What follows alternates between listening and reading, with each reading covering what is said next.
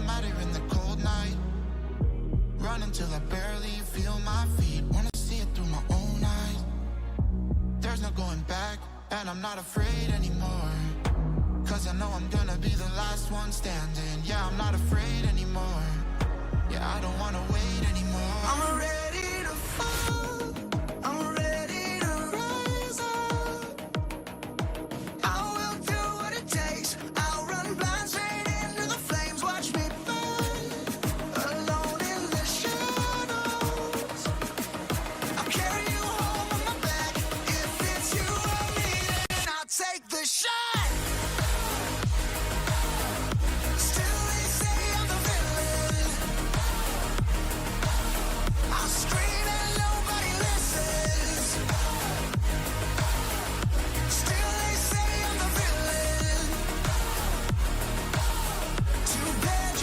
Take me down.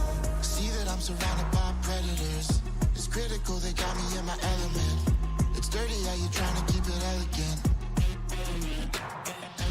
Keep my eyes open wide when everyone around me is an enemy. See my life cross my eyes. I'm ready to fall, I'm ready to rise up. I will do what it takes. If it's you, take the shot. Still they say I'm the villain. I scream and nobody listens. Still they say I'm the villain. Too bad you can't take me down.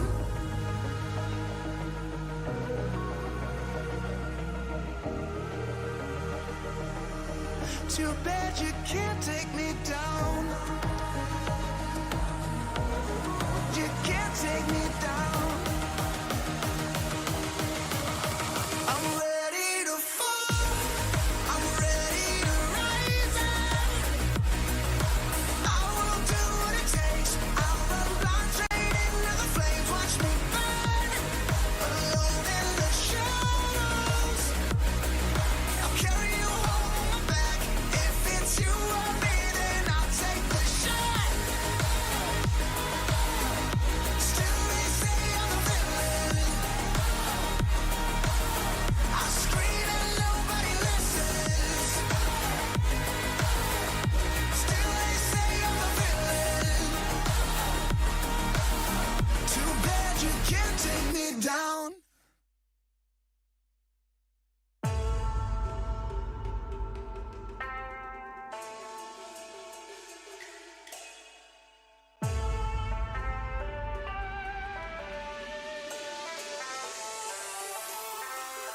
我的精神也很顽强，你掌握不了我是宣扬，天空变化莫测，境况让人深思，快失败了你也都没办法，你的安排像灾祸，在我看来你帮就无奈，你没生命也不受崇拜。I'm a great, I go way up and paving my way through the smoke and the flame and the cold and the rain. Yeah, you wanna be me, but I stand out. You on flat earth, looking at my cloud. Standing tall through the test. Standing tall through the test. 精神也很顽强，你掌握不了我是宣扬，天空变化莫测，境况让人深思，快失败了你也都没办法，你的安排像灾祸，在我看来你帮就无奈，你生命也不受崇拜。Standing tall through the test. Standing tall through the test. 你看我的 set 就知道我的团队在团结。Team is the best， 他们值得 respect， 我们之间有巨大的差别。连我妈妈也叫我永远的神。我一回家，她说大儿子你很 tough， 一人不带不能被取代，比我更努力的人也不存在。到时我起来和盐酸奶直接出了那战斗舞台。Great I go way up and paving my way through the smoke and the flame and the cold and the rain. If you wanna be me, but I stand out. You're on flat earth looking at my cloud. Standing tall through the test.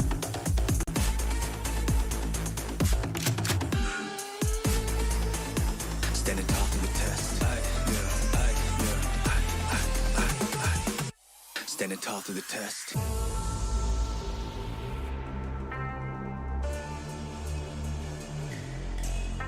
我的精神也很顽强，象，你掌握不了，我是宣扬，天空变化莫测，境况让人牵涉，快失败了你也都没办法，你的安排像灾祸，在我看来你帮就无奈，你的胜利也不受崇拜。我的精神也很顽强，你掌握不了，我是宣扬，天空变化莫测，境况让人牵涉，快失败了你也都没办法，你的安排像灾祸，在我看来你帮就无奈，你的胜利也不受。Stand tall to the test， 咱们值得 respect。Stand tall to the test， 咱们值得 respect。精神也很顽强，你掌握不了，我是宣扬，天空变化莫测，境况让人牵涉，快失败了你也都没办法，你的安排像灾祸，在我看来你帮就无奈。Now we still go ape， hey。Stand tall to the test。Stand tall to the test。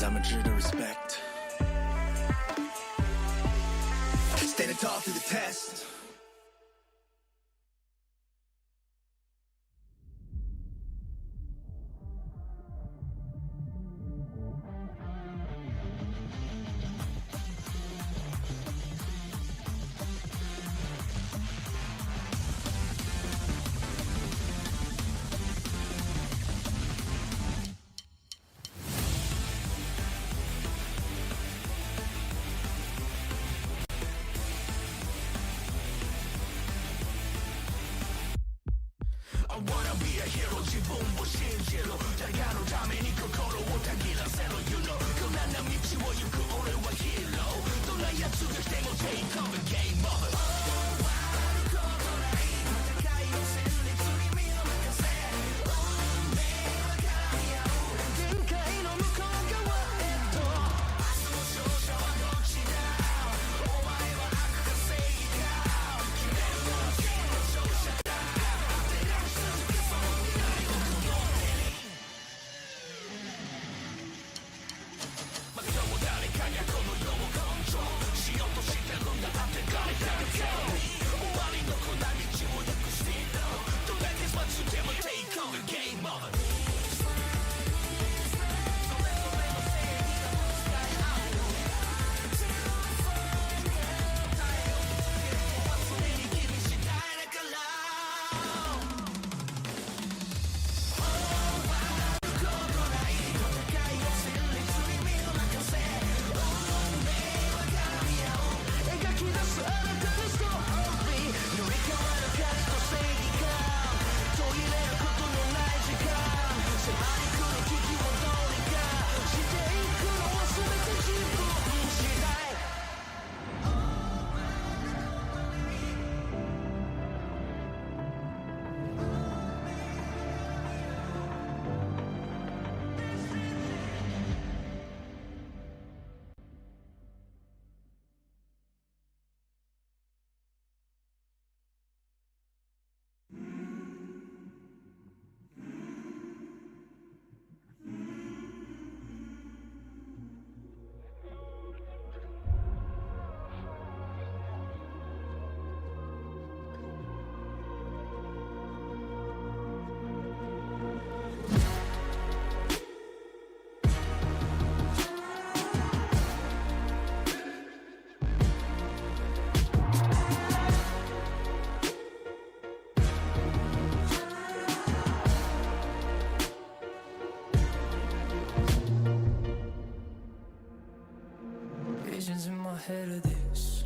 you don't know the half of it. I got dreams of looking up, high as I can get. But nothing feels like how it feels, to know these things I don't know yet. The weight of everything, and everything's just thread. Sometimes I'm trapped inside and I don't know what I'm gonna do.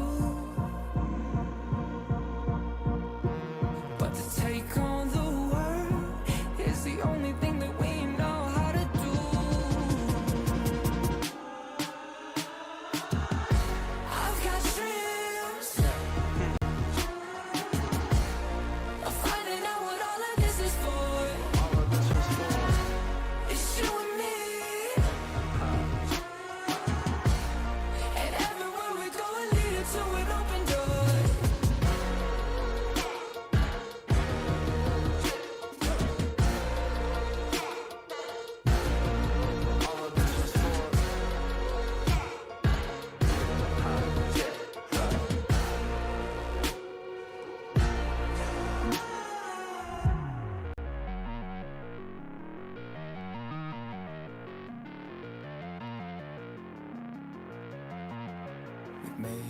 mistakes, the good and bad days, but nothing really breaks if I got you.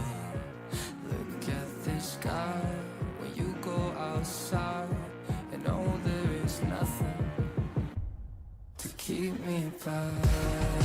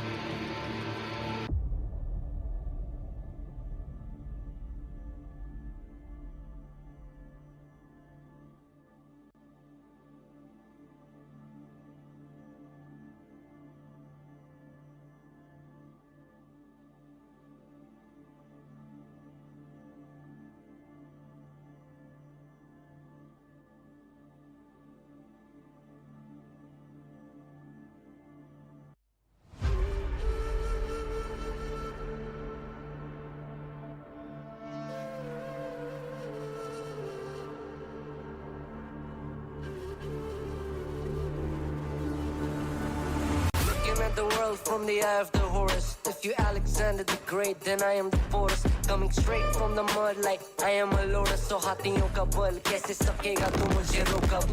देख तू कैसे मैं लड़ूं, तुम लोगों से ऐसे ना डरूं. करूं मैं जिससे मैं तरुण, पानी पे चलूं मैं जिससे मैं वरुण. चाहे मैं जीऊं या मरूं, जो करना चाहूं मैं वही तो करूं. आता है तू ना करीब, तू बेटी चीप, जब तक कटे ना तेरी ये jeep. Better believe you're gonna bleed, pick up a seat, get your team. I'm the king of kings, brother in arms in a battle. You all gonna die if you act like a vandal. Bring the realms to reality from every angle. This is the public service announcement from Mumbai to the rest of the world. I am a Raja. I am the Raja. भिड़ेगा तो उठेगा जनाजा ना. तू मेरी तरफ आना. आ गया तो होगा फिर तनाजाना. ये भारतीय भाषा फिर दुनिया सुनेगी ये तराना ना. 'Cause I am the Raja. 'Cause I am the Raja.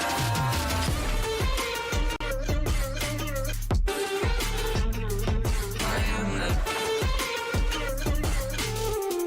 'Cause I am the Raja.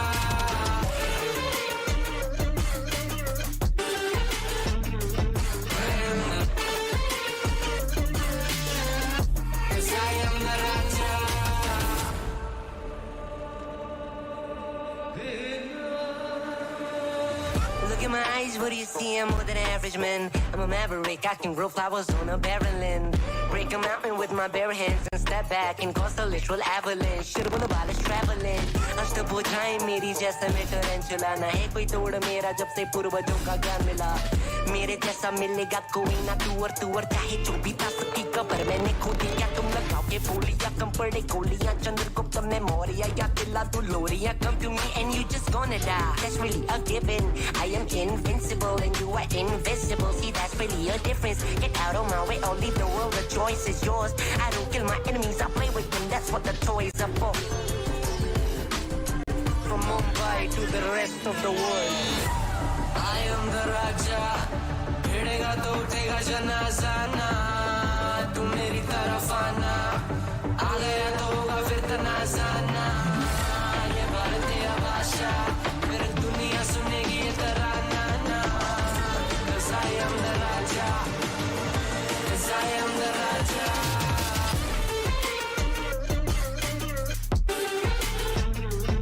I am the 'Cause I am the Raja. Put your back down on your knees, would you just the ring? Put your back down on your knees, would you I am the Put your back down on your knees, would you just the ring? 'Cause I am the Raja.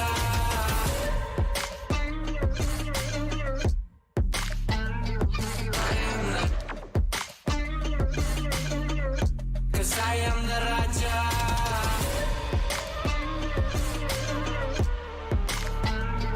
I am the 'Cause I am the Raja.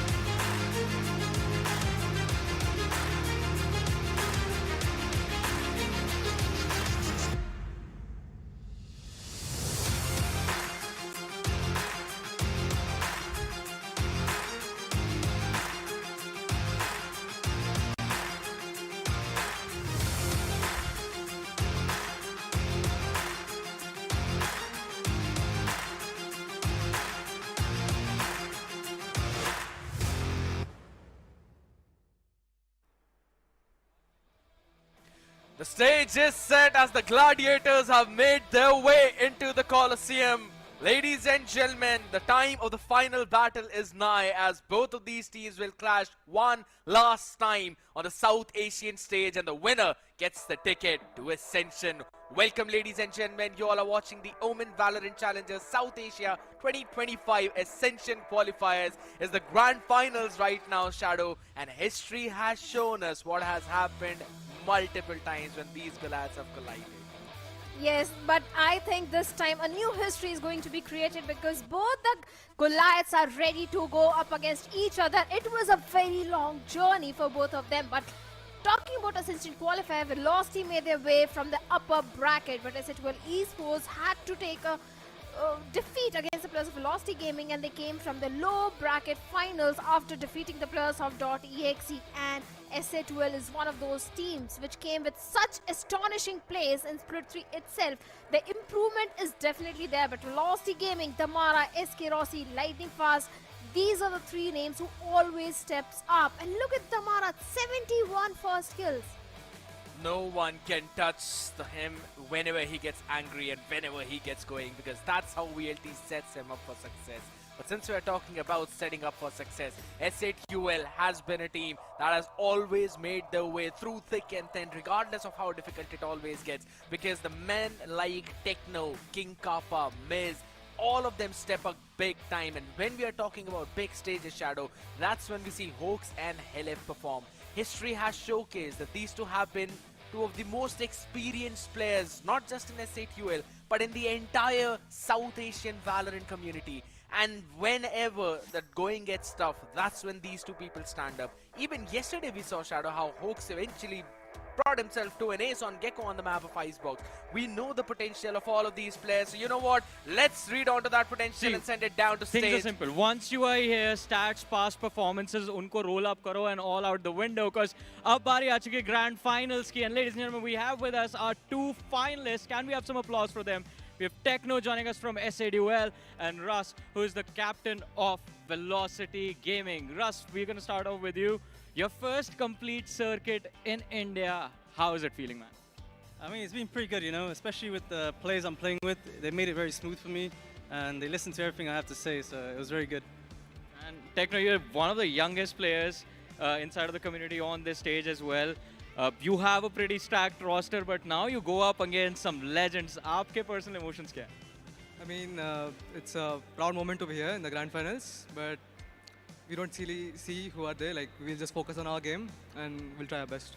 And talking about focusing on your game, थोड़े दिन पहले एक series हुई थी. You guys played the upper bracket, जो हमारा final round था. उसमें आप लोगों का face off हुआ था. You guys lost 2-1. So वहाँ से कुछ learning experiences that you will put on display today.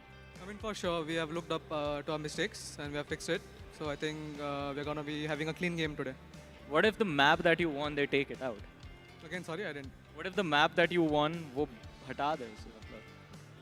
I mean, they have two bans. I think they're taking Icebox and Split, I think. So, I mean, we don't really care about maps. It's grand finals, baby. It's the grand finals, baby. Russ, what about you? You already are on that momentum, winning the upper bracket here. Now, this lad and those boys. What do you want me to say? Like, there's nothing much, you know. We prepared everything we need. You know, we're ready to play. So today's the day, and yeah, we'll show what we got. I think that was a perfect answer from an IGL, and Techno, thank you so much for your interview as well. But जो chairs अभी Techno के लिए आई थी, I would like the Velocity crowd to make some noise as well for their team. Let's go, baby! VLT versus S8UL. Russ, so please take your seat. It's time for the match. Techno, thank you so much for the match as well. And ladies and gentlemen, to begin the action, we're gonna head over to our amazing casters. Mr. Crad and Fixes, are you ready? It's absolute time right now, ladies and gentlemen, and things are getting fired up in RD Mall right now because, Shadow, yes, I am super ready and I am super excited now to witness this best of 5 series, because this is the first time these two teams are now facing each other in a 5-mapper, and I really feel like that having that upper bracket advantage has put VLT in a very solid spot. Of course, they can actually go for that Icebox ban which they were going for. And here it is, Icebox has been a weak map for the Plus of Velocity Gaming, and they're going for an in-step ban on the Icebox and Split as well. Because even Split is also not a strong map for the Plus of Velocity Gaming. They played Split all the way back in Split 2. They haven't played Split in Split 3, not in Ascension Qualifier. So yes, good map feature coming in, and Lotus is already there. We know how strong Velocity is on that particular map. Only lost once till now on that map, and that too against Reckoning Esports all the way back in Split 3 lower bracket finals, or rather Split 2 lower bracket finals. That was also a LAN event right now, but this time around S8UL, they're going to bring their deadlock composition back in. We have seen them play on this map once, but this comp did not really work out for them a lot, neither on the attack nor on the defense. For VLT, this chamber has always been the signature of SK Rossi, and it blooms just like the flower out there, just like the lotus on the screen as well. He never stops, and I still remember, I get goosebumps whenever I think of that 39 bomber game this guy dropped. Well, of course, and last time when these two teams went against each other in a best of 5 was all the way back in Split 3, where it was a complete domination from the side of Velocity Gaming, a 3-1 scoreline, and S8UL was able to take only a single map of Icebox, and now this time Icebox is pretty much bad. And I think even the Plus of S8UL were prepared for such sort of a scenario, but the team on control towards SK Rossi, that is exactly where S8UL is going. A big mistake. Rossi with his headhunter was just prepared. Takes 2 out of S8UL. This guy runs on an absolutely different confidence side now. Did not care about the Prowler. Is still ready for Techno as Madeline supports him from behind. And they shut down S8UL in an instant. Just a 2v4 now into the making, rather, considering SK is just 50 in that HP. Might not take that contact. Doesn't even matter right now. Couple of picks right now for S8UL. Guess what? It hooks and King Kappa. Stand upon for this challenge right now as Tamara creeps his way up. They already have all the information. They know what's happening around here. And SK Rossi is fast on his feet. He's already made his way to rubble, but King Kappa is just going up all the way around. If he gets this big in connector, then this could be doable. But holy smokes, Madeline, the awareness, absolutely insane as he spams it through the wall. King Kappa goes down, and it's all down to just hooks, and he gets styled upon by Damara. And look at the confidence as he stands up on his seat and hypes up the crowd. Well, of course, the pistol goes in the favor of Velocity Gaming. And it all came down to SK Rossi getting those 2 initial frags. S8UL, not just S8UL, everyone knows that on the map of Lotus, Rossi always go for the C-mount control, C-side control. That is exactly where he will be with his headhunter. And S8UL walking directly towards that.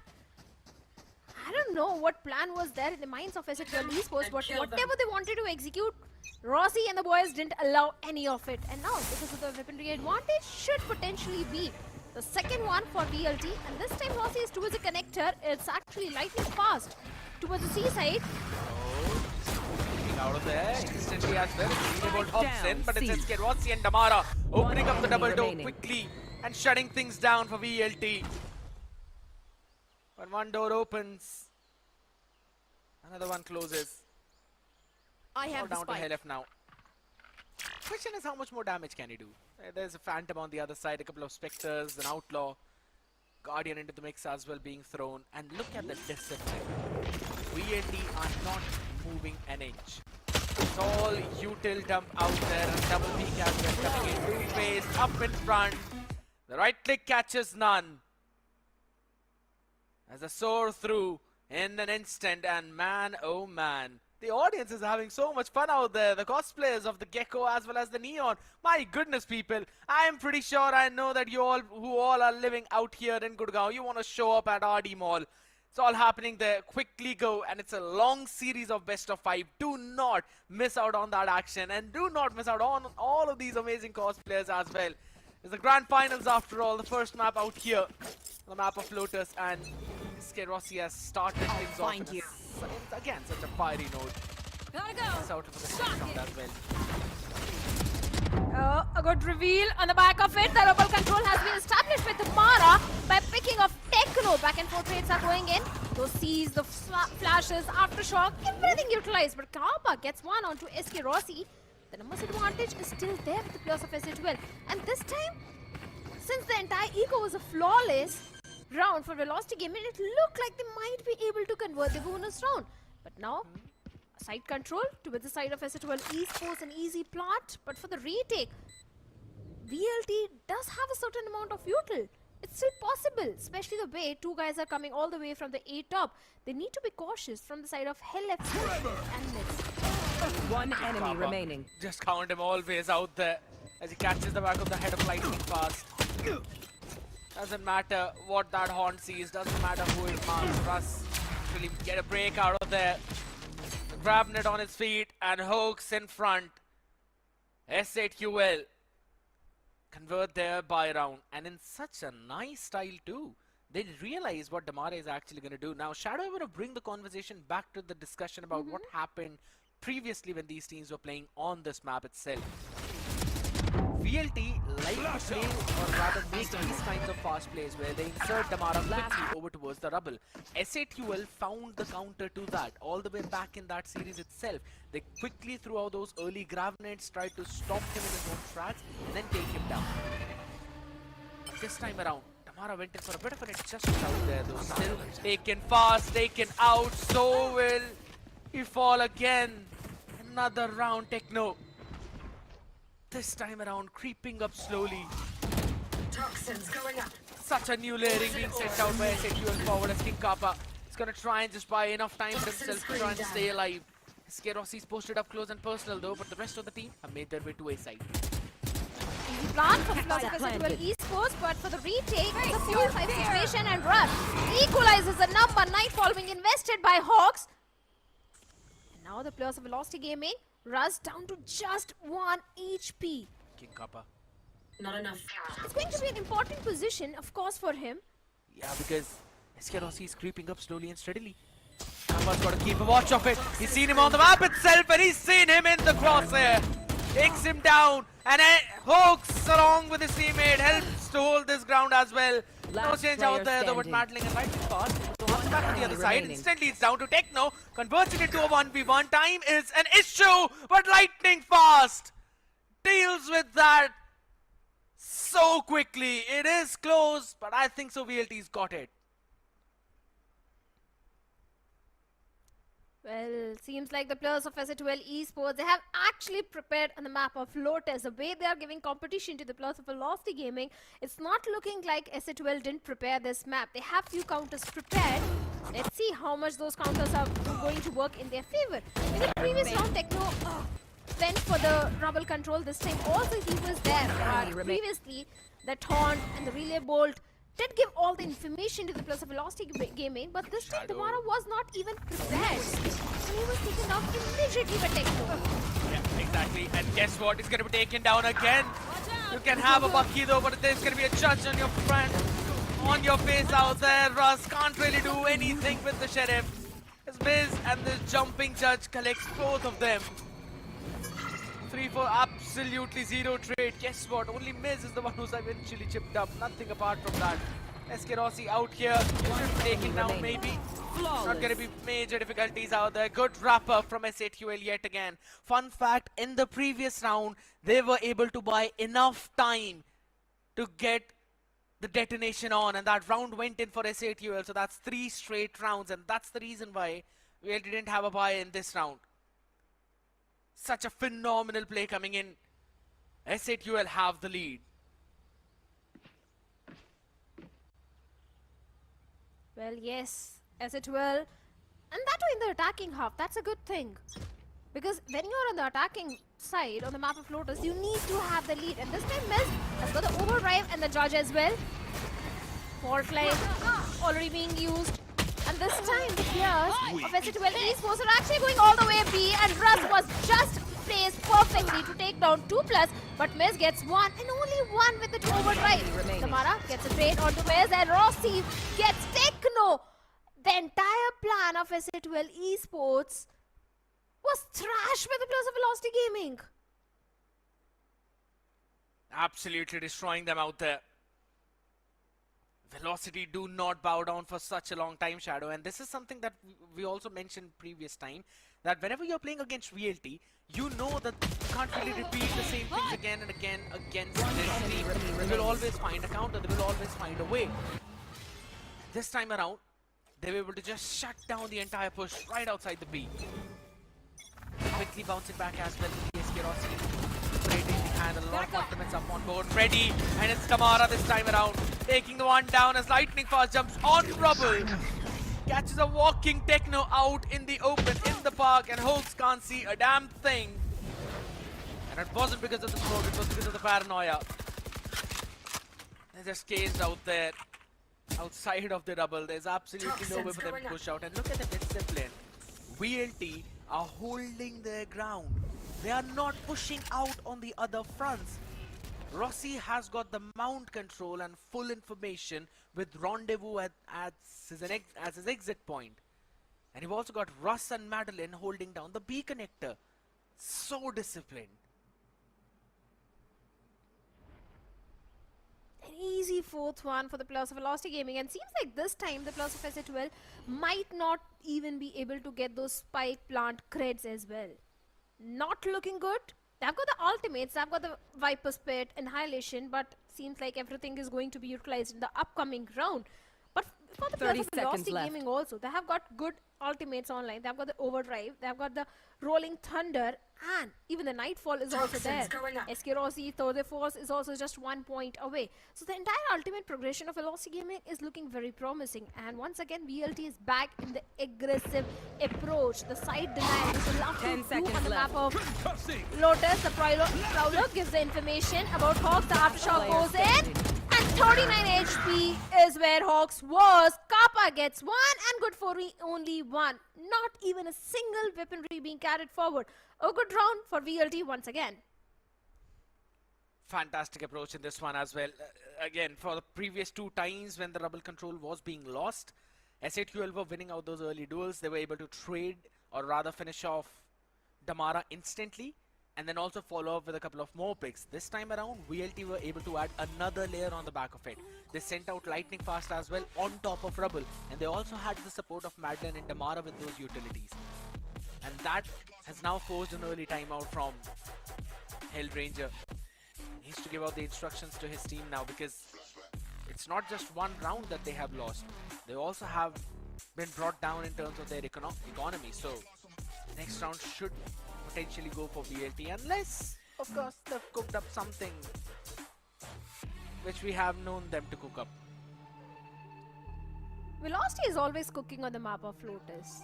Let's be honest, the stats speak for themselves. The amount of time this team has got a victory on this particular map, and every single time in a dominating way. So yes, I'm sure this time also. And in the defense, if these guys are getting so many rounds, and that too in a flawless fashion, attack is also very strong for the players of Velocity Gaming, and that's something which the players of SA12 Esports need to consider. They have to have the lead, if not a lead, at least a 6-6 swap in the first half itself. 4 ultimates towards the side of VLT, 3 towards SA12, but a scrappy buy for SA12. Look at this. This is destroying them out there on Mount. Miz is good for one though, but there's a crossfire out on the other end. Hook is actually able to answer back Shadow. Well, certainly, Madeline having all the information onto the players of SA12, and the entire C-mount control has been denied to the players of SA12 Esports. 2 rifles are there, but a good damage to the side of VLT as well. A 3v4 situation for Velocity Gaming at this point. The C site has been left completely open, but the complete wrap around, which is coming from the side of Russ and Madeline, can do so much damage to the side of SA12 Esports if SA12 doesn't consider this.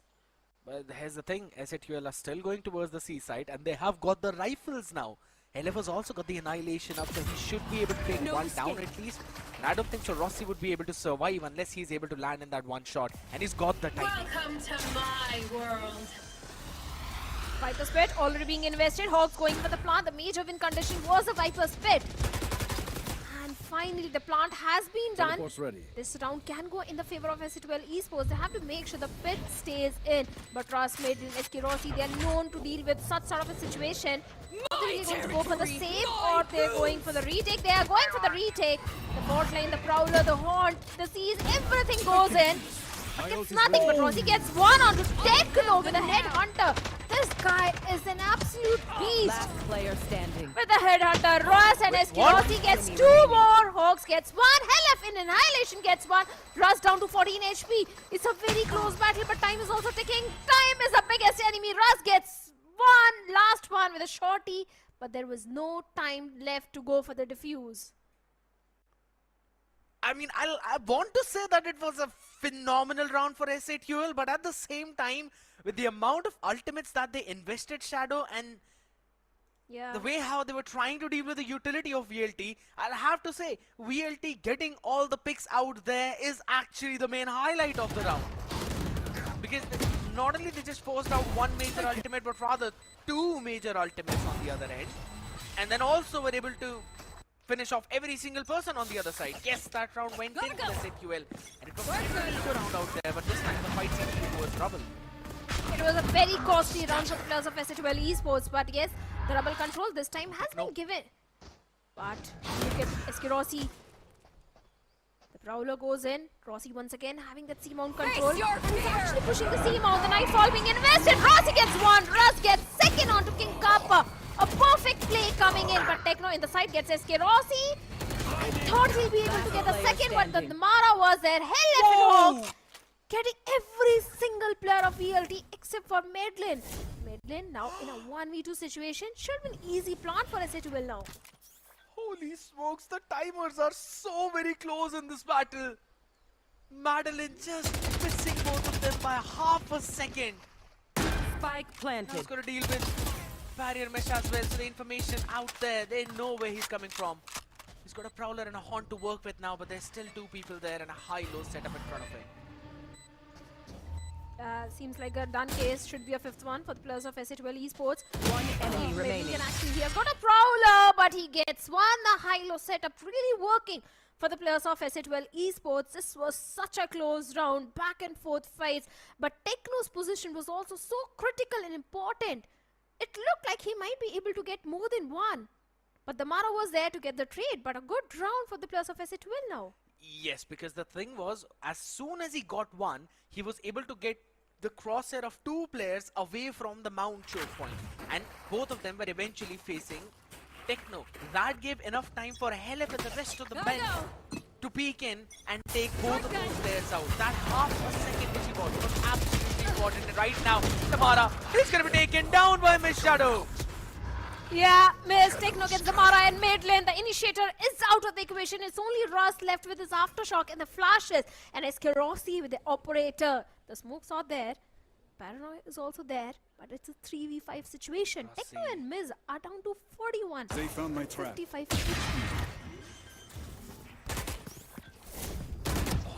Spike planted. Going for the plant.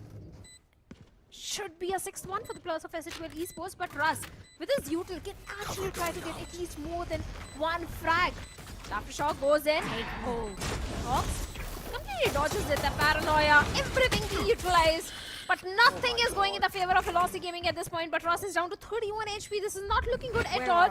A 6th one coming on board for the players of SA12. Maybe a flawless one, because now the call has been made. VLT is actually going to receive such a close spot. Operator not being saved. Techno picks him off. Lightning Fast gets 1, but gets traded off by Miz. Now it's only Russ remaining in a 1v4 situation. He's got to hold his ground down now, and he will be able to save his weaponry. But not the major one. That operator out of the mixture. Again, a pretty aggressive fight over towards the Rubble this time around. Now, there was a change in the pathing of what Miz took. Normally, he would run all the way straight down towards the orb. This time around, he took a different pathing. He went in where Techno normally would go, but the only change was he was ready for Damara as well. He was just a couple of steps ahead, only because of the fact he used up the high gear and not an OMEN TP by Techno. So there was that one slight timing which Miz got. He was able to take Damara down, and then the trade was instant as well from his team, taking down another player. all the way near the choke point. And it was again a very nice attacking play from S8UL, then pivoting over towards the B side. And the fact that you mentioned, Shadow, Russ had a lot of utility to set his teammates up. Yes, I agree. But at the same time, S8UL had a lot more utility to stop any kind of push with the grab net, C's, all of that thrown right onto their faces. Lovely approach from their side now, and that has forced a timeout from VLT as well. They're going to get some of their adaptations up too, but S8UL would want to get as many rounds as possible in this attacking half. The best thing for them, get the next 2 rounds, but we know how difficult it is against VLT. Difficult, but not impossible. And the way S8UL has converted back-to-back 3 rounds, could be possible they can convert the next 2, or at least try to convert the next 1 round after 2. Especially with Miz Overdrive just 2 points away, there is a strong possibility that happens. Once again, C-mount aggressive push, and this time Rossi was shot by Miz. I'm sure even Rossi didn't see that coming. An easy side control for the players of S8UL should be easy plan, but Russ still having that ceiling control. Techno in such a critical spot, he can do spike damage instead of velocity gaming. But this 4v5 retake, let's see how it's gonna go. Try and push him back lightning fast, catching the first one. The opener is good as Techno tries to hold his ground, but the ground is being shaken right from under the feet. As the only casualty is Rossi, and an instant retake from VLT. This is the adjustment that they were looking for. Play flank heavy. Sending out 3 players from there and just destroying S8UL on that hold. This time, the players of Velocity Gaming saved every single utility for the retake. The moment Rossi got taken down, there was a free site for the players of S8UL Esports, and everything was saved by VLT for the retake, especially the way those duels, those frags started coming in the favor of VLT, especially Russ. This guy was able to get the first opening frag, and after that, everything is followed up. But S8UL Esports, they still have a major win condition, and that is going to be the overdrive towards Miz. No major ultimate towards Velocity Gaming. Even the Rolling Thunder is 2 points away. Last round in the half. Miz overdrive gets nothing. SK Rossi takes his revenge this time and takes a win condition out of S8UL hands. Could be an equalizer coming in, especially the way Rossi is anchoring the C-side. The paranoia hits perfectly. The horn goes in on the back of it. Hawks gets Rossi, but still it's a 4v4 and make it a 3v4, 2v4. Everything going towards Kappa and Hawks. It's only Russ remaining in a 1v4 situation, and slow walking Russ, not aware about Techno's position. The round goes towards S8UL Esports. Lovely realization that it's only Rossi who's anchoring towards the mount. Rusted all the way down. Yes, they lost the first pick, but it did not matter. Because Rossi thought maybe they're going to take their sweet time. There was nothing for them to hold down this fast push. So he gets picked off first. And then this time around, they were not really playing in a very different spot. Just a few inches away from where the util should eventually land. Hoax was able to hold his ground with King Kappa into that crossfire. Phenomenal adaptation from S8UL for what happened in the previous round. Again, 7-5 half is a very good half for this team, considering what happened last time when they were playing on the map of Lotus. Struggling on the defense. And right now, Tamara is making sure that struggle stays on. Yeah, look at the HP of the players of Velocity Gaming. Everyone down to a very low HP. This round can actually go in the favor of S8UL Esports.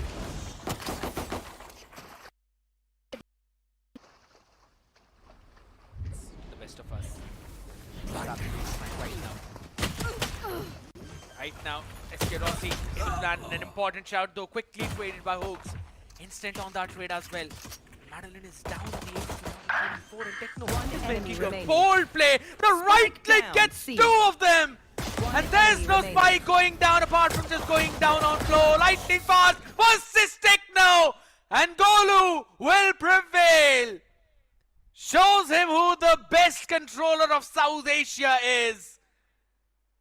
And take the pistol to equalize things up potentially. potentially being the key word. It should be an equalizer because now the players of Velocity Gaming will have the weaponry. But this pistol round was really important for the players of Velocity Gaming, and lightning fast stepping up so much in that situation.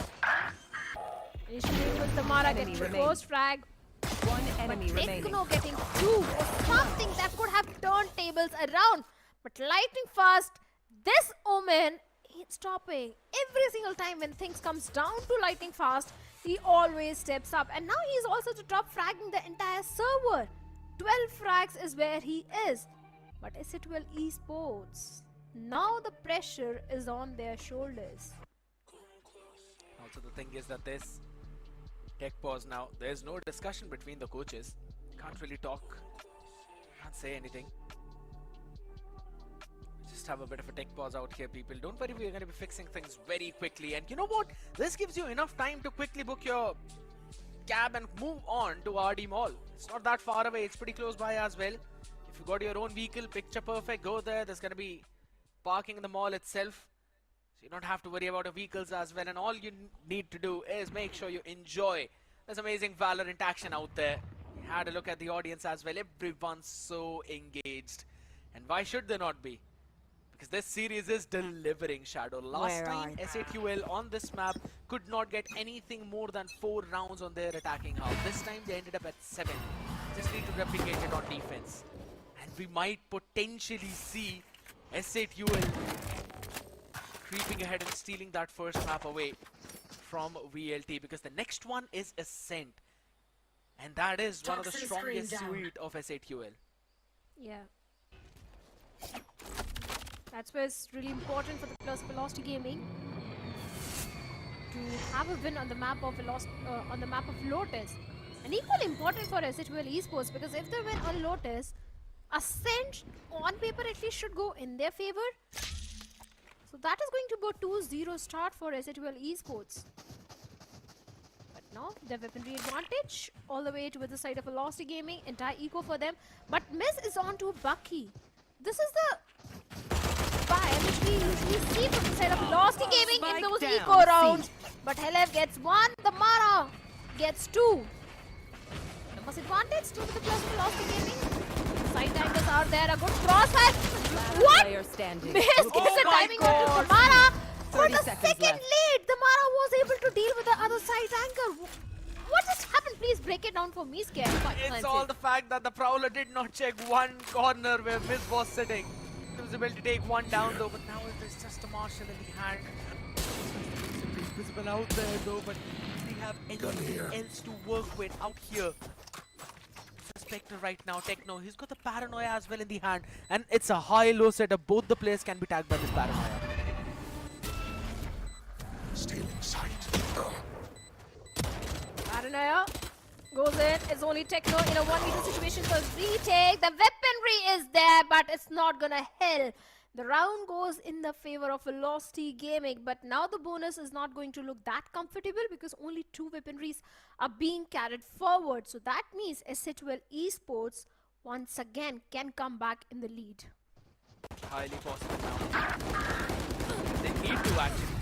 Very honest, you know, a good amount of damage being dealt in this one. Had Miz got second there, I'm pretty sure Tekno would have been able to close this one out, or at least this would have been a 1v1, much more doable.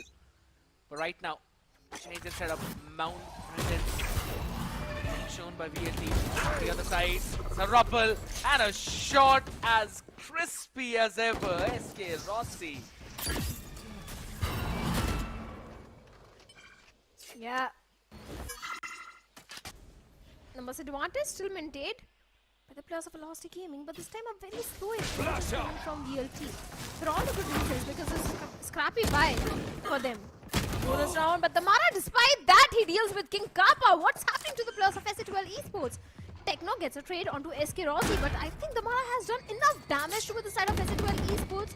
A free side, easy plan, but for the retake, yes, the Dark Covers, the Paranoias are there to with the Esports.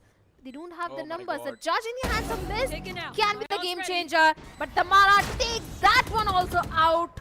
It's only 2+ remaining, a 2v4 situation, an 8-1. A bonus has been converted by the players of Velocity Gaming, and that too when only 2 weaponries were carried forward. Big problem with the defense out here. Exactly like the last time. There was a full barrage of rounds which VLT were able to get last time when they were playing on this map itself. And guess what? VLT are out here hunting. They also want to get these weaponries off of their hands, and Namara will make sure to take one of them out at least. LF will be able to hold on to the second one. There's got to be another timeout now pretty soon by S8QL if the next round does not go in their favor. Only one hero rifle right now they have to work with. It's a tough one. This is the tough half, and it's the toughest team.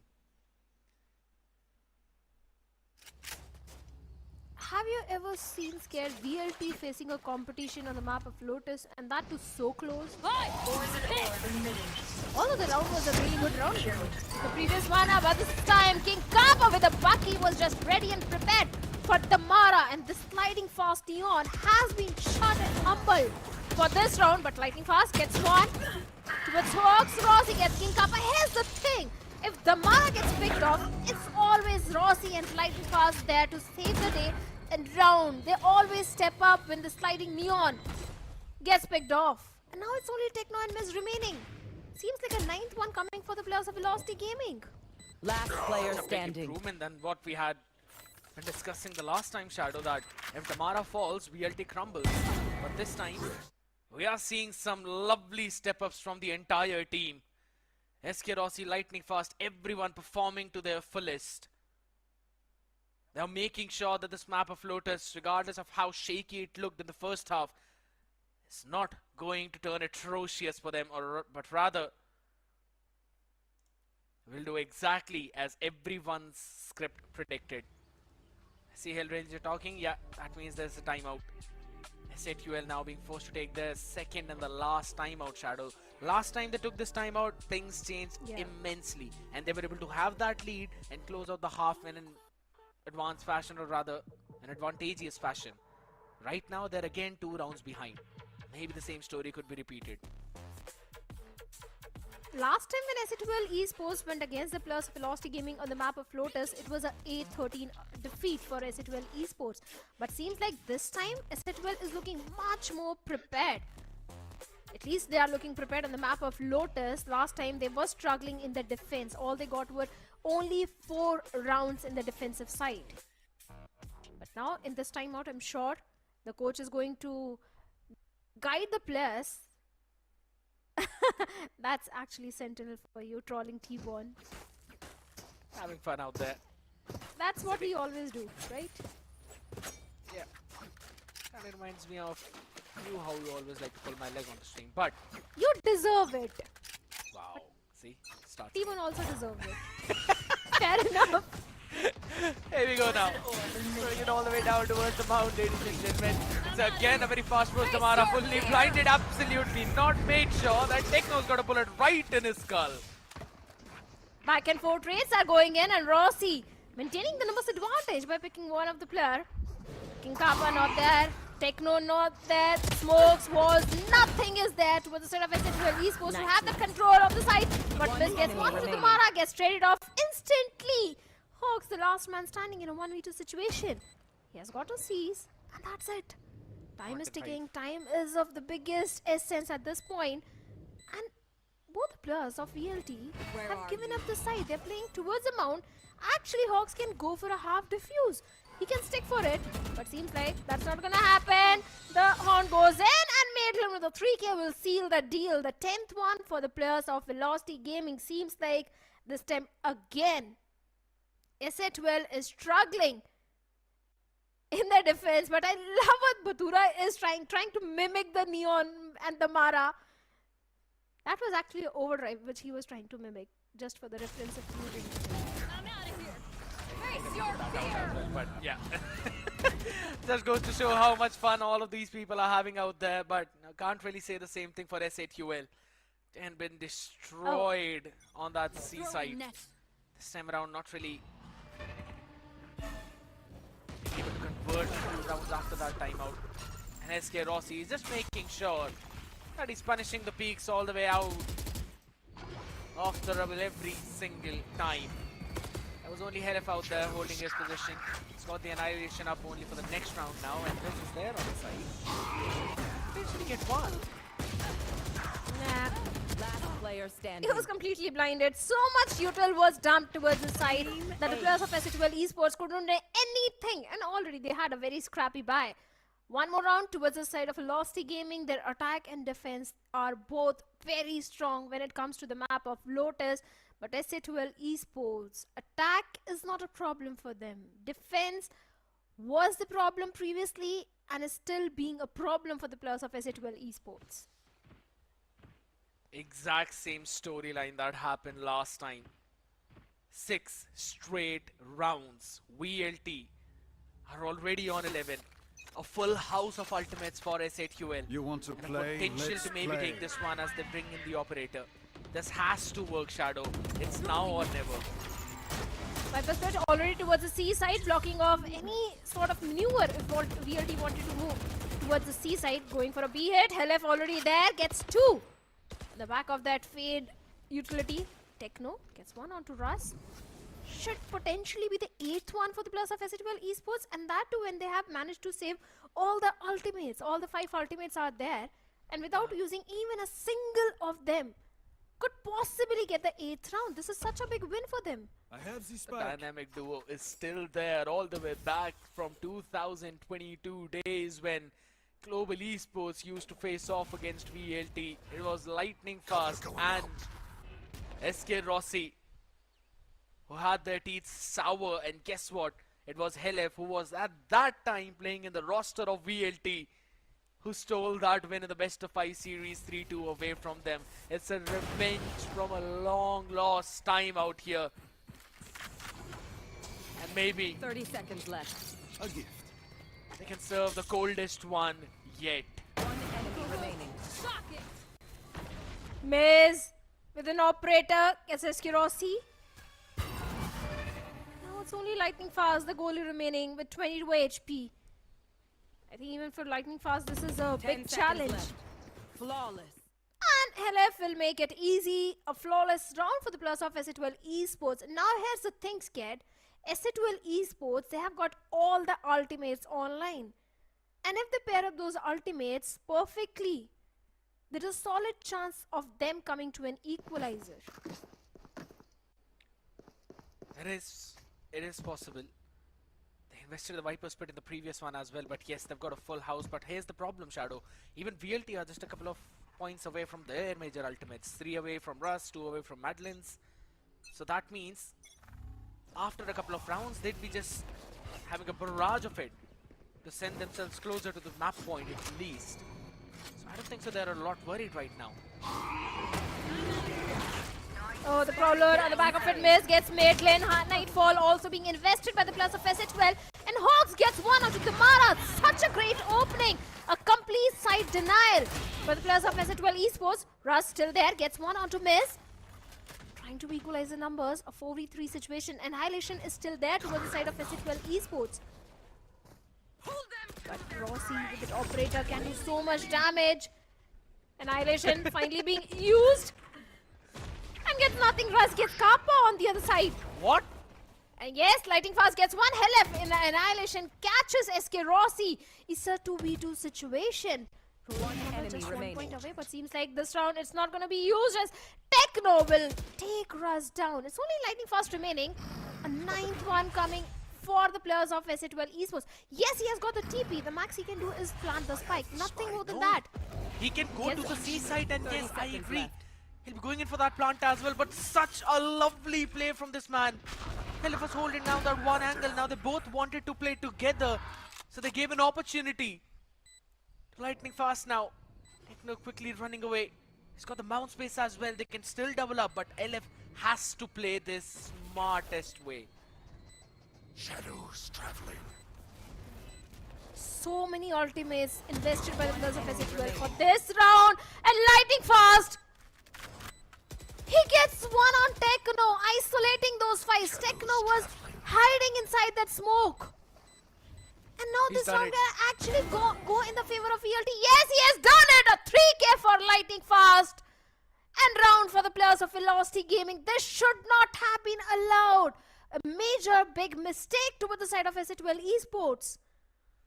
What an absolute Chad move from this dude. Realizes that both of them are playing together. TPs away, then TPs towards the spike.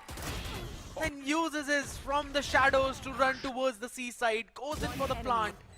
A universal open plant. He could play from anywhere and decides to play on site. Sends a smoke to the left side towards waterfall. And then waits for Techno to hop in his own smoke, which he dropped in on the spike. Lovely isolation. And they're just one round away from closing out the first map. S8UL seems like their soul will forever be stuck on 8 rounds on the map of Lotus against this team. They used everything, Scared, Viper Spit, Annihilation, everything.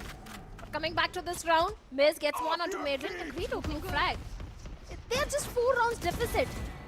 Still a possibility, and Ox and Miz is increasing those possibilities. Miz, being the side anchor, gets not just one but a 3k. But Lightning Fast gets one, denies the flawless for the players of SC12 Esports. But 9th one goes for the players of SC12 Esports. And I don't think, Scared, your wish is coming true. This team is not stuck on the 8th round on Lotus against VLT. But they still need to repeat it 3 more times consecutively, Shadow. There is absolutely no room of error right now on this map. Yeah. And this is what I was worried for. VLT had 1 timeout remaining and Godspeeds decided to take it at the most crucial moment. But I'm still out believing that this gives Hell Ranger enough time to talk to his boys as well. And maybe send out some more information, because the vibe is looking so dull there. It's like they're playing under a lot of pressure and the emotions are kind of getting better of them. And that's where VLT always thrives. They are always calm in the situations which are high pressure. Send the boys down in Mariana Trench, they'd survive out there. Just imagine, Scared. Hypothetically, just imagine. I know the scoreline is not favoring my thought, but if SC12 actually wins on the map of Lotus, how it is going to affect the mental of the players of Velocity Gaming? A lot. Because I'm pretty sure. Yeah, this can actually go in the favor of SC12 Esports, because if you beat down Velocity Gaming on their strongest possible map, it's a major win already for the players of SC12 Esports, and this round is going to be really important for both these teams. Right now, Miz sending it all the way down though, catches Lightning Fast and destroys everyone at the choke point with Helef and Techno. Fantastic rebel approach from S8UL as they now push the rest of the members towards B in the crosshair of the monster, who stands in the corner, delivers the blow, and the Yakuza boss is not going to stand on top. It is S8UL who survive for one more round right after VLT's timeout. I love what Miz is doing, especially in the last 2 rounds. This is what VLT used to do in their defense. Every single time the Mara used to go for the aggressive double control, the aggressive approach, and this time Miz is kind of doing the same thing. Getting 3k in the previous round, and this time also getting the first opening frag on the back of it. His teammates were there to get those frags. 17 in 18 is where he is. And now VLT, they don't have enough credits to go for a full buy. But the thing is, they're for the overdrive. And the Mara can be really deadly on that overdrive. The Parana goes in, and the Mara, despite that, gets one onto Techno. Helef instantly humbles him down. The misadvantage equalized, but Lightning Fast gets Helef. Hawks gets one onto SK Rossi. Nightfall being invested. Kappa gets Raz, and Lightning Fast and Medlin in a 2v2 situation. Both the Fates are on a very low HP. Oh my god! And King Kappa falls at the worst possible moment.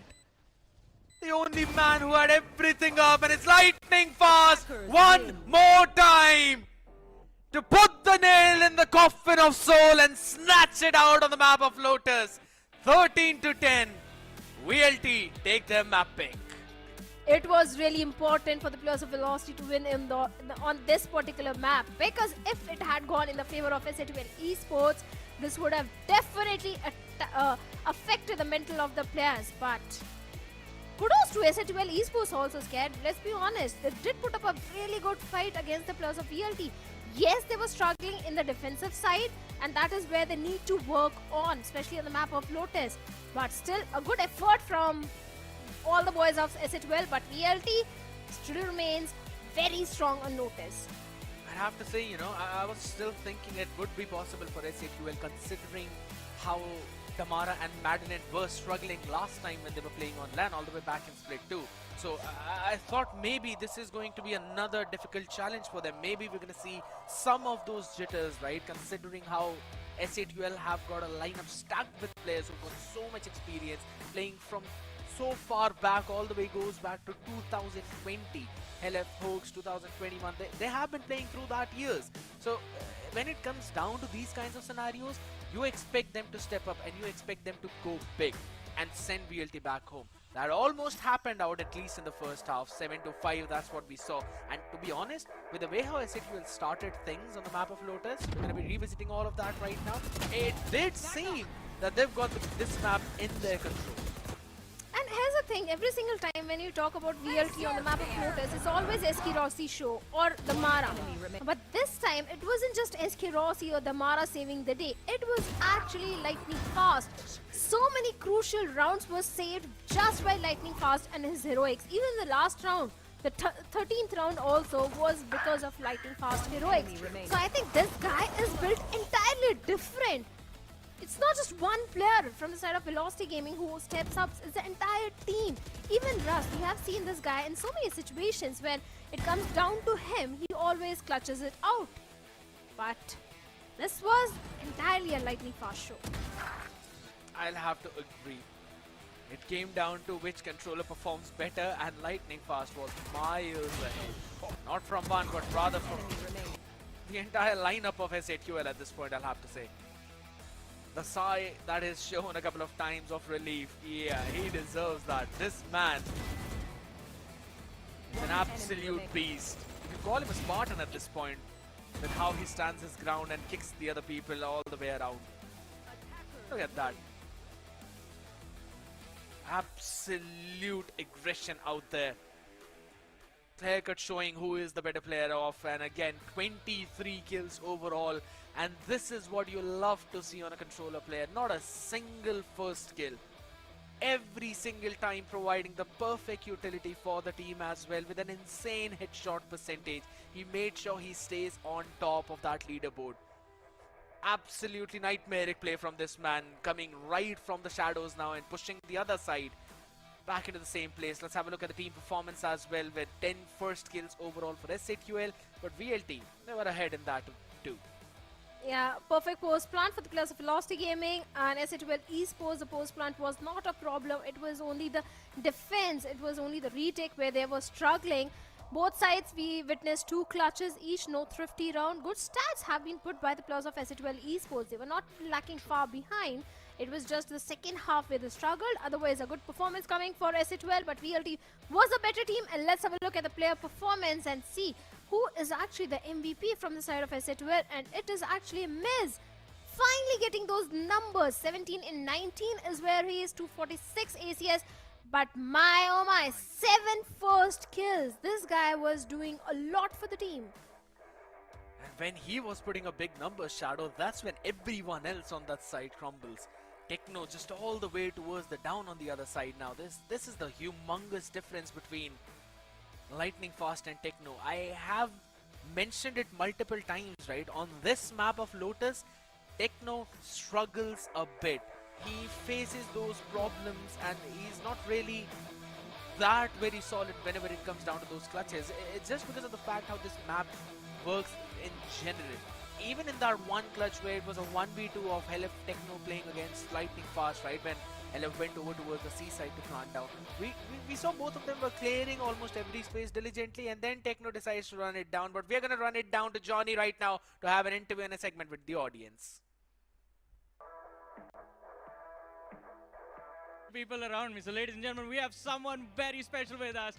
Ladies and gentlemen, it is Sukamal aka Trashhead from Riot Games. If you guys are wondering कि Valorant India में possible कैसे हो पा रहा है, this is the man responsible. आपके अंदर का gamer अभी काफी excited है after map 1, तो मैं आपके अंदर के gamer से पहले बात करूँगा. What are your thoughts on what just happened? Well, I was hoping it to go to an OT, but I still have hope that it will be a 3-2 series with like the next 4 maps going into OT. That is my hope, that is my dream, and I'm just echoing what the audience wants. We want the best Valorant to be played in front of us live, and that is what we are here for. And yes, that is what we want to see. I mean, that is what we got on map 1 as well. It got very close, very intense towards the ending round, but I think enough of the gamer talk. Now let's talk about what people sitting at home also want to hear, because we are seeing this qualifier for Ascension right now, but I'm sure you guys have plans to promote the grassroots, जो हमारी tier 2 Indian Valorant community है, उनको आप forefront पे लाने के लिए. Some hints you can give?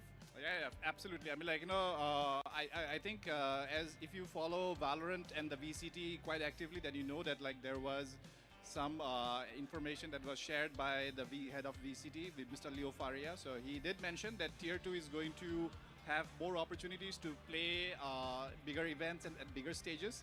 And this is very important for us because right now Tier 2 feels that like, we still are not able to showcase the talent, that amazing talent we are seeing right now at playing at bigger stages. And that's something which we will definitely try to solve with the next version of Tier 2 and Tier 1 as well. And you will be excited. I mean, like, we are still thinking about how to solve that problem. It's not a problem, it's just like creating more opportunities, and that's something which I think as we are able to expand and showcase it back in the coming months or probably in the next year, you'll see that those opportunities are going to be opening up, and Tier 2 is not going to be the same Tier 2 as we see now. It is going to be completely overhauled, and who knows, I mean, like, bigger stages, bigger events, and our teams are going to be playing there. It's going to be bigger and better than ever, and our teams are going to be playing there. But Abhi, if we talk about these teams, you have seen a lot of these players grow. We were talking about this a few moments ago, young athletes moving onto the stage, and again, bringing the conversation back to that Tier 2 circuit. Just a few months, a year, what do your advice be to all of those Tier 2 players waiting right now? Because सबके कान खड़े हो गए हैं अचानक से. So basically, I feel old. Thank you for reminding that I have seen them as kids growing up. But yeah, like, all I can say is like, you guys are amazing, first of all. And I was just talking to Hacker who was sitting behind, and I really loved the run that .exe did. I mean, like, yesterday it was a little heartbreak to see. I mean, like, them not performing to their potential. But this is the hope, right? This is the dream that we will get to see more Indian athletes not just compete here, but take the Tier 2 scene from South Asia to bigger stages and really get noticed, right? And this is what that is what the goal is. And all I can say is like, that please don't drop the ball. We have bigger, better things coming up. I know that like we are the first region to actually finish our challengers, and the next goal is Ascension, and there might be a little long gap between this and the start of the next season, but don't stop or don't drop the ball, because as we continue opening up the next season, it's going to be with a lot of new exciting news, and you'll be more than happy that you did not drop the ball and stop grinding. By the way, just for everybody who's here, I just got a notification from my team that we have hit more than 40,000 peak viewers watching the first map. Guys, a big shout out to everybody who's tuned in. Thank you so much. I mean, like, 40 friggin' thousand viewers tuning in to watch SATUL versus VLT, the pinnacle of Indian Valorant or South Asian Valorant, like I say. And this is just map 1. And if our wish for a 5-map series with OTs, multiple OTs, and I think we can break the record that we set way back 2022 with the VCC of 59,000. Guys, a very big request to all of you. Let's beat that record and let's beat it together. And I think with what you're saying, it might happen. Thank you so much for that amazing conversation. And ladies and gentlemen, that was map 1. We are setting records here today. Can I have some applause for all of you who have showed up? Thank you so much. And for you watching us at home, ladies and gentlemen, thank you so much for tuning. Do make sure to share it with your friends. And if you guys are in Delhi, do make sure to drop by RD Mall, Sector 52. We are waiting. So Kamal sir is here if you want to ask him some questions. He's also waiting for you guys. And we're going to take a very short break. See you next on Ascent. Watch this!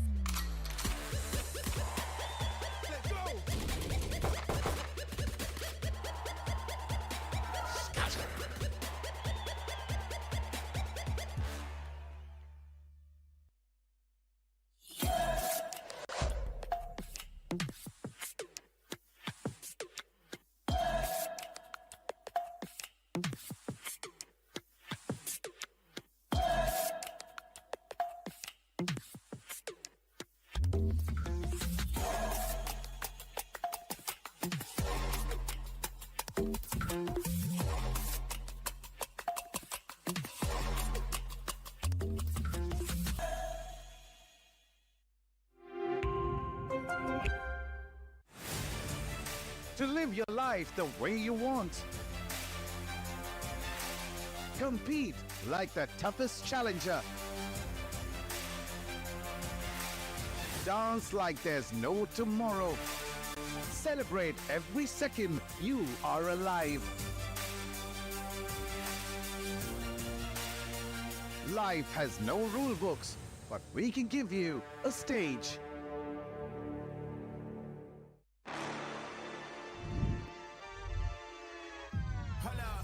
Why do they doubt the kid? I'm about to prove them all wrong again. I got a low tolerance, cause they don't even know what the problem is. It's me. Why do they doubt the kid? I'm about to prove them all wrong again. I got a low tolerance, cause they don't even know what the problem is. It's me. I ain't taking no loss, no loss, no loss. Look, I'ma always win. And I'ma do it again. Watch me win. Then watch me do it again. I'ma always win. Watch this. Let's go.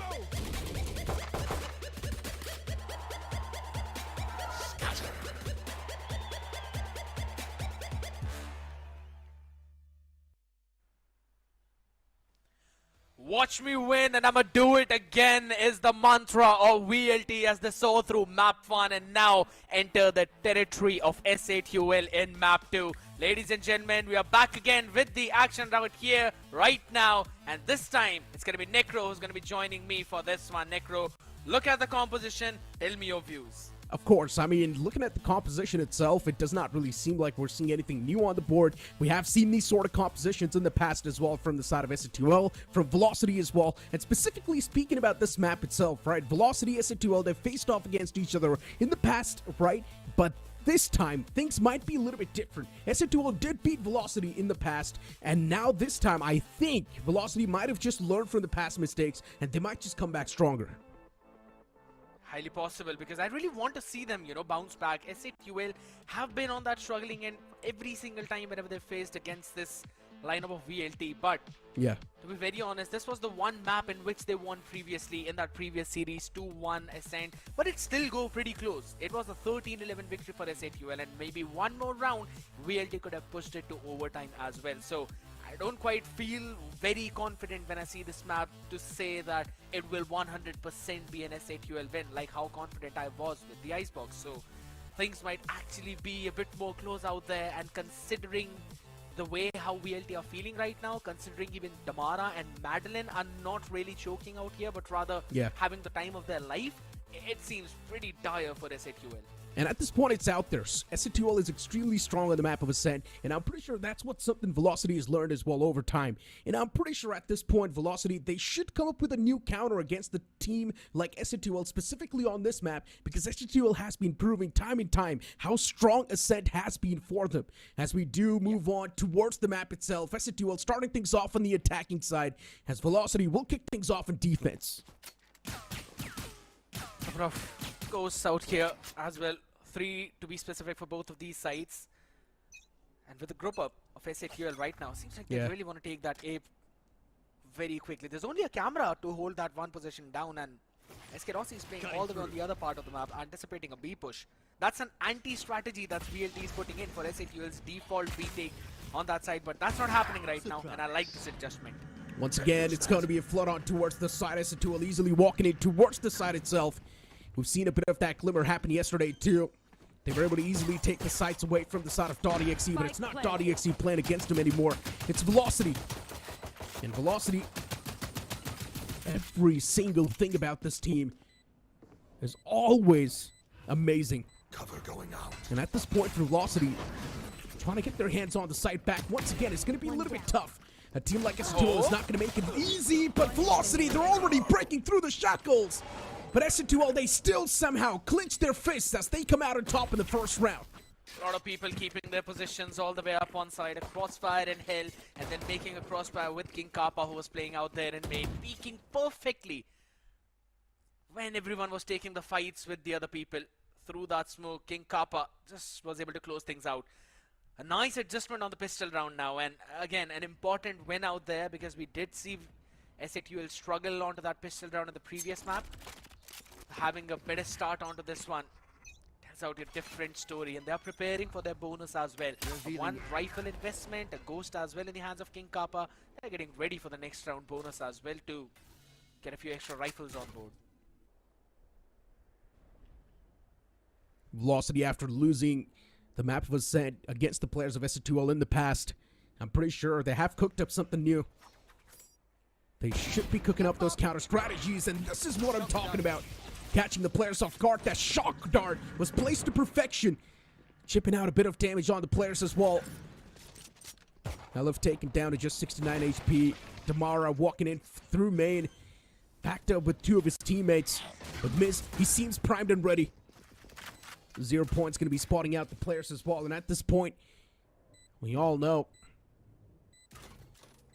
what SC2L needs to do. All they need to do is try and get rid of every single person that's going to flood through main. And that's what they exactly do. One last man, Madeline, standing his position's compromised as well. And Miss will put that nail in the coffin. Lovely crossfire and the anticipation on that one choke point. VLT wanted to play flank heavy on this one. SATUL anticipated that and were ready on site itself. Not losing a lot of weaponries was the key in this round, and they made sure to carry forward most of them for the next. It's going to be pretty crucial now, as they'll be also getting an extra rifle on board for this round. I was able to get one though, but again, the entire team finished off every single person. Will give them the confidence boost too, which they were lacking in the previous map, at least for the last few rounds. Oh no, it's not a good spot to be stuck in, but Velocity, they still are doing some serious damage. Techno, he still replies back though. A 2Ps off his own. Side as well taken back in their hands. Velocity, things might just start to fall apart for them. Keep this thing in mind, SN2L. They've got better economy. It's also their bonus round. Well, if you're trying to speak of VLT, there's no room for error anymore. They need to carry on these three weaponries they've got available. That means it needs to be flawless retake, which might just be too much to ask for. Techno pushed up extremely aggressive, and no one's got any sort of clue what Techno's doing there. King Kappa's position compromised, but what was that? It's absolute criminal. Kappa able to shut down the man in the front, but even he gets tacked up pretty low, but it's fine. Hoax from the back has got his back. Phenomenal from King Kappa. And first of all, Techno, my oh my. The man was absent on the previous map, it seemed like, but this time he's starting things off in such an aggressive fashion. Bonus round conversion for SATUL, and now VLT. They're going to be biting their teeth up. Economy in shambles, and we have seen SATUL go for this outlaw multiple times. And it's going to be in the hands of Helef, who's one away from his annihilation as well. So they're thinking one round ahead. And that's what you need to do whenever you're playing against VLT. Look at this tripwire. It's more deep out there in B. And there's also one outside in the B lobby itself. So, and it's only if the first one gets dealt with, there's also another layering on the back of it. So no fake B pressure is going to be taken down. And on the back of that outro, it pushes it even forward. Luckily, the man was able to escape. But Velocity, that aggression is now getting punished every single time. You think Velocity will be ready for SN2L, since they've already faced off against each other on this map, and Velocity lost against him. But no, instead, it feels like SN2L, they're just better prepared. They're countering Velocity better. And SN2L at this point, leaving no room for error. Last man spotted too. And at this point, the entire site's going to fall in their hands. Final 2 men standing for Velocity, and what are you supposed to do? Pretty much just accept your fate. The entirety of SN2L looking extremely strong, at least as of now. 4 rounds lead. 30 seconds left. And this will be the 4th round. It's inevitable. But yeah, having such a strong lead off the rip like that, it's definitely going to put a bit of that pressure on the players of Velocity. A flawless as well coming in. VLT crumbling down right now, but we've always known this team to bounce back even from these kinds of situations as well. The question is, will Godspeed pull off for a timeout, or will he let his boys play a couple of more rounds after that? The story of this round set in the previous one, all the way in the bonus, where The entire team just decided to take the fight directly in A main. Want to go for a close range battle with their weakened weaponry. The same thing is happening even now. Oh, I'm not a big fan of what's going on here. Damara! Massive mistake! Second man down as well. Russ not in the game anymore. Mistakes after mistakes, and the same mistakes being replicated every single time. It's not the first time we're seeing Velocity push up main like that. They are getting real aggressive every single time, but SK Rossi, what? The man's just clicking skulls. And somehow, he's on the verge of pulling off an insane comeback in this round. How is this even possible? But one important fact, and that is going to be the economy of SN2L is extremely strong. Even if they do end up losing this round, SN2L, it's not going to be a big hit, but no, that's never going to happen. Instead, it's King Kappa to come out on top, but still a lot of damage was dished out. It's not going to do anything, though. Holy smokes, that guy just casually walked out of the smoke, got 3 of them, and landed in an ultimate as well to try and survive for that one. Jeez. The laughs are there for S8UL though, but I'm pretty sure they might be thinking, how could someone pull something like that? And guess what? It's always SK Rossi on these sentinel roles shining brightly, but finally, Cosplay decided to put the brakes out now. Considering what happened in the previous round again, they wanted to make an aggressive play outside of the A main, sending out Damara quickly with a dash combination, but it was that one grab net coming in along with the paranoia as well to try and stop that push. It isolated the fights between the players, so Damara was eventually taking a 1v2, which should have basically been a 2v2. In my opinion, Russ as well. Yeah, sorry to cut you off, but in my opinion, Velocity should switch things up a little bit. They're doing the same thing since the start, getting real aggressive towards A main, and it's not been working out. In my opinion, maybe it's time to implement something new. I personally think that in this round they might go for a full save, only to buy an operator into the hands of Damara for the round after that, and could eventually post it up in mid, where we have seen S8UL take some space when the first quarter of the map is over.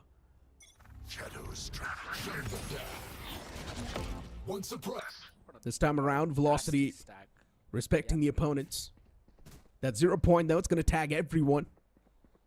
Was a massive tag as well, giving everyone's position away like that. And Russ, the man's primed and ready once again. He's waiting for someone to flood in. But no, instead, he gets cut off. Miz, great find towards Street. That's also going to open a lot of new opportunities. Velocity, 3 players ready towards the B side itself. And if S2L does walk in towards B side, it's going to be massive death trap that they're going to be stepping in. The best possible option is going to be to go towards the A side itself. Velocity stacked up on towards B. S2L still thinking, where do they want to move in and execute? And they're slowly and steadily starting to lead towards the A site, which is a good decision. It's an empty one out there. Stack over towards the B, and you don't really want to run in these gamble stacks when VLT is the one who's holding it. Scanning ahead. 30 seconds. Pulled out all of the util combinations over towards the B side as well to make sure to deal with any kind of potential traps. Plant is going to go down, but it seems to have a lot of space. Spike down A. Velocity. Time to jump. Players push back and look at Miz. The match set up for success. He's only able to get one though. Hunter's Fury utilized. That's quite a hefty investment. The man's went with time. But is he going to be able to find the kill that he's supposed to? Answer's going to be no. But what just happened? They still somehow get their round. That Hunter's Fury paid off. How is this even possible?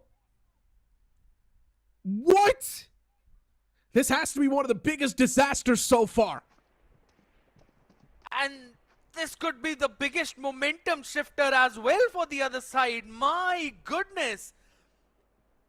It is so fumbling from S8UL. You'd never really expect that to happen. And while also, you'd never really expect OMEN Max 16 to give you so many amazing features out there in one specific laptop. With the latest graphic card as well, and with the latest processors too. You do not want to miss out, just like how Techno is not missing out on this action. This grab net every single time. It's been the reason for their demise. And once again, the same thing happens. Velocity is just falling trap to that same thing over and over again. It's time to switch things up, Velocity. If it's not really working out, maybe try something new. Be aggressive from a different site, maybe. Can work out as well. Oh, King Kappa. Yeah, the man's got a massive flank. He's lurking around. The amount of intel the man's going to be able to rack up, it's going to be insane. And King Kappa's going to be able to spot out the first man itself. Enemy remaining. Easy knife comes into play. That's going to be the salt on top of the wounds. Velocity starting to lose out the mental game this time around. And Madeline is not too happy about that knife. Which makes a lot of sense too. 1v3 in the end left out, and Madeline knows he can't do anything. He's on the B side all alone out there. Maybe Hooks can find him and take him down. Look at the systematic hunt of SAQL. They're trying to clear all the avenues, but they've got 4 more seconds. It's not getting safe for the next one. Lovely hunt as well. Oh my goodness, King Kappa. Any knifed miss. The imports are fighting amongst themselves out here. Pretty fun to watch out though, but SAQL, even though they fumbled in one of the round, they were quickly able to bounce back again on the stacking side. And yes, this is the strength of this composition, Negro, that you can't really fight in those choke points or go for an aggressive take on any of the fronts, be it A or B. That's why this deadlock comp is very strong with the Yoru. So VLT have now decided to play it a bit more passive on the knives of Damara. That Gravnet's proven out to be a kryptonite for every single aggressive move Velocity wants to make on the board. Specifically towards A. They have been getting stuck constantly in that Gravnet. Lightning fast, the man's ready with the paranoia. SK Rossi once again pushed up. It's never working out. Why is the man doing it once again? And it's not going to work out this time as well. SK Rossi, I don't understand the reason for you to be this aggressive towards A every single time. And that push has been countered every single time. But still, Velocity is not learning from their past mistakes. And they're committing to the similar mistakes every time. Another pick. Able to answer Damara too. Whole map is open out up in front. 2Bs in face, Annihilation as well. I think you could have kept it for the next round too, but it's absolutely fine. Last player standing. All the way down to a 1v3. And I don't see that happening right now. It is lightning fast. It's got the spike up in front of him. So that's one part, and also the time could be an issue now. Never mind. Yeah, for SAQL, it feels like now the rounds are just being gifted by Velocity. Doing something completely predictable. Every single time, pushing out A main. Getting countered. At this point now, it feels like a hobby. My territory, my They were able to land in some good shots though, but here's the thing. SAQL are now not giving them those individual battles. They do realize Here's the main problem, right? Here, I'm sorry to cut you off, but here's the main problem. Even if you are landing good shots, even if you are getting 1 or 2 frags, it's not going to make any difference because SAQL's economy is skyrocketing. Exactly. It's already at the max. So getting 1 or 2 frags is not going to do anything. You need to win 3 rounds back to back. That's when the economy will be completely in shambles. At this point, I don't even see them putting a dent on the economy on the other side because the overall rounds that are now left are 4. And you'd also have that full-fledged loss bonus kicking in too. The stick pause is just gonna break the momentum a bit for the next few seconds out here. And at the same time, we have a look at all the people out there on the Omen booth as well. Having fun, playing it all the way out. Omen offers you one of the best gaming laptops out there, and specifically if you are a Valorant enthusiast, you do not want to miss out on that option. Make sure you check all of that out, ladies and gentlemen. And also, you know, you can level up your game with the Omen Campus Quest as well. With the Season 3 Collegiate Championship, you have to scan the QR code and register your team now. The QR code was shown up a while back as well on the stream, so you can just rewind that and watch it. Yeah. What are you waiting for? Just do it right now. But yeah, back towards the game once again. SC2L, they've got their hands on the Hunter's Fury, while Velocity, they've got 2 ultimates primed.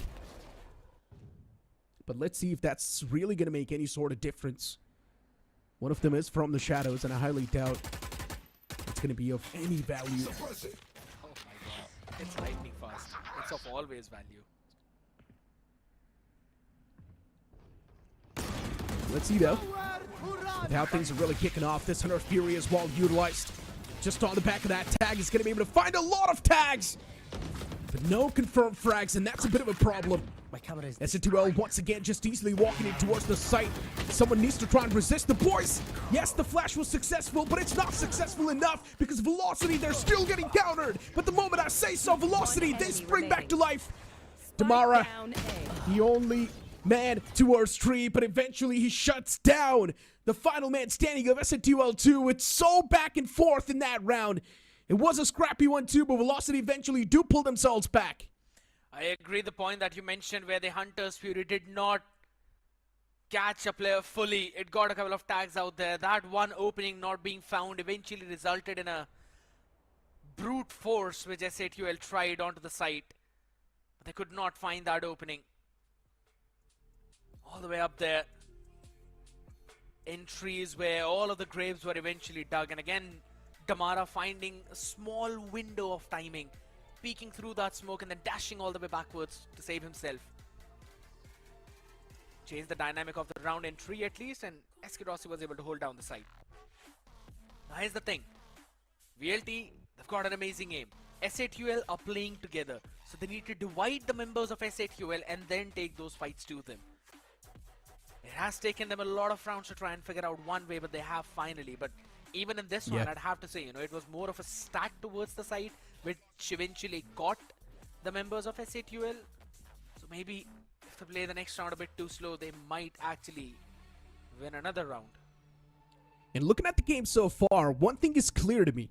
Velocity really wants to brawl it out against the players of SA2L. I'm speaking of just mechanics. With the way they're pushing out through smokes, utilizing the basic flashes too, just trying to completely rely on the aim itself. One thing is for sure, Velocity does not really want to go for those big executions, for those massive team play, or for proper utility utilization. They want to force this fight into a complete mechanical fest. While SA2L, they want to play this one a bit more technical. But Velocity wants SA2L to play the game as the way they are playing currently. But let's see if that's really going to be happening or not. Miz all the way towards back, gets caught instantly. Once again, the mechanics of Velocity, they do start to find a lot of value. But Hoax, what was that shot? Shuts down lightning fast while he was... S2L still do find that trait somehow. And Velocity, even they've got 4 players standing, but the main problem is that the players of S2L, they're hurt. Including King Kappa, Helif. They're taken down extremely low. Barely surviving on any sort of HP. A double pick comes through. Madeline's HP taken down extremely low as well. Velocity cannot afford for any sort of cracks in their defense now. It needs to be a flawless one. Velocity wants to play this game completely off the mechanics. 30 seconds left. But S2L wants to bring in that tactical nature. But Velocity wants to force it their way. Slow push right now, only 22 seconds remaining and a triple re-clear through mid. They're gonna go for a B-split right now, the last second, and Damara is here to answer this hit with Madeline. Should be able to maybe take him down, but the grab net gets him low. 12 more seconds remaining out there, and a massive reveal through the box to catch one as well as they work in unison and destroy SA2L. Techno can't win the fight because he's not getting any fight. VLT. That's the second round, Necro, where VLT have won with time. And the main reason for that has to be the mechanics and raw aim. The raw firepower VLT possesses. SN2L is not able to match up to that. And the good thing is, at least so far, SNTL is playing their own game. It's not like they're playing Velocity's game. The moment they start to play Velocity's game, which is raw duels and raw aim, that's when SNTL starts to lose. SNTL needs to stick to the team play, the team synergy that they're playing with so far. They need to bring in that tactical nature. That's why they've also pulled in a timeout just a couple of rounds before the halftime. They want to end as far away as possible in terms of that lead in this round. Hellranger has always proved to be such a good insight for this team whenever it comes down to putting the brakes on and letting his boys in on some of the inputs that is seen throughout the game. Maybe this could turn around as well for their side. They've either been pretty fast or they've been very slow. And I'll have to say, you know, at this point, I just feel that they could eventually go for some of the fast hits, maybe gambling towards one of the side and going for that. A has worked out for them, but SK Rossi, since he's been playing the Cypher on the A side, that has been in the lockdown as well for a while. Oh, that was a great 0 point. Gives one of the players his position away. Landing fast, the man might just be a little bit too overeager. And yeah, that's why he gets gunned down. And Velocity, the mechanics, the raw aim is never going to work out. Especially in these type of scenarios. Not always. That's what SNTL says. And now they've got a massive man advantage. Velocity has been defeated in their own game and in their own playstyle. SNTL was like, you wanted to go raw duel? You know what? Here it is. And Velocity was just not able to amp up themselves, and they were just not able to keep up with that. Now, they've got to try and keep up with this push that's coming over towards the B side. A tripfire over towards the A, but it's SK Rossi all the way in the boathouse. How many times have we seen this man to clutch? 30 seconds left. But can he do it again? A 1v4 in the making where Miz and Helifar bruised up. This could be a possibility. Oh no, that was a great shot to kick things off. But it's not going to be enough. And where can you go if you're Madeline? Not a lot of breathing space available. Spike planted. Madeline needs to find a way to break through. There's also King Kappa closing in from the back. And this should be the end. Oh my god. Velocity loses another round on the way. As SNTL, they're once again back in the flow of things. And as I mentioned, SNTL just simply said, you want to go raw aim? Well, here it is. Let's go for duels. And Velocity was just not able to come out on top. Yeah, the only difference they said it's going to be that you will peek into our crosshairs. So try to brute force your way through that now. In this last round, we have seen many times them going in for those extra bit of sniper rifles out here. A couple of outlaws, Techno, King Kappa, both of them they have it. It's going to be posted towards the B main and mid.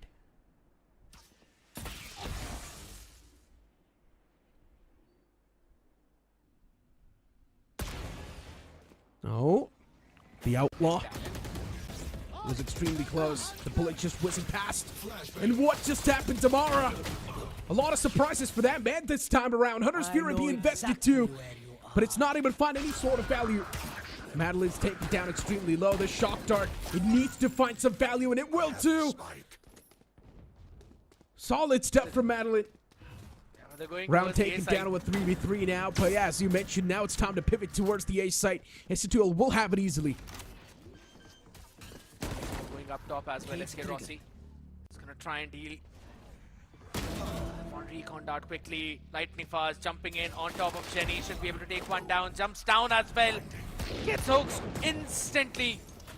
It's a 1v1 down onto the side. Right now, isolated. As Madeline is also moving in, creeping away from main Techno. One enemy remaining. With the shorty, and Madeline wins the duel with LF as lightning fast. Will again put Techno back in his place in his Omen 1v1. And VLT will close out the half at an 8-4. Holy smokes. Oh man. SNTL. Solid stuff from them too. But have a look at the replay as well. on exactly how the entire round kicked off. For a moment, we thought Velocity, they're definitely going to do a lot of damage this time around, and that's what they exactly did too. That Hunter's Fury was not able to find the exact value it was supposed to, but then that Shock Dart, it somehow found the value that the Hunter's Fury was not able to.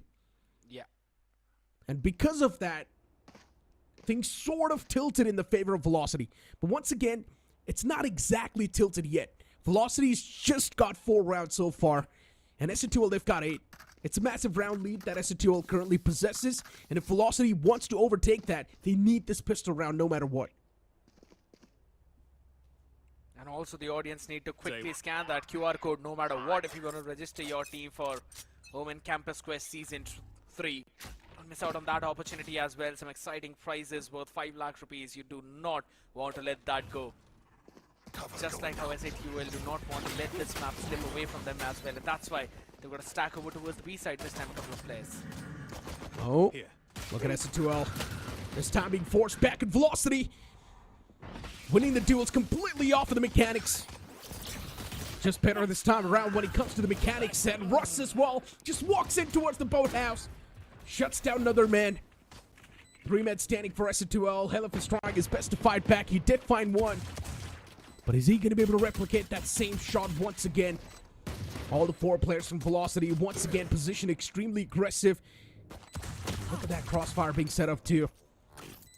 SN2L, they're up for a major surprise. Helif spotted out. Techno, the moment he walks inside of that smoke, he will be welcomed with a classic burst. 2 men standing for SN2L, both of them walking from that same side itself. And it will be Velocity to come out on top as they funnel in all the frags. Now the pistol round going in for them will eventually mean they'll be just 2 rounds away from the equalizer if they also get the next round. And they are looking in prime position to do that. Lovely take again. Tamara with that opener, absolutely impeccable. And Russ with his underhand flashes in this series has been so impactful multiple times. Shutting down King Kappa down back in the boathouse, gave them a full-fledged control of the side, and all 4 players could then put their tents down. Rifle up into the mix with the Sheriff in the hands of Madeline, which was carried from the previous round as well, so no major investment out there. A Bulldog and a Vandal for lightning fast. They are so ready for this one. But it is stacked towards the B side. Grabbed it. Once again, disrupting the flow of Velocity. And everyone once again pivoting back. Velocity knows that B take's not going to work out that well. Instantly moving towards the A side from tree. Should be able to find the entry as well. But there is a man towards main, and does Velocity know? That's the main question. But what a shot through the smoke that was. How was he able to find those frags? But miss, he replies back even better. Towards Minor Winery, misses. Position compromised. They know exactly where Miss's position. I highly doubt the man's going to be able to survive for too long. His days are numbered, and Damara lines him up. Madeline, the only man towards main. Miz with 46 HP, and he's still constantly doing a lot of damage, but in the end, does get stopped. Damara getting that one call out through the smoke as well. Hoax had absolutely no idea what hit them. The fight was actually being taken by Helif. He just got caught in the crossfire. But VLT now, this round was supposed to be theirs, and they've converted it very comfortably, avoiding that one trap set up over towards the B. It sprung a bit too soon. That was the problem. 1 enemy remaining. But now this round becomes the most crucial round probably. At least at the beginning of this half. A full buy round coming in from SATUL, while almost a full buy for VLT, barring SK Rossi, who's just down with the Sheriff.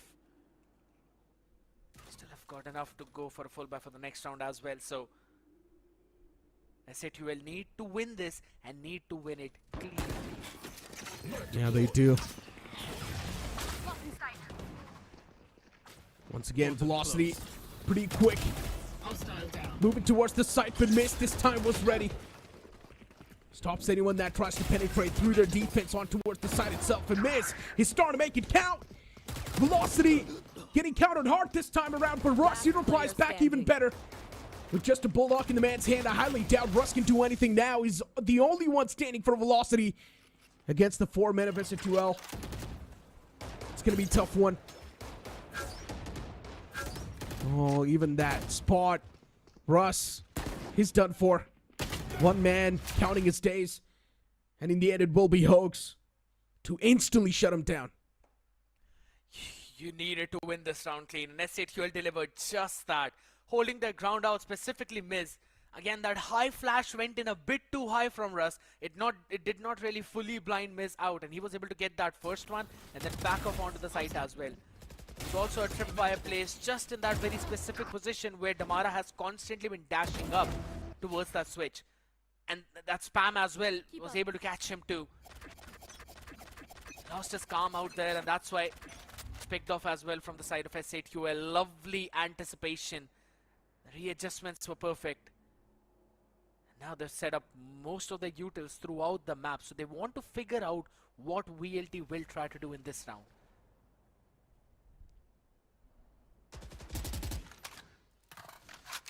Velocity after getting countered like that.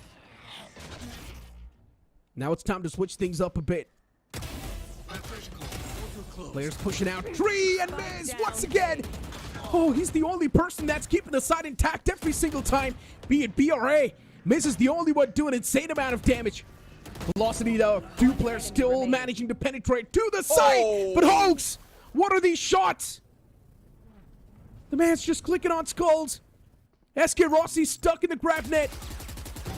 Wants to get rid of it, but in the end gets snuffed out, gets heard. Unfortunately for Velocity, they're just not able to thread the needle and get the rounds that they're supposed to. Lovely setup again this time. A full widespread setup.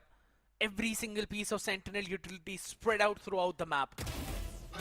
When King Kappa actually got tagged with that knife, I thought it might be a bit more difficult, but Miz's hold from that one angle.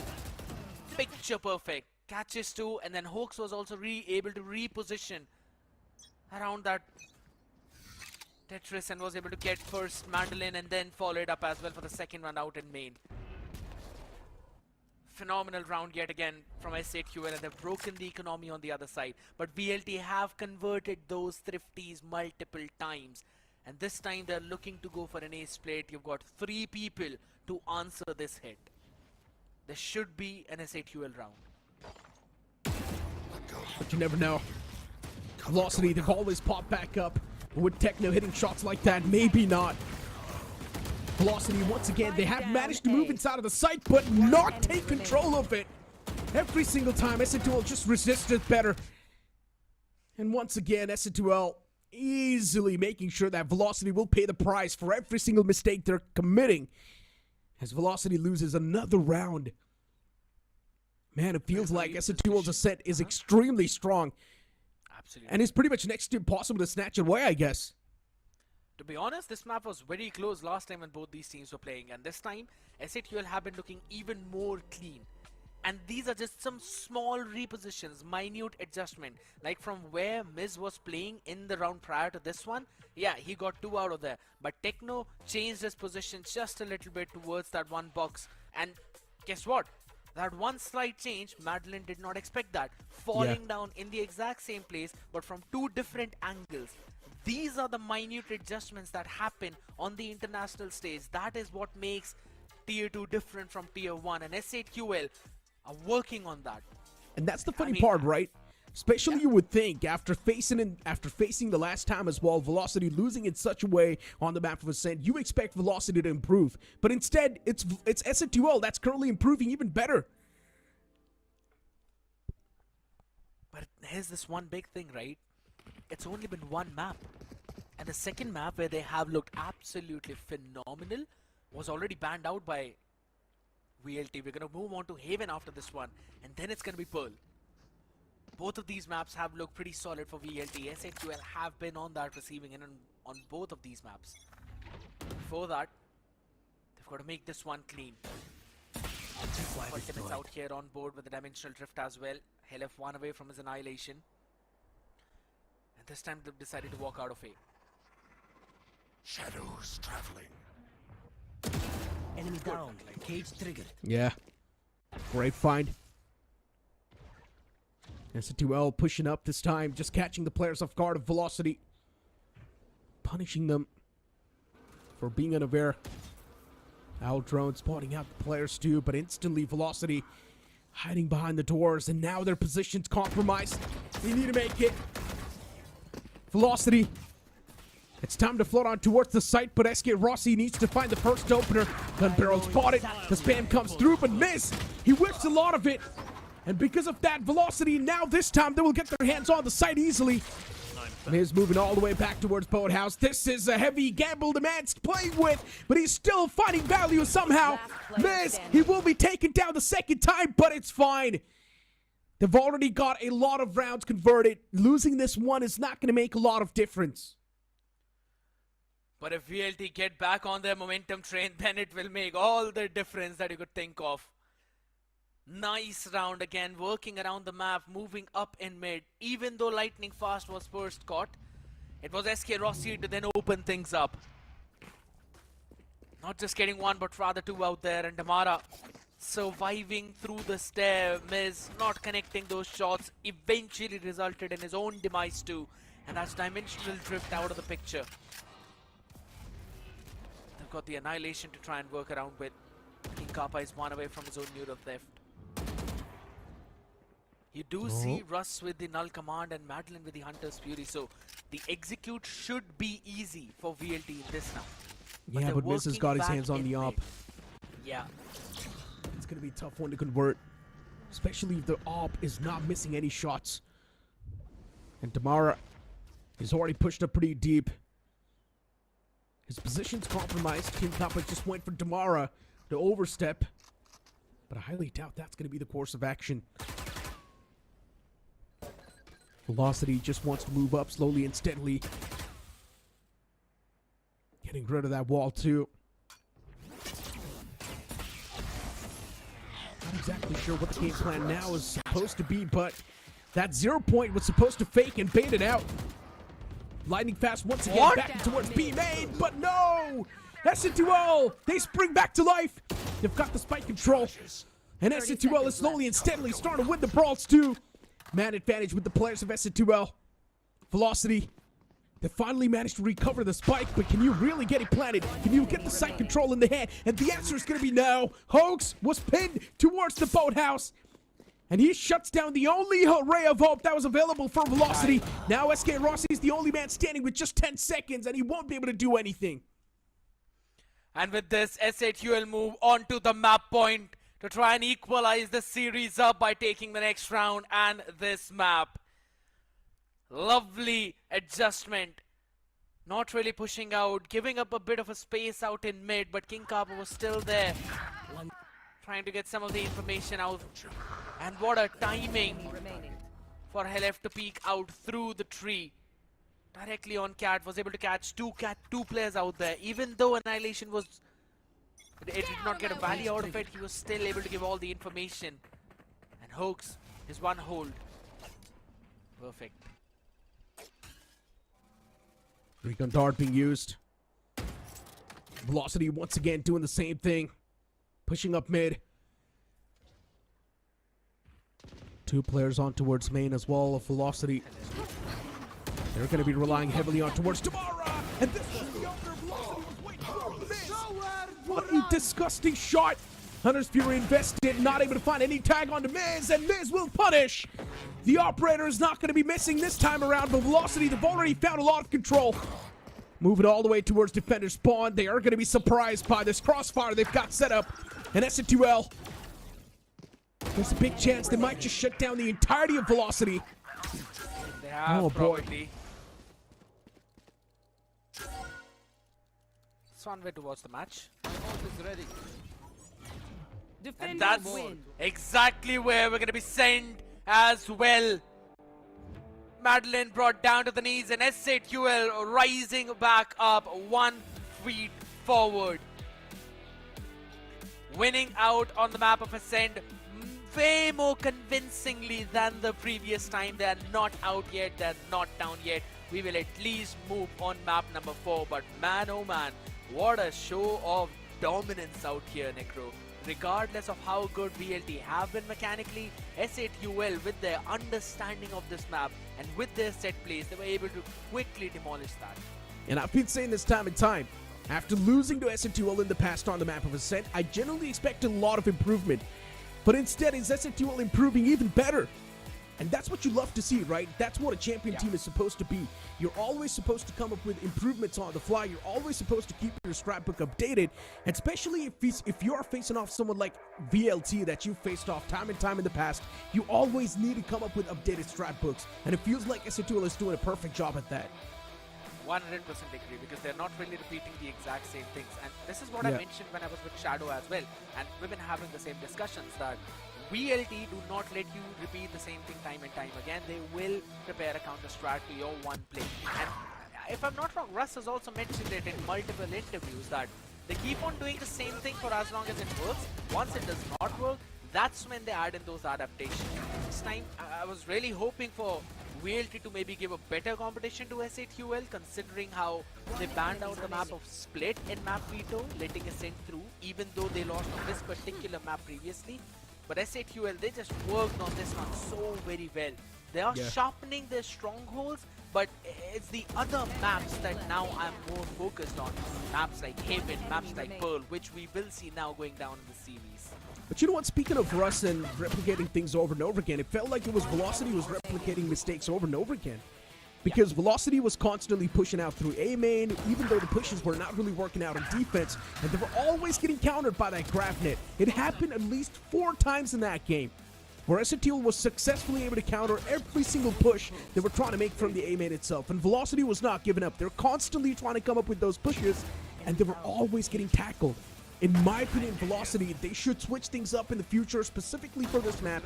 But once again, if you really talk about the entire map and how Velocity was trying to play it, it just felt like they were just trying to rely a lot more on their mechanics than on the team play and proper executions. I agree, and we also saw that in the play of SK Rossi as well, because he was getting a lot of success and he was trying to find those opportunities, but the man who had grabbed most of them on this map was eventually missed out here. 6 first kills. He had 7 in the previous map. He still has 6 this time around and is now the MVP of the team. We were talking how he needs to step up and he needs to step big. He just does not need to do the duelist things. He needs to frag out as well, and he's been doing that. A big rise up to stand up against the likes of Tamara to 14 first kills overall for S8UL. They were just flying high in this map.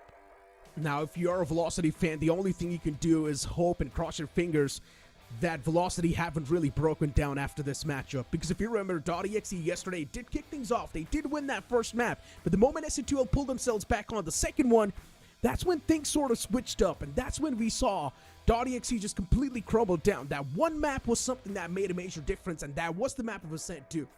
Yes. But that's the thing. They need to replicate this entire thing for the next one as well.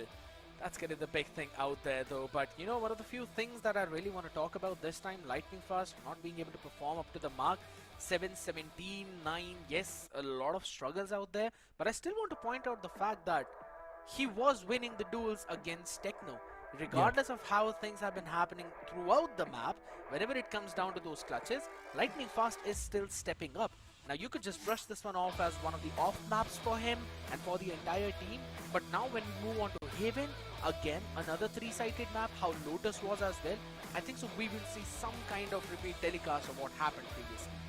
Yeah, Haven once again is really going to be favoring the players of Velocity since their track record has been phenomenal on that map. And as you mentioned, right, even the overall map pool is also supporting the players of Velocity. They've done a great band when it comes to that aspect. And now if you really speak of the players of S8UL, once again, their stronger suit is going to be that team synergy and the team communication they have.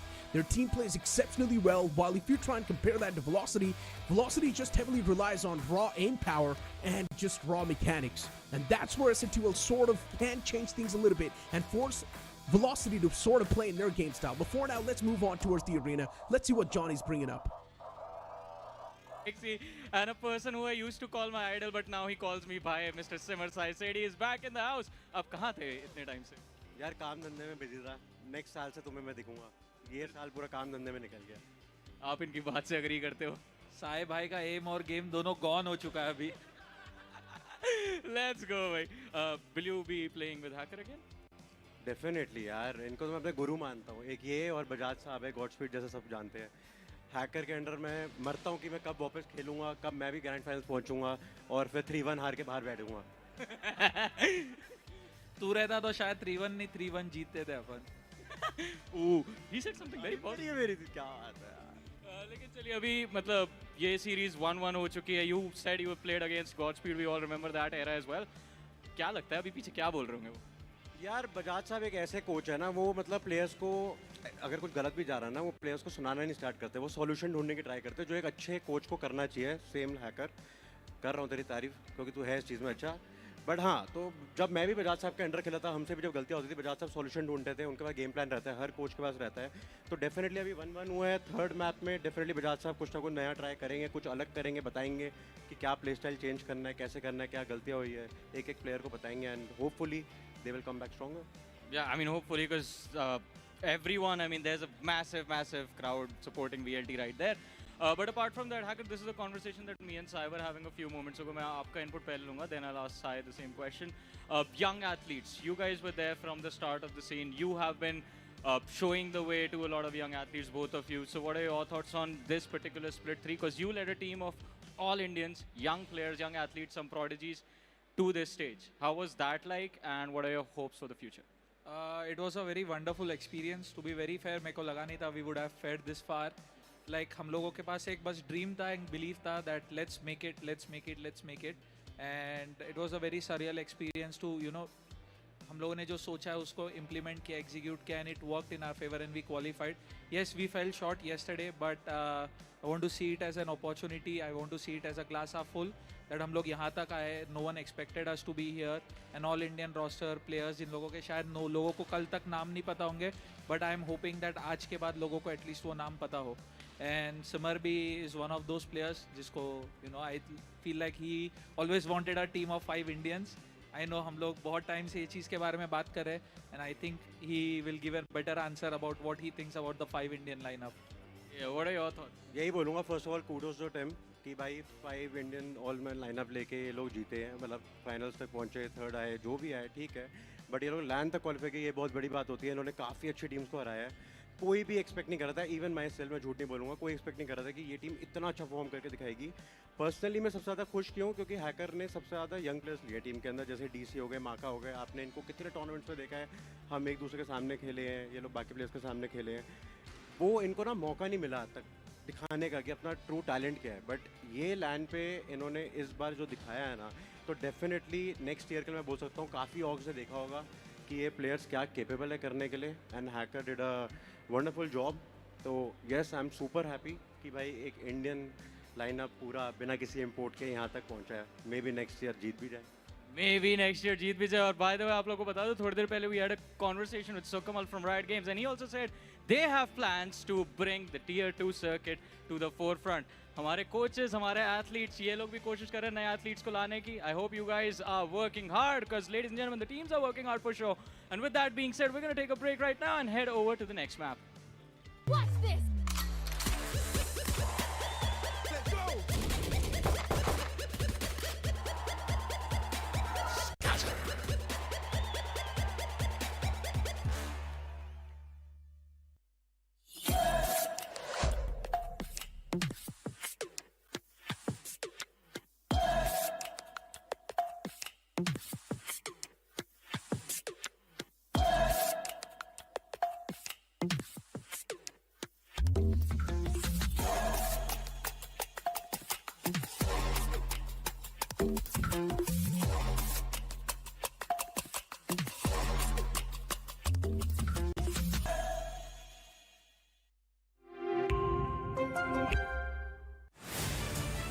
To live your life the way you want.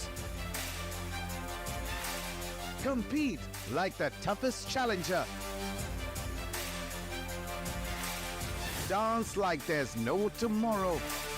Celebrate every second you are alive. Life has no rule books, but we can give you a stage.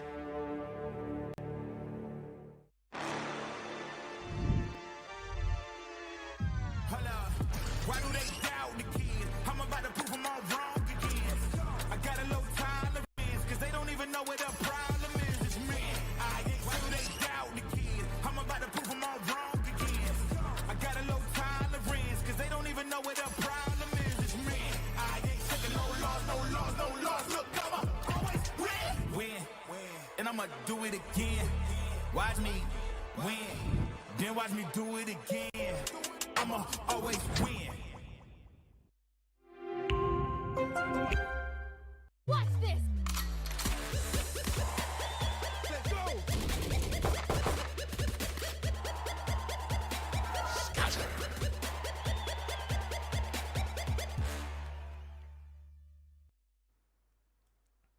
Welcome back after that short break to Valorant Challengers 2025 South Asia Ascension Qualifiers Grand Finals. Velocity versus SN2L. The matchup is intense so far as Velocity has won one map and even SN2L has won the map of Ascent, which just happened previously. But now we move on towards the map of Haven, where things can be a little bit expected towards the side of Velocity. They can definitely stand a chance to dominate, but if SN2L does show their teamwork and their team synergy, there's a big chance even they can take the cake. Joining alongside with me on the panel is going to be Shadow. And Shadow, looking at the map pool, looking at the map of Haven, what are your expectations so far?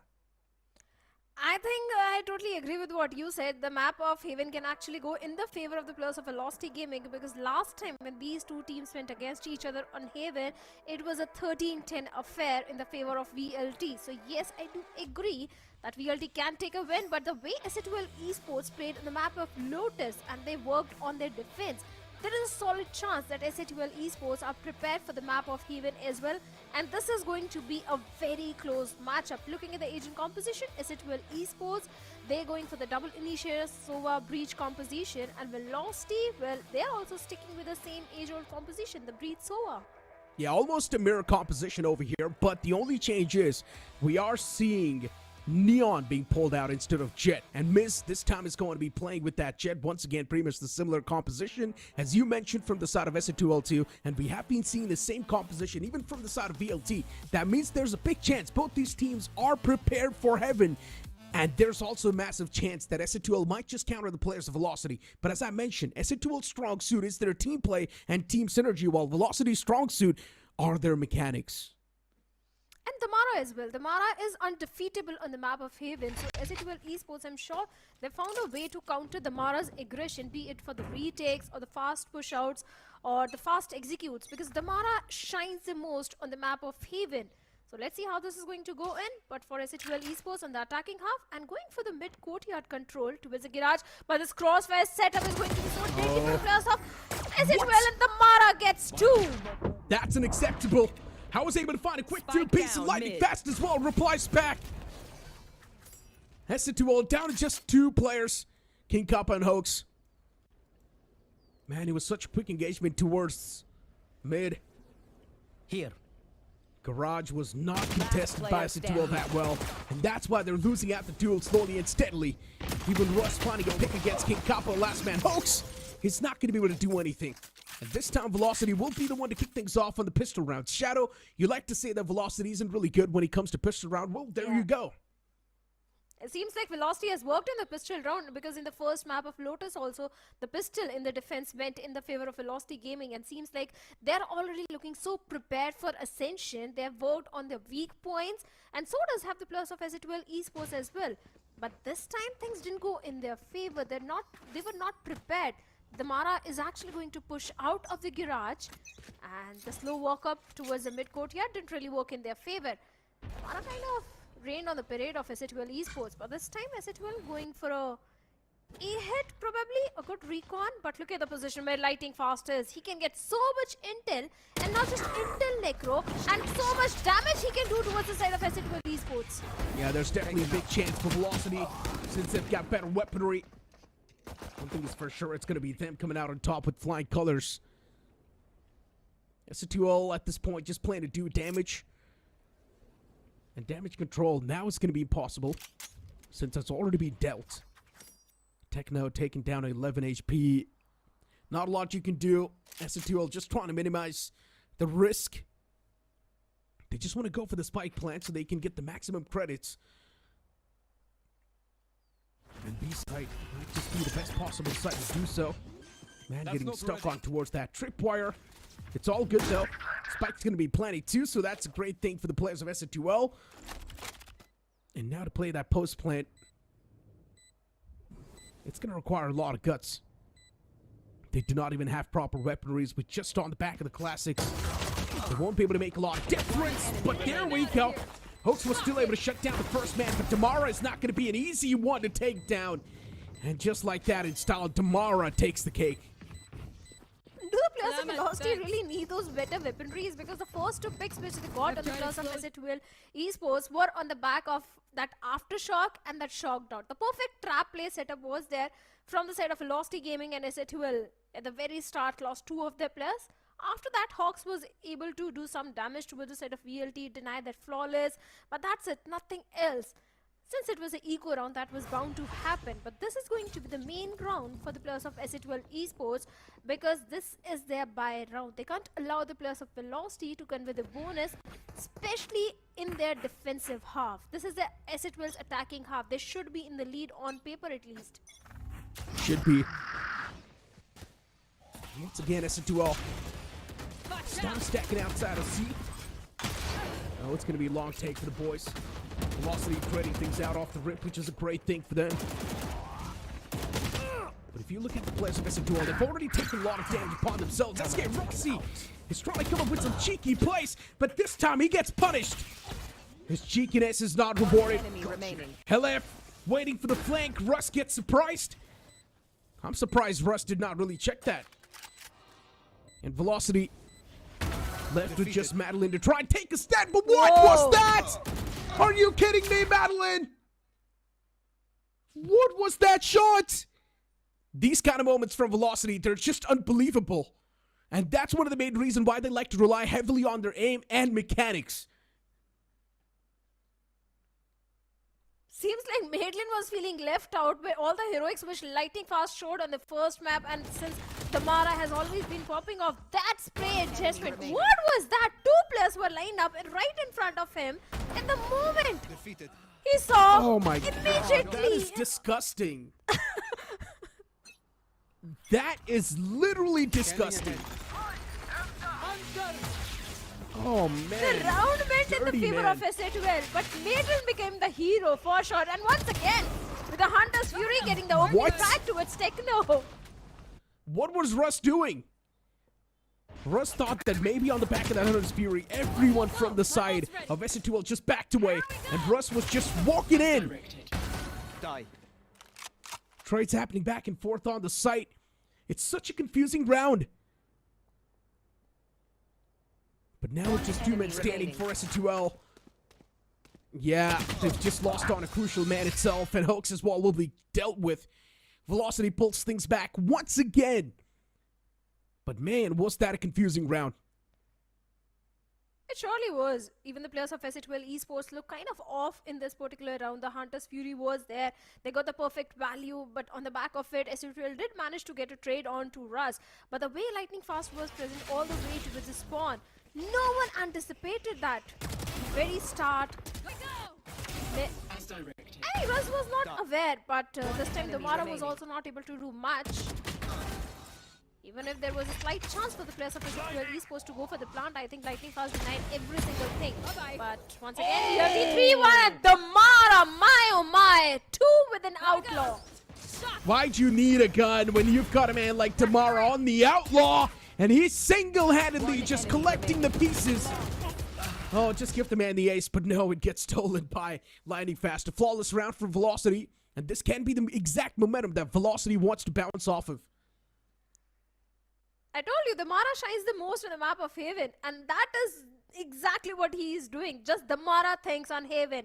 Give this guy any weaponry, he doesn't care. He's going to push A long, C long, and get those frags. And this time also, he was just ready. Seems like the players of Velocity, they have read the players of SC12 like a book. Damara was prepared for the C long push from the side of SC12 Esports. No util usage, nothing was there from the side of SC12 Esports.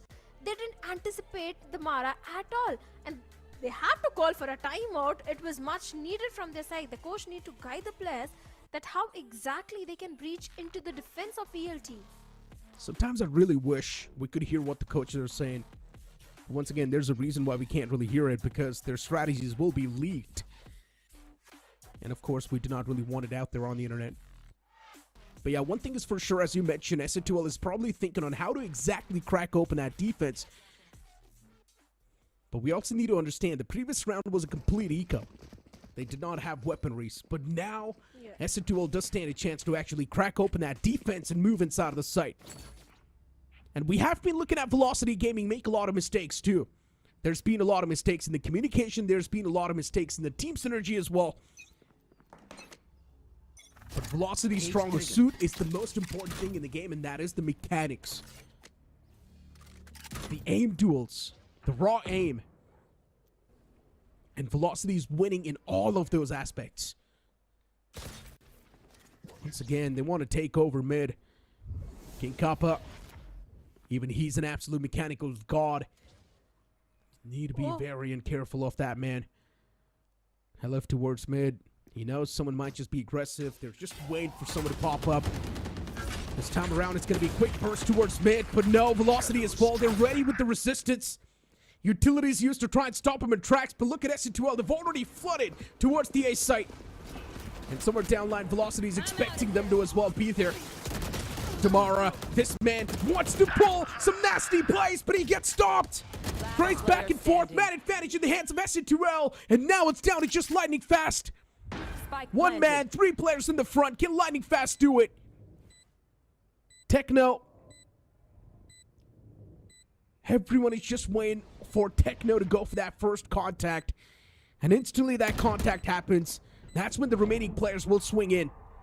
Good paranoia. Gonna force lightning fast in the back a little bit more. One enemy remaining. But what are these shots from lightning fast? It does not matter if you're going for a contact play. When a man's just hitting skulls, it's really tough to pull it around back in your hands. LF all the way towards long, position compromised, and now Lightning Fast gonna go for that stick, but he does not really have a lot of time. The Aftershock should deal the damage and do the deed.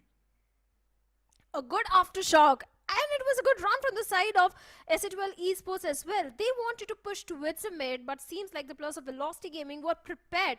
But one recon from the side of SN2L Esports, and after that, the way Velocity retaliated by the barrage of util gave all the information to SN2L Esports that this is stacked up mid. They immediately went for a execute, and that is where all back and forth trades were happening, especially Techno from that underhighway angle was able to get so much. But towards the end, lightning fast. This guy always impressed me. The bot lane, the recon towards the A long, and this time Tamara with an operator is towards the E short.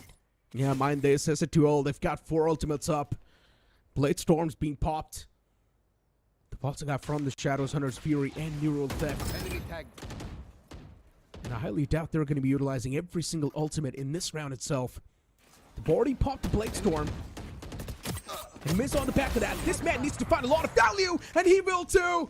Quick 2 pieces on the site. That's going to make sure the site's going to fall in their hands as well. And Miz is unstoppable. Pressing the W constantly. Does not let go of it. And because of that, Miz is able to find a lot of value to it. Tamara, that whiff costs him his life. Velocity, one last man, Lightning Fast standing in the front. And misses Blade Storm. The man is just constantly being pressing W. And Lightning Fast as well will be caught. Velocity's making so many questionable decisions. It's really making me question what's going on wrong with Velocity. Some of these mistakes that Velocity are making, they seem like rookie mistakes. They're going to bounce back. It's one of their strong map. But kudos to Miz with the Blade Storm. The way this guy was able to get those first few kills. Not just one, but back-to-back 2 kills. And after that, get one third one as well with just a Blade Storm. But look at the amount of pressure which the players of SN2L are feeling at this point. It was a 4v1 situation. It was just lightning fast remaining. And despite that, Kappa invested into the neural theft. Now they've got just a Hunter's Fury. But on the other side for VLT, it's a scrappy by just a single rifle being carried forward. And a Bucky and a few sheriffs.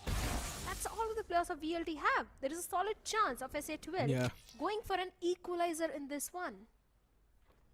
Looking at Velocity's round from their own perspective, it's really making me question what's going on with the communication. It just feels like it's going all haywire. They're all over the place.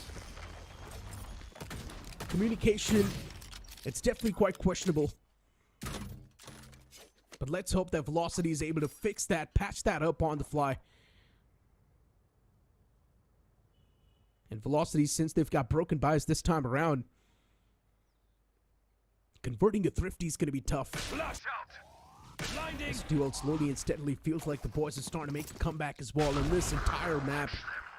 And Damara, he's ready towards double doors. Man's primed towards Garage.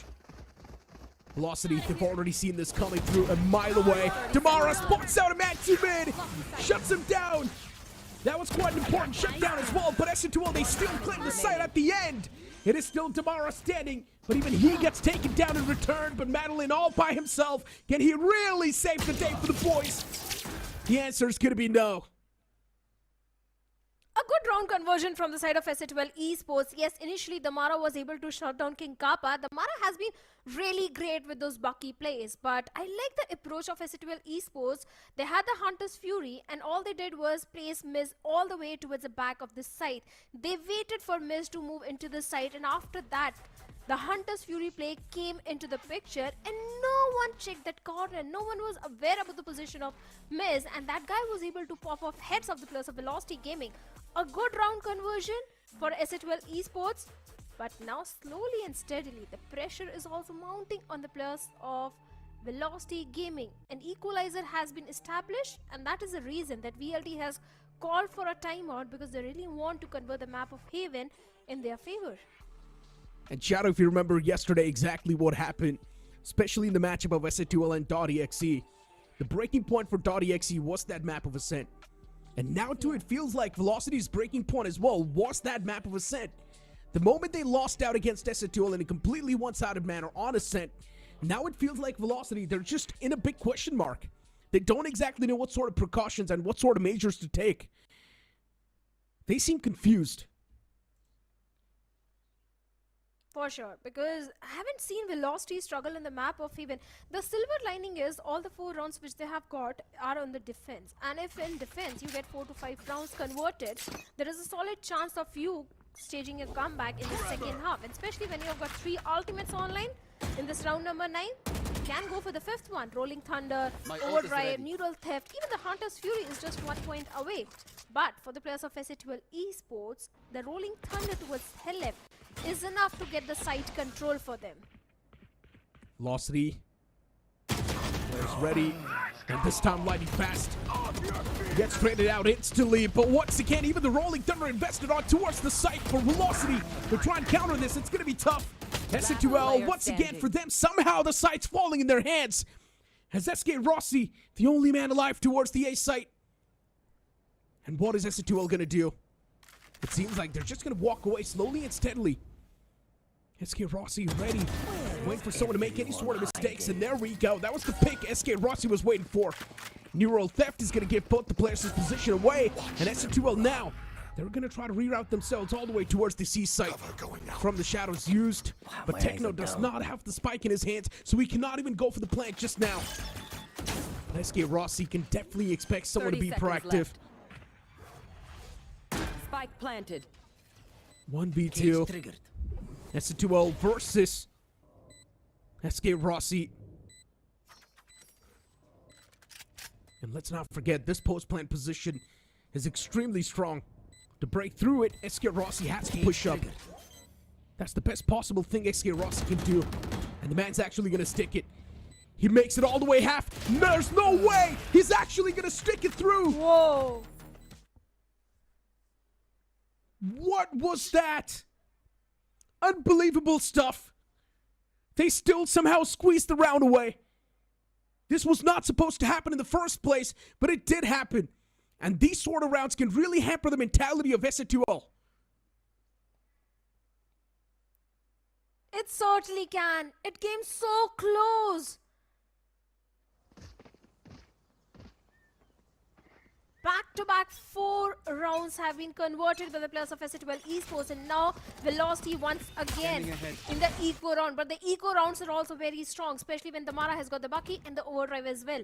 Maitland has got the Hunter's Fury. Two major win conditions are there for the players of Velocity Gaming, but they need to find a way to use those ultimates, those win conditions, because if the Mara gets taken down, the round will go out of the hands of the players of Velocity Gaming. Especially the way SK Rossi is maintaining the entire garage control. VLT is anticipating the players of SC12 towards the B, but that is not where they are scaling up. They are slowly scaling up towards the C long, free open site. LF also deals with SK Rossi towards the garage. Oh man. Spike planted. Generally speaking, I thought the previous round was converted by Velocity with how close that got. But for SC2L, since they've won that one, it's really going to be helping them with their momentum. But Techno were able to shut down the first man from Velocity. And Velocity as well, they instantly fly back with instant frames. And now it's going to be them once again being stopped. Always those quick frags that just turned the entire tide end of the round.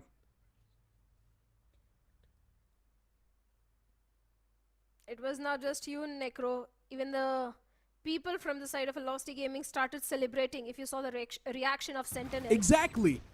He also thought the round went in the favor of Velocity Gaming, but it was just by few microseconds. Just by few microseconds. That's how close it was. Go, go, go. Shocking. Last two Look at rounds this and a time, half.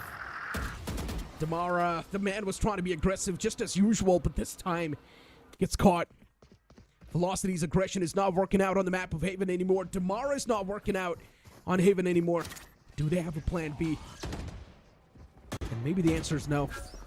It clearly does seem like everyone from SC2L does want to push up towards the C site. Hunter's Fury invested too. Techno will take a lot of damage from that, but SK Rossi towards site shuts down Techno. Hoax is well able to reply back, but still, Velocity, they're standing there like an impenetrable wall as Russ and Lightning Fast work in tandem and shut down the entirety of SC2L. And Russ, he gets that final nail in the coffin. A good 3K conversion, and once again, Russ is stepping up. SC12 Esports, they found the way to convert the round, and that was to shut down the Mara, but they didn't anticipate Russ to step up majorly. And this time, a 3K being converted by the lad. A good and important round for the players of Velocity Gaming. These two rounds were really important for an equalizer. Out of two, one has been converted by the players of Velocity Gaming, and now last round in the half. 5 rounds in defense is still a win condition for the players of Velocity Gaming. A big win for the overdrive as well, and this time the Mara gets perfect onto Techno and He's doing the Hoax same. as well. But this time it works out perfectly well. Damara off the rip getting 2 frags, and Russ as well works in tandem. For the first time, that push from Damara is working out to perfection. And it's all because of the overdrive. That's the way you're supposed to do it. That's the Velocity way. Now it seems like the half is going to be 6-6. But SC2L, with just 2 men standing, Helif taken down so low. To pull this round back, it's going to require a miracle. A heroic play, nothing else. Lightning Fast. He's got the itch. He wants to peek out. But he does not know if he should do so or not. Helif. He's the man with the spike. We'll go for the plant soon. King Kappa, desperate to find some sort of kills. Pushing up slowly and steadily, spots the off barrel. He's waiting patiently. But soon King Kappa will be dealt with as Damara, he finds the 3rd frag, and SK Rossi to close things out. Velocity getting 6th round on the board. The first half is 6-6. If you think about it, it's not that bad. But in my opinion, I was expecting Velocity to dominate. I think we all were anticipating for a dominating performance from the side of Velocity Gaming, but seems like SC12, they have really worked on their mistake. They have really worked on their weak maps, and that is being showcased by the performance. But now the main thing is, a similar thing happened on the map of Lotus as well, and we saw how badly SC12 was struggling in the defense. So the main question now comes is, are the players of SC12 Esports really prepared for the defensive side of Haven, because they tend to struggle on the defense? They need to convert the pistol round if they really want to win the map of Haven. And Velocity, Necro, I'll tell you, they're superb in the attacking side as well. They have to be. With a man like Damara, especially when you've got Neon. I'm expecting some quick takes. And probably that's what the game plan's going to be. On the back of Damara, the entirety of Velocity just walks in and takes the site freely. But once again, Velocity, for that, their team play needs to be on point. They need to get proper traits. And if the traits don't really follow up, well, then we all know what's going to happen to Velocity. Exactly. And Damara has to get those opening frags. This time, Madeline is also stepping up really well. 10 and 7 is where he is. Rossi on the lurk play is also getting those perfect valuable, but this time Techno holding on to the aggressive angle to seal on the port line is going to push him back. The paranoia goes in, the dark cover goes in to delay the push. And look at the proactiveness coming in from the side of Ascension Esports. 3 players already in the site. Now Velocity, they do realize it's a stacked up site and they're forced to pivot. But it seems like the players of Ascension are anticipating that. 3 players already towards the mid courtyard and Ras gets one onto Miz. Exactly, that was a great stop for the boys, but look at Velocity.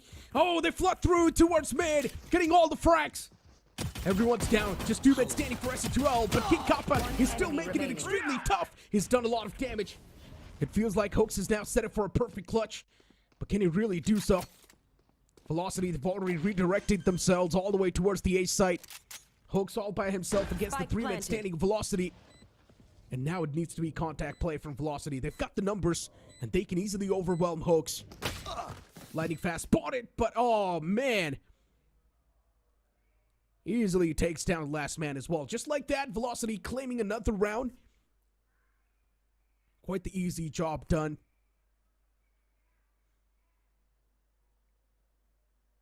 And that's a pistol round, which was not really the strength for the players of Velocity Gaming, but since they have prepared so much, the pistol once again goes in the favor of Velocity Gaming, and this time a Marshall investment in the eco round is coming for Miz.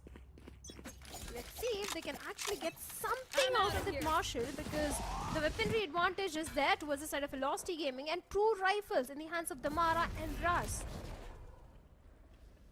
Double stacked up site where the players of Velocity are also going towards the A. They need to be a bit cautious of those paranoias from the side of Techno. And Velocity, just like that, they've just walked in. First man down, yeah, it's just gonna be the players falling down like an absolute domino. And you blink it and you miss it. The round's already converted by Velocity. A quick round. They did lose 1 body, but it's not gonna make any difference. That means we all know Velocity is gonna be carrying on forward the guns, and that's also gonna be the bonus round. Which means S2L will have the weaponry advantage in the upcoming round.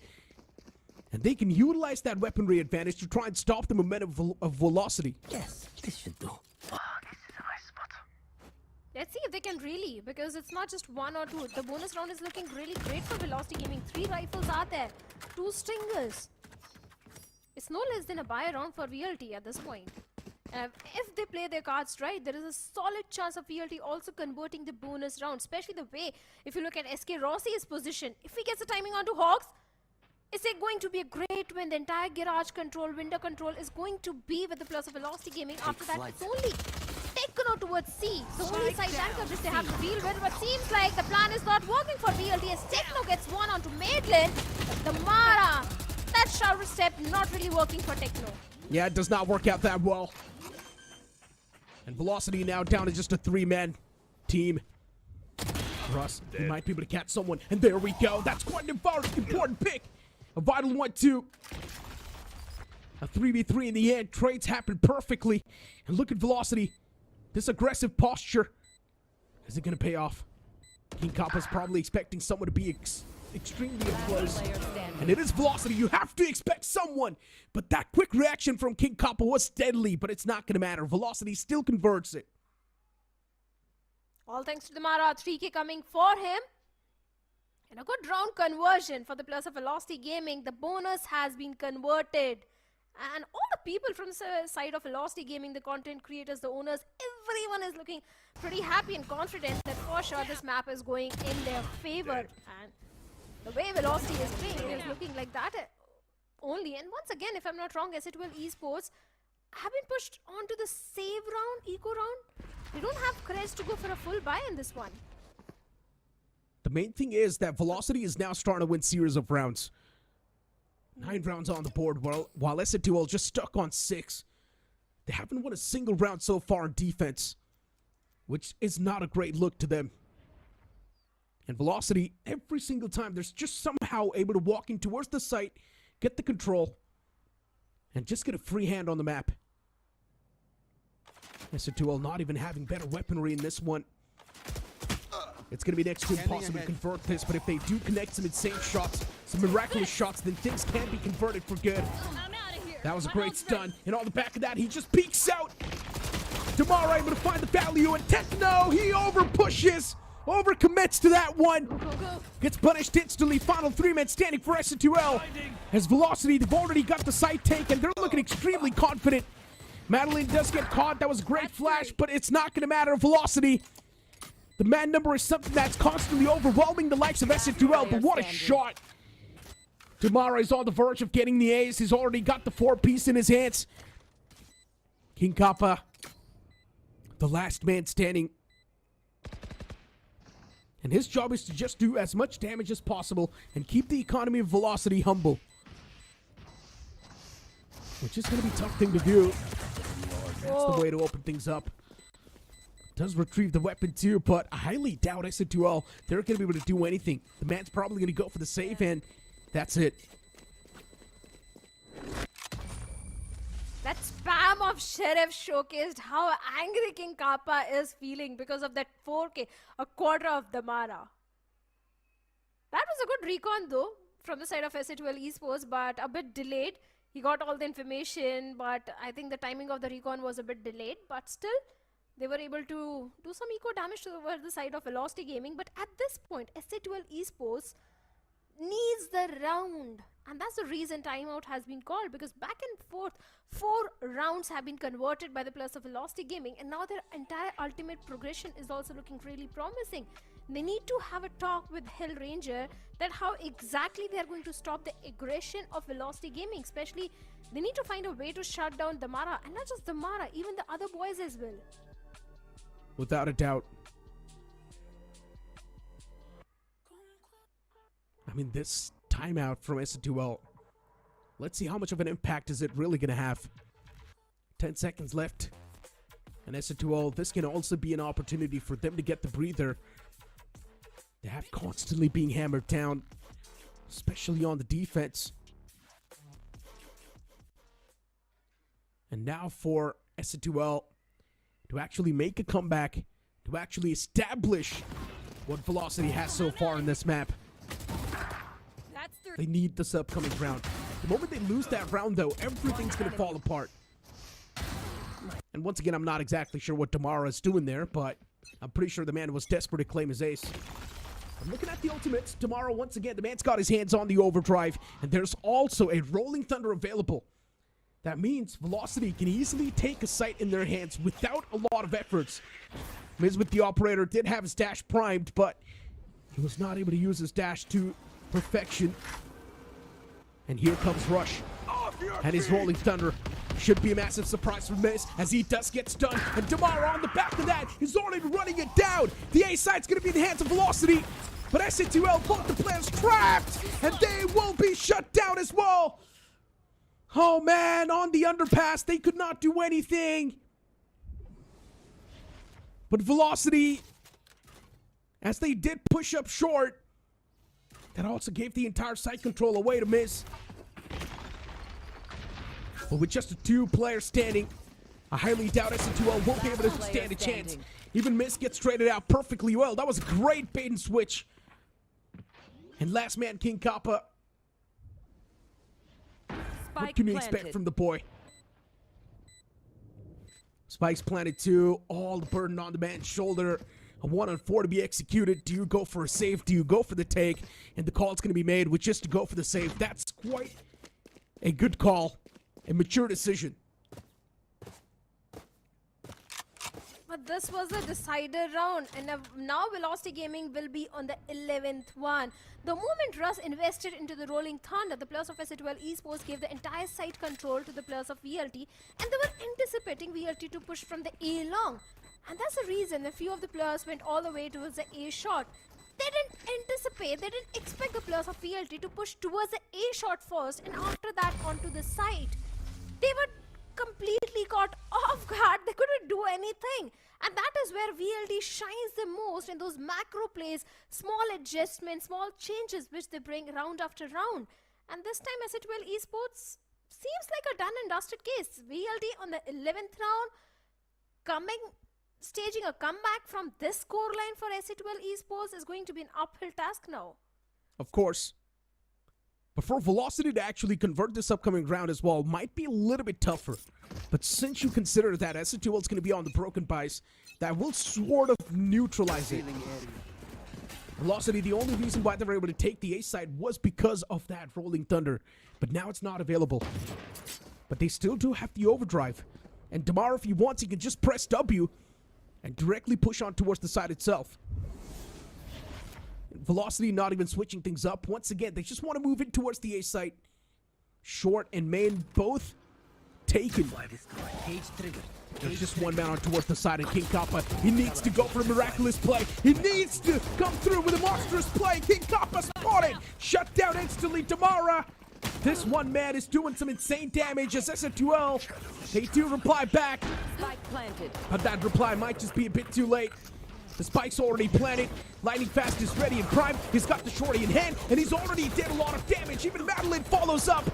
Final two men standing, man advantage now. Swinging in the hands of Velocity.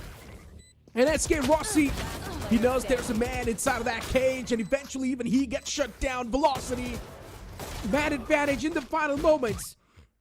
And the round also goes for the players of Velocity Gaming. Those back and forth trades. VLT's trade game is really strong. Initially, King Kappa was able to get one frag onto the players of Velocity Gaming. The opening frag was there. I like the setup of King Kappa, the way the entire tripwire was there, because VLT likes scaling up from the A shot. And that tripwire did help Kappa convert the second one. Namara was already there. But after that, Madeline and Lightning Fast, the way these two guys were hiding inside the dark cover, Maiden with the shorty was able to get the perfect frag. Yeah. Now Damara has got the overdrive. Lightning Fast is also having from the shadows, and Damara going super aggressive with that overdrive. But he's not actually going towards the A side. That was just a fake. They're going towards the B. That Rolling Thunder was there to try and stop the players, but it's not going to do anything. Techno and Damara putting things off for their own teams, but Velocity winning the majority of the duels, and that's why they're winning this great game. But in the end, it's taken down with 2v2, all thanks to Hoax. But even Hoax is taken down extremely low. He cannot stand this trading game for too long. Hunter's Fury not able to find the kill that it was supposed to. Hoax is just having 4 HP to play with. Spike planted. SK Rossi and Russ next to each other. SC12, the flank is also compromised. Velocity with just these two players. They need to play in tandem, and that's what they exactly do. A combo peek. Hoax with just 4 HP. Can he do the unthinkable? The answer is going to be no. It's Velocity. They convert the second map of the series. Now the score is going to be 2-1 overall. And Velocity, all they need to do is just win one more map to be the winners of the grand finals. Just one map away, like you said, from Ascension. Not just for the victory, but for the Ascension slot as well. Maybe we all thought the Ascent is going to break the momentum, break the mindset for the players of Velocity Gaming, but that didn't happen. They showcased a tremendous domination, especially in the second half on the map of Haven. It was not just SK Rossi or Damara, it was also Madeline stepping up majorly, be it the Hunter's Fury or the Shock Darts. Right off the bat, from a very first pistol round, the way those aftershock, shock darts were used and getting perfect value out of it every single time. The utility usage of ELT was on point. Crazy part is they got 0 points or 0 rounds on defense, and that's the most concerning thing about it, because SC2L, looking at the way they were starting things off, specifically in the first half itself, I generally thought this map of Haven might just be closed than you expect. But then Velocity just dominating through the entirety of second half, not even letting loose for the players of SC2L to try and capitalize. It was absolutely insane. And SC2L in the end were just stuck with 6 rounds, while Velocity just closed the series off entirely, or closed the entire map off. But yeah, generally speaking, this is something that you expect from a team like Velocity. At the start, we did think it might go close, but later on, it was just an utter domination from the boys. And I think defense has always been a problem for the players of Ascension Esports. It was clearly showcased in the map of Lotus as well. The defense is where they were struggling. Attacking half, they were in the lead. But despite that, they lost against VLT. Lotus this time also, it was an equalizer first half. But second half, they didn't get even a single round converted. So SHL, they really need to work on their defense, especially on those 3-sided maps, because they are constantly struggling and losing the map only and only because of their defense. And Tamara, the boys, Velocity, they are always fantastic when it comes to Haven, be the attacking half or the defensive half. And actually Velocity shines the most on those 3-sided maps. I mean, just the way overall SC2L has kicked off this series, right? Generally speaking, I expect a lot more from the side of SC2L, and I really want the series to go all 5 maps.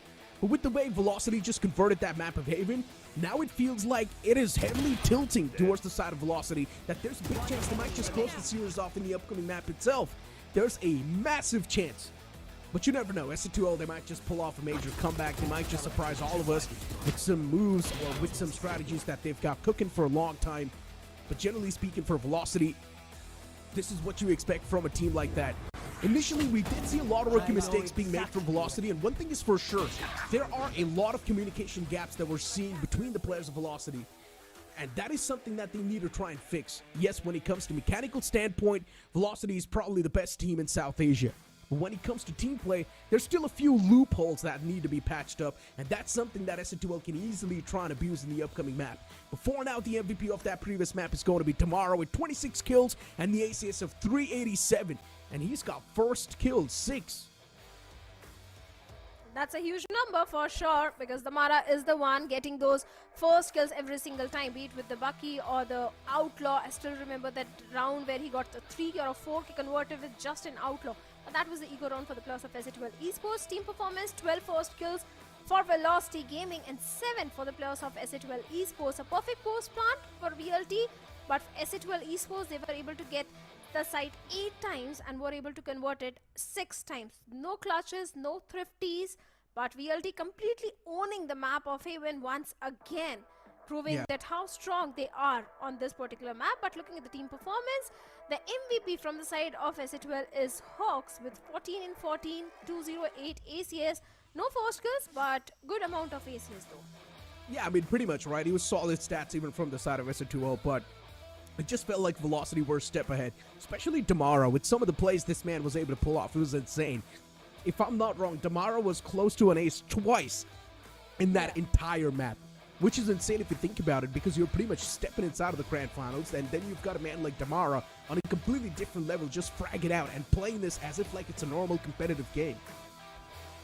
This is his strong map, as SK Rossi shines the most on the map of Lotus, Damara shines the most on the map of Haven. But this time I am surprised to see that Lightning Fast and my engine also stepping up, be it the map of Lotus or the map of Haven. Maitland with his utility usage was always on point. Russ with his aftershocks was also getting those perfect values, those rolling thunders, those fault line. Every utility from the side of Russ has been fantastic. But let's head over to Johnny, what he has to say towards the venue. किसको support करें, who is doing well right now? मैं भी उतने confused हूँ. So I have to make things simpler. DC with me. DC, first of all, welcome to the show today as well. How are you feeling? I mean, kal you gave a very tough fight, and now you see these two go up against each other. Match के बारे में आपके क्या thoughts हैं? I mean, match तो insane चल ही रहा है और crowd तो भाई इतना शोर, holy, wow. I mean, it's amazing. It is amazing indeed. These people are getting louder by the minute. But apart from that, who do you think is doing well right now? Because अभी तो matches बाकी. I mean, I'm here for my, SADL boys. I have 3 of my ex-teammates there, but both VLT looking a little too strong, so I don't know. But I'm still here for my boys. You supporting SATL, but you feel VLT will walk away with the win. I mean, anything could happen, you know. कल भी उन्होंने SATL ने हमारे साथ जो किया था, I mean, anything could happen. Anything could happen. Okay, if you were to take the stage against one of them, who would you take the stage against? Against one of them. I think I'd like to go against SATL again. Yeah. All right. I mean, support है, but वो friendly matchup एक चाहिए ही हमें. But ladies and gentlemen, DKC, thank you so much. He is. एक बार फिर से झंडा दिखा दो कौन जीत रहा है. All right, Velocity. He's also confused, man. Everyone is confused. Match बहुत ज़्यादा टाइट चल रहा है, लेकिन चलिए मैचअप के बारे में and about their journey in the OMEN VALORANT Challenges South Asia के बारे में हमारे जो Velocity के IGL हैं रस, उनको क्या कहना है? Let's hear it from him.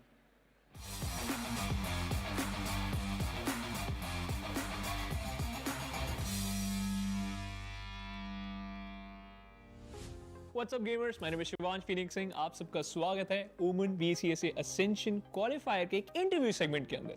और इस बार हमारे साथ एक ऐसी हस्ती जुड़े फ्रॉम वेलोसिटी गेमिंग, जिनको हमने गेम के अंदर काफी खेलते हुए देखा है, काफी क्रेजी डिसीजंस लेते हुए देखा है. लेकिन क्या आज हमारे कटाक्ष सवालों का जवाब वो दे पाएंगे? That's gonna be Mr. Russ. So Russ, how are you and how are you feeling? And please tell the audience what's your real name, what's your role in Velocity, and from where you are from. Alright, what's up guys? I'm Russell Mendes from VLT, and my role is IGL. As we both know that you are playing in the South Asian circuit, right? So any of your teammates have ever taught you any Hindi words or something? I mean, I don't say they haven't taught me. I learn a lot actually. You learned a lot? Just by listening to them, you know, even back home, like I listen to Batura, you know, from VLT, like just anyone speaking in the boot camp and stuff, I listen to them all the time. So I understand a lot, and that's the way, you know, So you introduce yourself in English itself, right? Yeah. So can you do that and just repeat after me, alright, in Hindi? Yeah, sure. ठीक है. मेरा नाम है रस. मेरा नाम है रस. मैं खेलता हूँ Velocity Gaming के लिए. Velocity Gaming. Yeah. Velocity Gaming के लिए. Velocity Gaming के लिए. Yeah, that's it, man. और okay, one more line. मेरा रोल IGL का है. मेरा रोल IGL का है. क्या बात, dude, you said good Hindi. You have a very good hold on Hindi, right? All right, that's the fun segment. We are not here for fun. We are here for some, you know, crucial questions. We are here for some masala. Do you eat spicy food, by the way? I saw your vlogs. I love spicy food. Yeah. You love spicy food? I love spicy food. Yeah. Are you sure? Seen your vlogs though. Bro, I don't know what you watch, but I love spicy food, man. All right. So. How's your journey, by the way, from the international circuit to the South Asian circuit? Could you please describe it? And joining Velocity Gaming itself. I mean, it was pretty easy, you know, like especially because of Lightning Fast. Obviously, like I played with them last year, and because of that, it was very easy to even just play in India in general. Because also with Anna, the owner of Velocity Gaming, like it was very easy to connect with them, and I know exactly how things work, so it's very easy to, you know, dive in straight away. How you actually gel up with the team? Because you have Madeline and Damara, they have a very different, you know, aspect in terms of the gaming, in terms of the playing section itself. How you actually gel up with those two players? I mean, with them, it was actually very easy, you know? Yeah, like they're very easy to get along with, and it's like, you know, we have a lot of fun together, and that's, you know, that's a rare thing in teams, you know, like you need to have fun or it's never gonna work, you know? So with them, it's like, we're like this. So brothers. Every day, yeah, we're brothers. So yeah, we have a lot of fun. We have a lot of fun. So is there any instance in which like somebody got tilted and you were like, I'm not going to talk to anyone? Is there any kind of instance? No, not in this team at all. Like the thing is with our team, we can speak to each other freely, you know? Yeah. And that's one thing that's really good about us. And there's no egos or anything, and everyone just gets straight to the point. We're not here to mess around, we're here to play, you know? Yeah. So yeah, that's how we are. Alright, could you please just shed some light, like what actually happened, what actually hindered Velocity? Because you haven't saw a single loss in the online stage, and when it comes to the LAN, your team crumbled, unfortunately, Russ. I wouldn't say we crumbled. We lost by 1 round to Revenant. Yeah, we were playing on a, what do you call it, like, I can't really say much about it, like, it was out of control, you know, like, we couldn't do much about it, and the stuff that we can control, obviously, we have been working on it, and we just talked about it, we had a discussion, and whatever we need to do coming to this LAN, we've talked about it, we set it all out, and it's us now, you know? It's us. Yeah. We have nothing to worry about, so yeah. From 2023, by the way, this is the first time Velocity ever managed to, you know, get into the grand finals. So how are you feeling on that, and what's your take on that, by the way? I mean, we're here to break the LAN curse. So, Yeah. So that's it. You know, like I've heard there's a big LAN curse going on. So you know, we're here to break it, and this is it. If we talk about Velocity itself, you have technically 5 stars in a team. Is there any type of possibility of clash between the stars? And if so, who handles that? No, actually 5 stars. It's more like, you know, we have 3 stars. For me, it's Damara, Lightning Fast, and Rossi. Oh, okay. So for me, those guys are the main players in the team, and me and Madeline, we actually support them to get the best out of them, pretty much, and that's the way we see things. So, and that's why you normally see Lightning Fast, you know, Damara, Rossi, they get the most kills, they carry us, and you know that's the thing. But obviously, when you do see that, me or Lightning Fast or even Madeline, we get a lot of assists. So, and that's because they're capitalizing off our utility. So we're really good at that, pretty much. Yeah. Which team you are looking forward for the grand finals against you? DXE or SATUL, and why? Honestly, it's SATUL, like, just because like I think, you know, they've been working the hardest, I think, in the whole region, like other than us, obviously, like and I think it's like the perfect matchup, you know. Everyone's like worked hard. This is it. It's gonna be a good clash, you know what I mean? So I think that's the best opponent to have. Because if it's DXE, we beat them, I don't say very easily online, you know, and it's like, I feel like the fans deserve a better game, you know, for the finals. So yeah. It's gonna be like kind of a pay-per-view match. Once again, the reading of a grand finals, right? For sure, yeah. Sure. One statement or anything you want to, you know, say to your Velocity fans who are just gonna come up tomorrow and support you guys. Anything you want to say, and you can just say on that cam. To all the fans, thank you for all the support. We didn't provide the best in Mumbai, but this is the real deal now. So everyone that's showing up on Sunday, we'll see you there. Thanks a lot to Russ and best of luck for the LAN finale and thanks a lot to you guys for tuning in. और मेरी भी English बहुत ज़्यादा smooth हो चुकी है. मैंने रस की भी थोड़ी बहुत हिंदी ठीक कर दिया. I hope LAN के ऊपर भी कुछ ऐसा हमें फन देखने को मिले. Thanks a lot to you guys for tuning in. हम आपसे मिलेंगे ऐसी फन सेगमेंट के साथ. Till then, keep gaming. Watch this.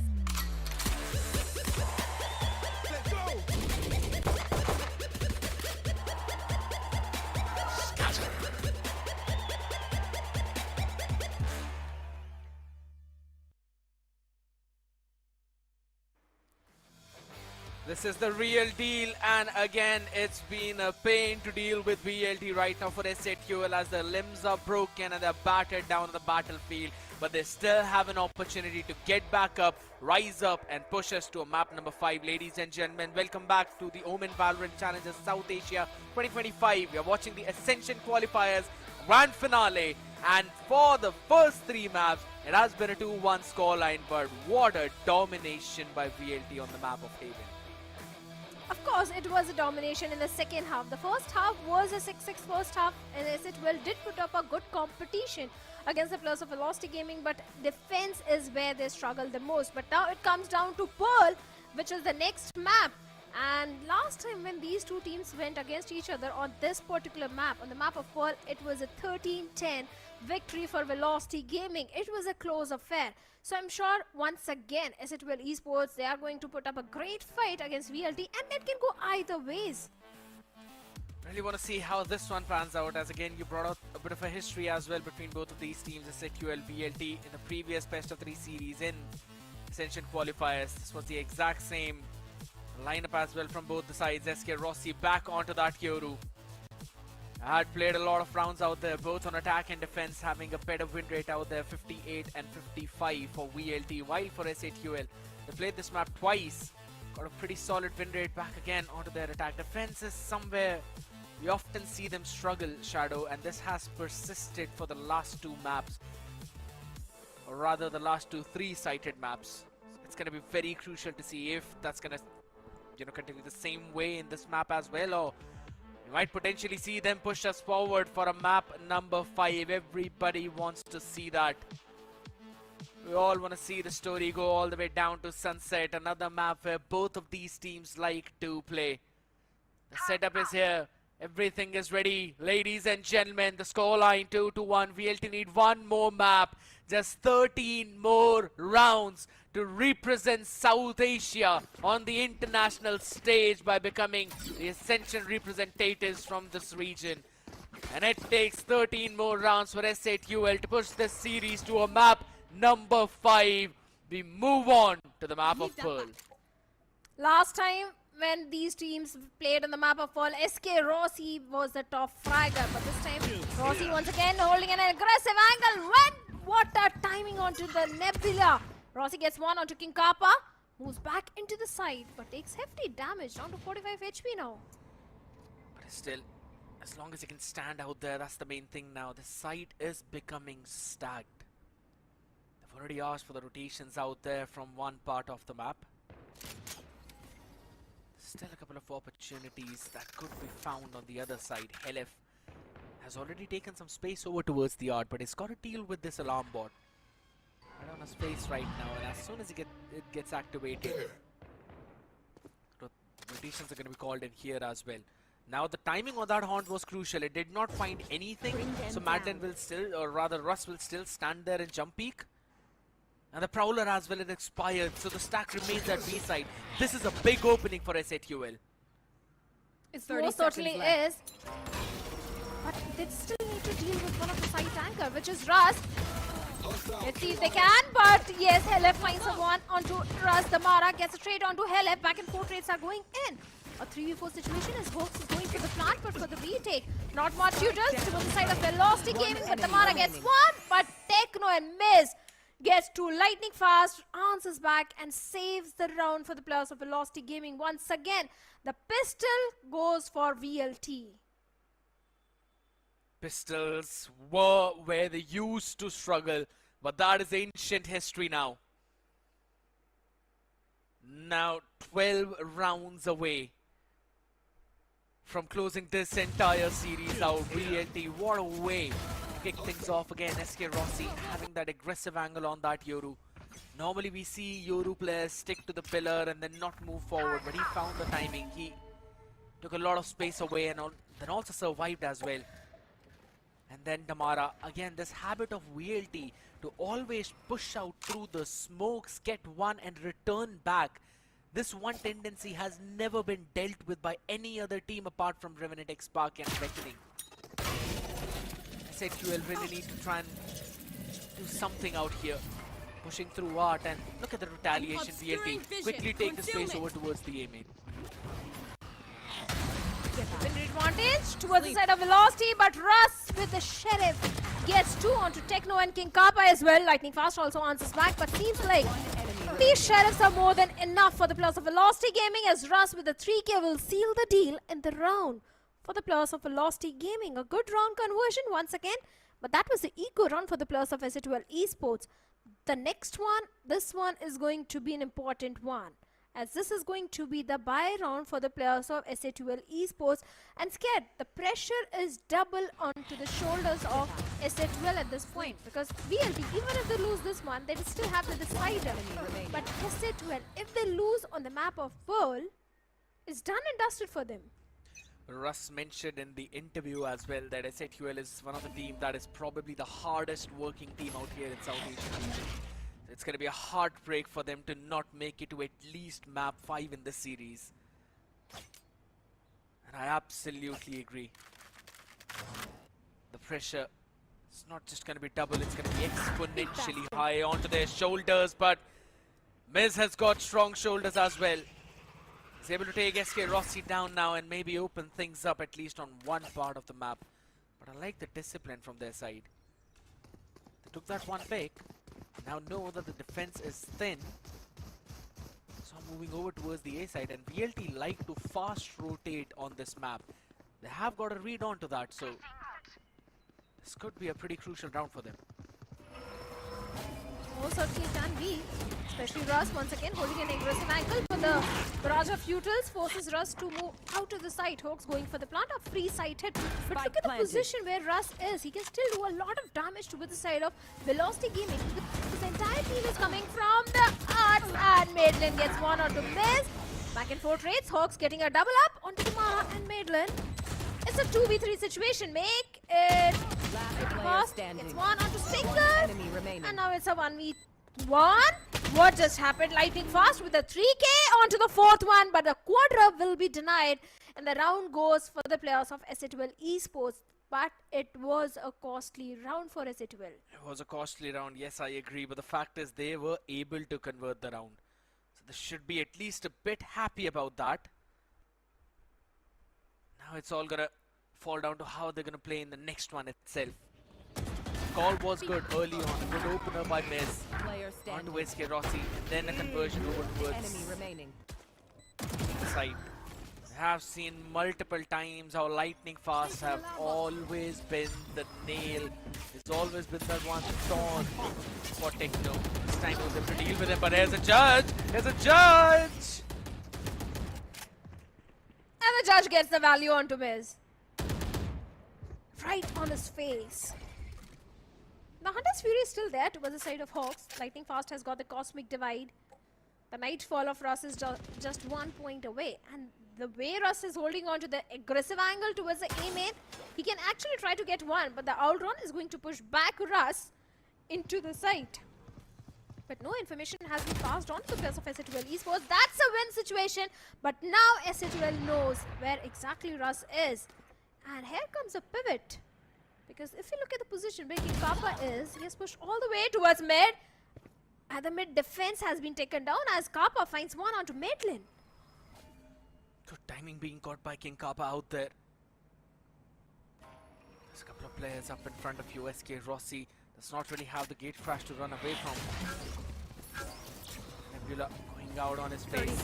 A lot of wheels out there, and King Kappa, he's got the chance and he will grab that. Spike planted. Hawks is going for the plant. A 3v4 retake for the players of Velocity Gaming, where the Mara gets one onto Hellif. This fast Neon is not able to get the second as Techno with a 2 and Kappa with a 3k. Another round in the backpack of SA2L Esports. In fact, much needed rounds, scared. Much needed rounds for the players of SA2L Esports. You have to convert every single one of them, because the closer VLT goes to that series point, the more difficult it will become for them. We have seen VLT last time when they played on this map of Pearl. The half was 7-5. SA2L were not able to get more than 5 rounds out here. And it was those ultimates that became a problem, because VLT knows how to utilize those ultimates to their fullest potential. Revealing area. Be it the Cosmic Divides, be it the Dimensional Drifts as well, those lockdowns, Nightfalls. That is the main front where SA2L sometimes face problems in getting the value out of their big ultimates. Right now, this operator could go humongous. Most certainly can, but the Mara is also on the overdrive and can also go in the favor of Velocity Gaming. At this time, the operator has been denied anything possible. In fact, Miz has taken a hefty damage down to 38 HP. And now they are forced to pivot, where Helef is trying to get the information towards the A main. But look at the proactiveness of Velocity Gaming, scared.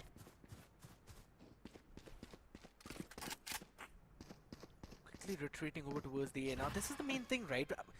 I mentioned about this as well, that VLT plays a lot on quick rotates and fast movement around this map. So it's comparatively easy to do the fake against them. But a half-hearted fake is not going to work. It's a stack site now, Shadow. Most certainly is, and the Mara Nightfall also being invested from the side of Velocity Gaming. The Mara is actually pushing towards the arts. And Maidlin gets one onto King Kappa. The numbers advantage still maintained by the players of Velocity Gaming. It seems like this time SA2L are being denied the side. There is no time left to go for the plant. Those nano swarms, those utils, and lighting fast with those sheriffs. Everything just goes in the favor of VLT. And every supporter of VLT is looking pretty happy, actually. Why would there not be?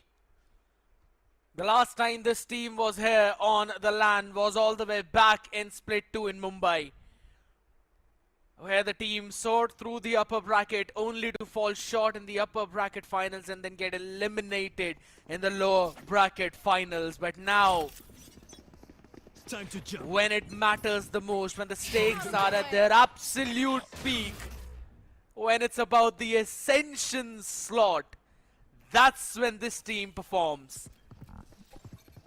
Being forced through the fires of hell, they rise up yet again like Kratos out here. Lightning Fast is the man who's anchoring down in the pit. And he's gonna be winning the fight as well. Not one, but rather two. He shuts down the third. Maybe getting an ace out well, but Damara is able to steal that one away from him. Feels like a lightning fast show. The way this guy is popping off heads, getting those triple 3Ks, 4Ks.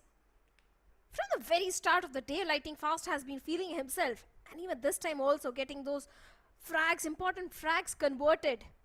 This guy is built completely different. I'm sure the audience is also chanting for VLT supporting them, but now SATL Esports also need that support. But before that, they need the timeout. The timeout has been called because they've got 3 ultimates, and let's see how these 3 ultimates are going to help SATL convert the next round in their favor, because now they are 2 rounds deficit. The story of this timeout has always been that SATL takes the first one, then VLT takes the second after the scoreline is equalized. Then it falls back for SATL to take the second timeout in the second half. And for the past 2 maps, VLT has not had the need to pump the brakes on the second timeout. On Ascent because they not really get any major rounds out there, and on Haven because they were getting every single round after the second half. But yeah, the discussion is going to be crucial. The adaptations need to hop in, because you can't really let Lightning Fast run away like this. The tendencies are showing up again, Shadow. Whenever VLT are confident, they will make these proactive plays. They will try to pick the timings through the smokes when everyone is basically a bit lackluster about anyone from pushing from those fronts. And SATL will have to read on to that. They haven't been able to do that too, and the fakes have been half-hearted, which never works against this lineup. SK Rossi aggressive now. Fake teleport, cutting through. Important angle, important position for SK Rossi. He gets one onto Miz. Can he get a second? And he certainly gets a second. SA12 Esports didn't see that one coming. Cosmic Divide being invested by SA12 Esports. They still have got the lockdown and the null command just 1 point away. But they don't have the numbers. It's a 3v4 situation. And left going for the plant. The Mara. This Cosmic Divide can help them isolate those fights, and Techno gets a timing onto Lightning Fast. That's such an important duel. Even Damara also has been picked off. It's only Russ and Maitland remaining. But Russ has got his entire util, the Horn, the Prowler, the Seas, everything is there to help him out. It's still possible because King Kappa is down to 45 HP. It's all about the timing. Look at the timing. A double swing coming in, and Techno with a Quadra and an ace as well. An ace and a round for SA12 Esports. A 4K of Lightning Fast in the previous round, answered by an ace from the Astra on the other side. Techno soars higher than he's been in this entire series, and it seems like VLT have now woken up the beast inside of him. And SATL really need that. Phenomenal trades coming in, even though the first 2 picks were of SK Rossi. Set things up with a 4v3 for his team's favor, but the Cosmic Divide so good, and the read of SATL even better. Now it's going to be a double peek out here. Sure, but this time Rossi doesn't get anything with the operator. In fact, he has been picked off by LF, and not just Rossi, but Russ as well. And slowly and steadily, SATL Esports are scaling up onto the B long. It's only 2 side tankers left towards the B. Lockdown is going to push them out of the site. Already being invested. And now should be an easy control, but there's still few gaps. Look at the position of Damara. He's still having that entire B hall control.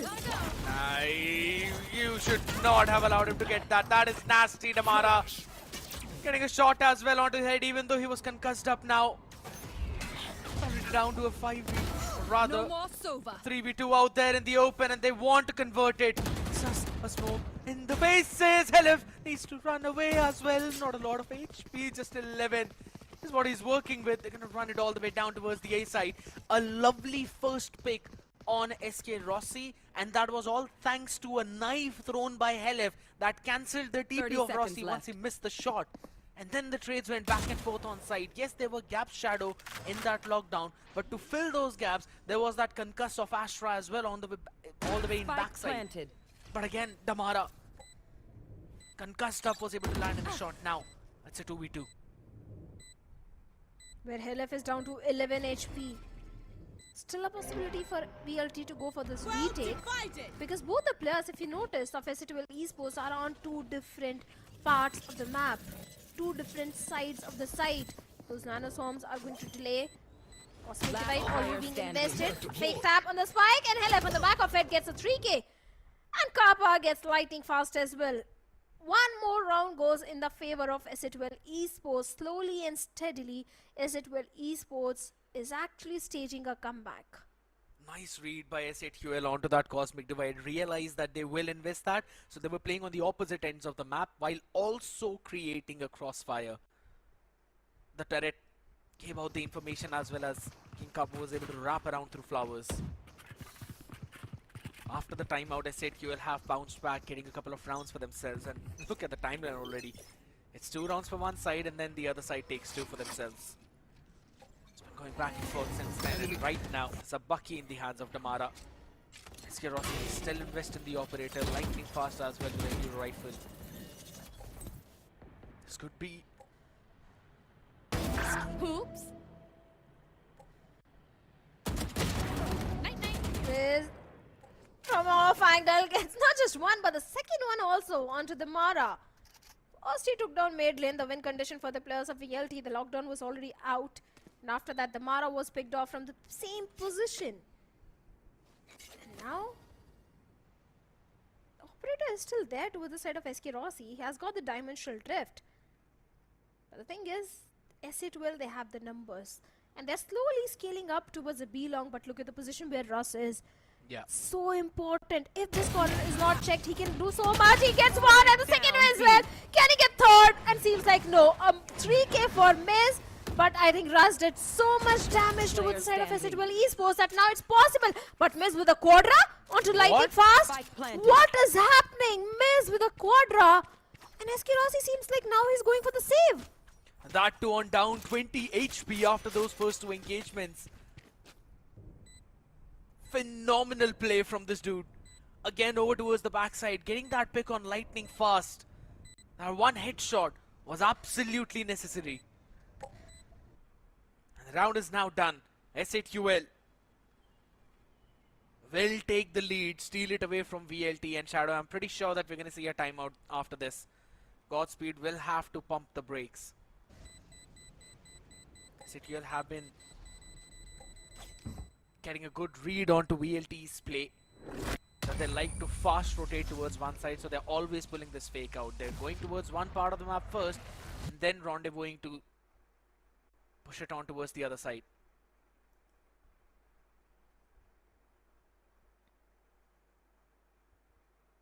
For some reason, I'm having this feeling that this map of course either will go into an overtime or maybe will go in the favor of SC12 Esports. One enemy remaining. Just a gut feeling, I don't know why.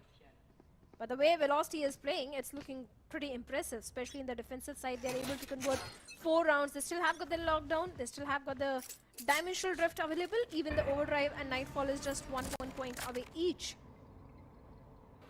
And this time SC12 Esports are going for a very slow approach. A triple stacked up A side. The Outrun gets no information at all. Can he get the timing onto lightning fast? That's the main question. It's about who peaks first. Yeah. Maybe Damara. Fast activates the dash though. Damara peeks in and he is eventually sent back instantly. And that has opened up the site a bit now.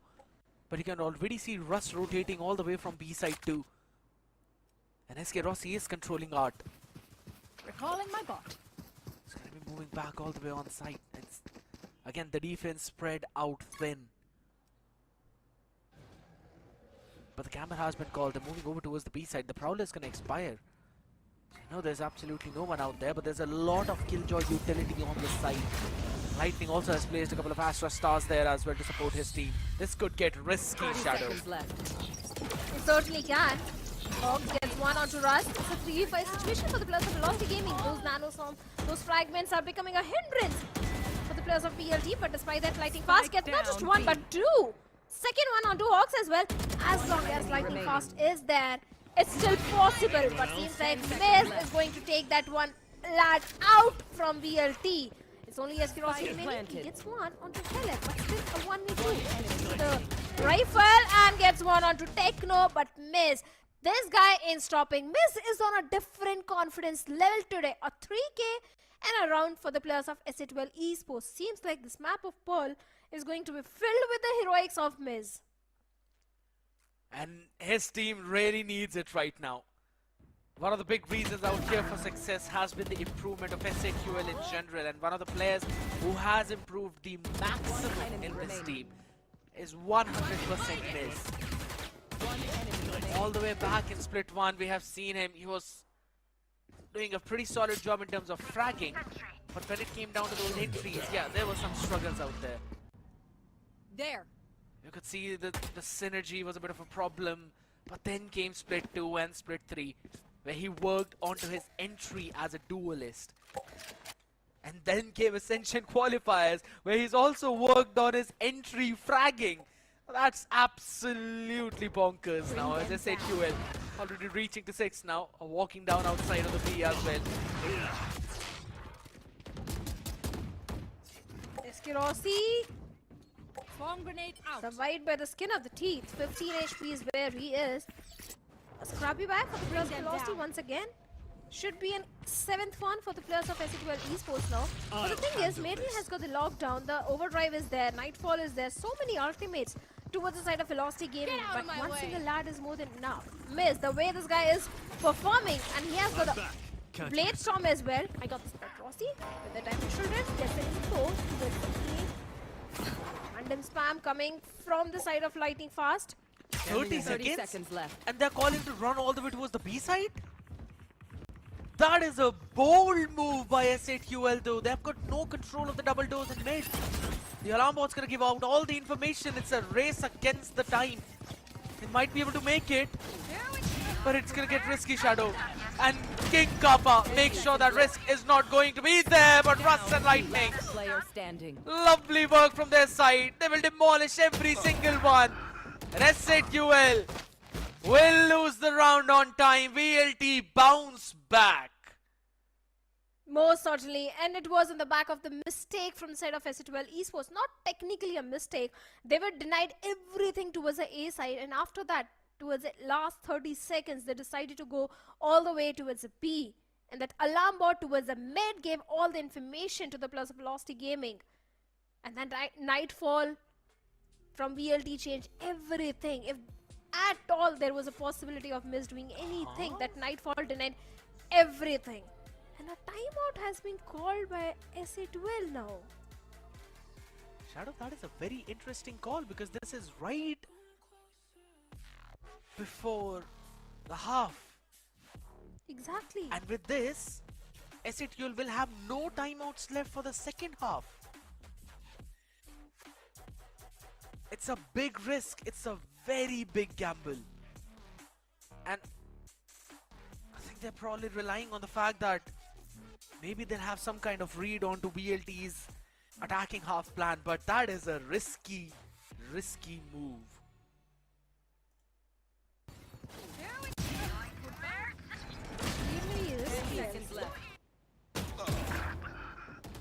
That Nightfall immediately gave all the information. I don't know what's really going in the minds of the players of SAQL Esports at this point.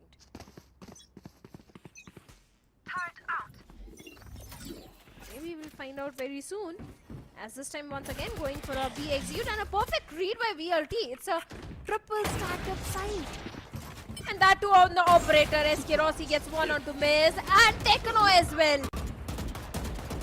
Fox gets a trade onto Rossi, but seems like Rossi did his job. He got two onto the plus of SAQL Esports. Ross is also inserted in the close angle out here.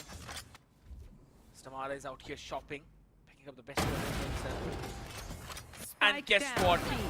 Gonna continue the domination of what Rossi started. The only man who found some success. Falling down by the op shot. VLT equalized the half, 6-6. And now comes the defense side. SAQL have done one better as compared to the previous series. It was a 7-5, but this time it's a 6 equal. The second half is where they also face some struggles out here. On the defense is where they face some problems. It's also the read. BLT every single time is having a perfect read that what sort of plays the players of SC2L are going to make. This time Rossi was prepared towards the B side. And not just Rossi, but 3 players.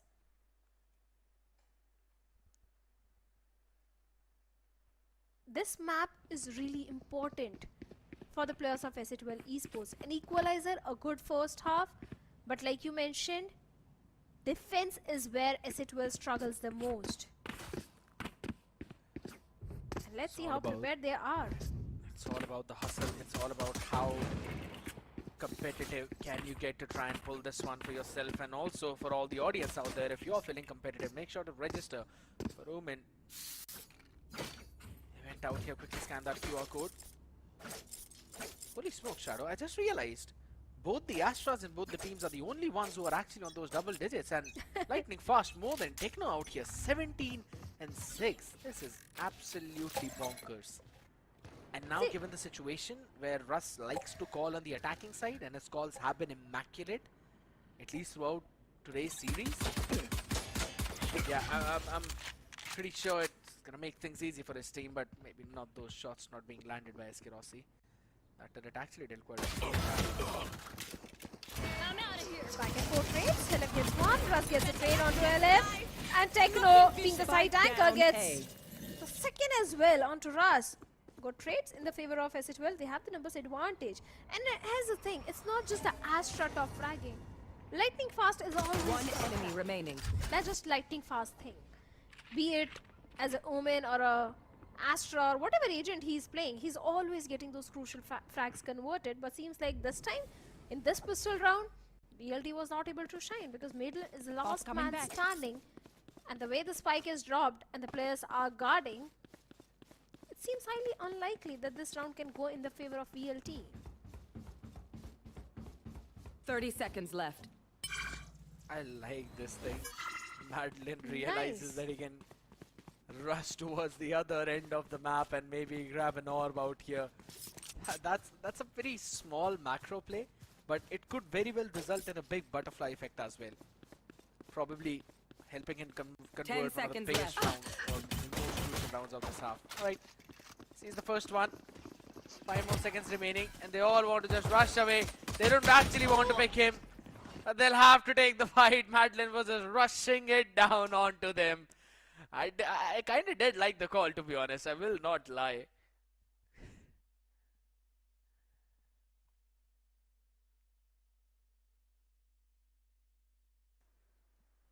Well, yeah, Madeline being the cheeky one, but yeah, the round goes in the favor of SC2L Esports. A much needed round. They needed the pistol and the pistol goes in their favor. But once again, Velocity Gaming, in their eco round, they go for the Bucky investment from the Mara. And that is exactly what they are doing once again. SK Rossi onto the Sheriff, Classics, and just a single Bucky. The Mara has always been the playmaker in such sort of eco rounds. The main thing is SC2L are struggling to adjust with the pace of Neon. They faced that struggle in the entirety of the previous map. I won't say how they are able to deal with it in this map. It's an split right now. Everything looks pretty solid from the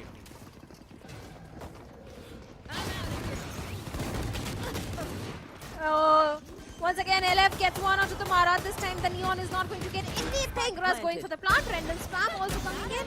Gets nothing. Miz with a Marshall, a 3K. What is happening to Miz today? No matter what the weaponry is, this guy is always multi-fragging.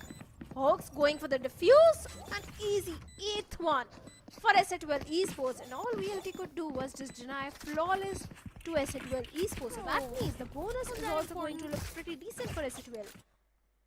A judge in the hands, a Bulldog as well.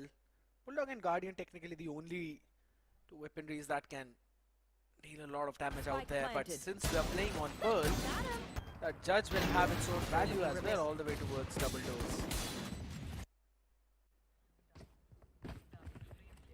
Maybe VLT will have to be careful about this one. They have been exploring towards arts for the last couple of rounds, so maybe this time around they would want to change their avenue a little bit. There is a change in the defensive setup now.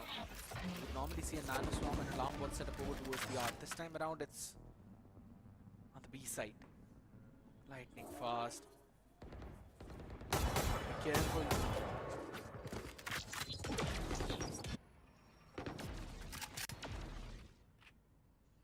Very slow approach towards the art. A double stacked up site. Helef is actually checking the art. The Prowler goes in.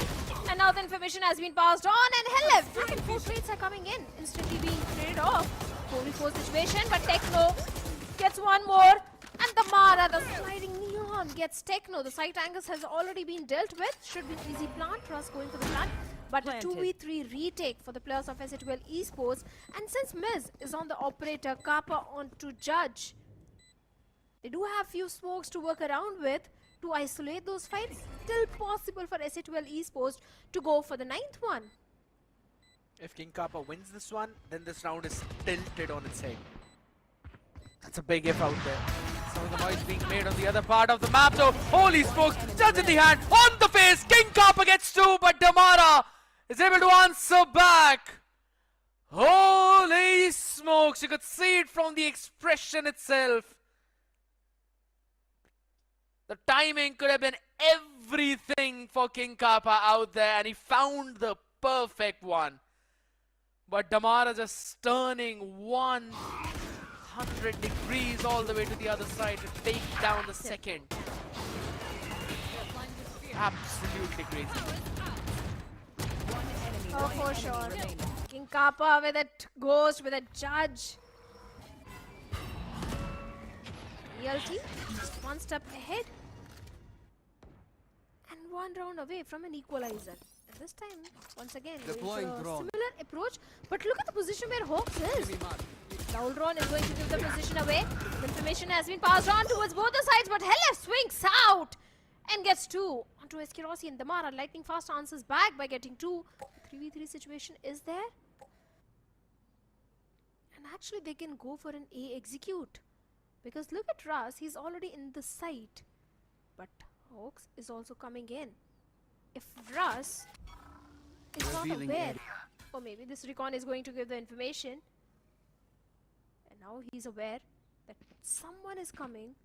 Liz gets one onto Russ with that outlaw. One enemy remaining. I got the spike down. Lovely A. timing onto Kappa as well. It's all down to 1v2 right now. Okay, you've seen those shots out here, and Hoax will move out of the smoke. Wrap up the job started by his teammates out there towards Art. Again, that owl drone giving so much information. For the past 3 to 4 rounds, VLT have gone straight from Art. Haven't really faced a lot of resistance there. So this time they had 3 people set up to take that fight to the members of VLT Gaming. And what a lovely way to answer back. Probably the first time out now, being called in by Godspeed. So this gives Hellranger as well a chance to talk to his lads, but it's an eco round. Eco round, but VLT now only 2 rounds deficit. And after this time out, there is a possibility that VLT can actually go to an equalizer. But the good thing is, I like that how Ascension Esports have worked on their defense. At least on the map of Pearl, they certainly have. And they're looking much better as compared to the map of Lotus and Haven. So I'm sure both their coaches are going to give the guidance to their players.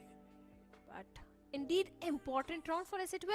If Ascension actually converts this round, there is a possibility, strong possibility, this entire series will go to a decider map. They certainly can go for the 10th one, because like you said, an eco round for VLT, just 2 stingers and a nightfall. But on the other side, the outlaw is there towards Miz. Null command is also there, and a good reveal coming in on the back of it. The Mara gets one onto King Kappa. Instant trade from the nano swarms are there. Got to be careful around those corners. Oh, again, a couple of taps out there happening, but there's a lot of bodies behind that. And those bodies have now given a big advantage. Nightfall's gonna be sent out, Hook stacked up, teamed up, but it's still him winning at least the first one though, but the Rossi with that upgraded weaponry is able to answer back now and realizing they've already spent a lot of time. They're moving towards the B side. They've not really heard where Helef was, so I got the spike. it's all going to be a guessing game for both of these teams out there. Plant's gonna go down on towards the B side. Fast is watching. His teammates back. And he's already got the Cosmic Divide up. This is a crucial duel, and I think so he's already had it. No, wait, he's not seen. There's a rifle out of the hand. He's able to take one down though, but again, drops the Divide right a second before that. Barrage of util now being spent out by Helef. He's cleared out almost all the space though, but still a big question mark. Rossi's called the bluff, Shadow. Rossi's called the bluff, and he's won the round right now. Half defuse already done, and Stake Rossi down to 20 HP. He needs to buy some more time. And finally, can Helef actually clutch this one out? And seems like no. Rossi is going to pick him off. That last 1v1. A bit of the confusion. Rossi thought he's not going to stick to the defuse, but Helef was actually sticking. A round which should have gone in the favor of SA12 Esports goes in the favor of Velocity Gaming. Seems like the timeout really worked for them. I'm pretty sure that one last clip is definitely going to go One enemy remaining. into one of the most funniest reels with the amount of shots that both of them are missing on each other on that tap. 9-8 Russ, just... yeah, he's able to just quickly answer back on Miz, who wanted to make an aggressive play, but on the back of absolutely nothing. That is blades and some heroism. This one put to dust instantly.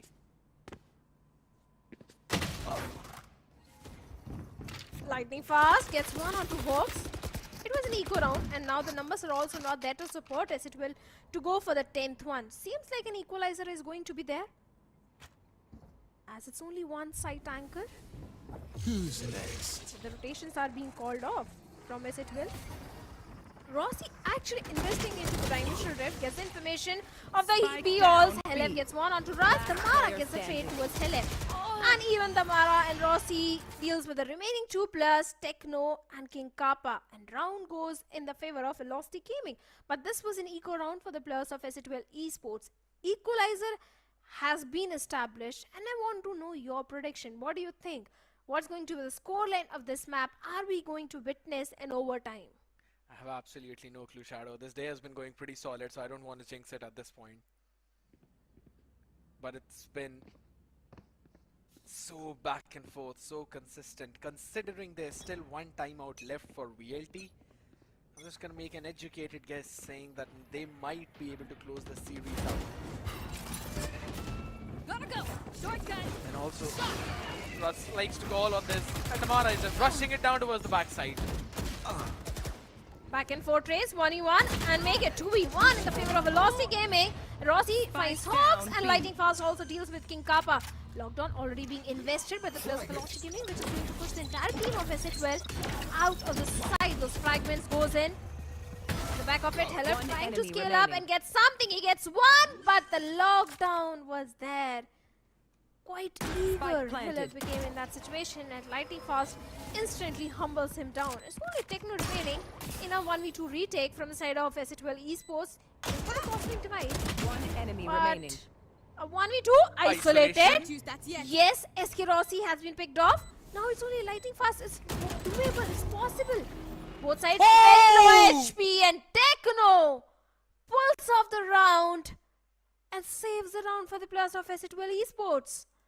Winning the rounds when it matters the most against his counterpart, who's always owned him throughout the series till now.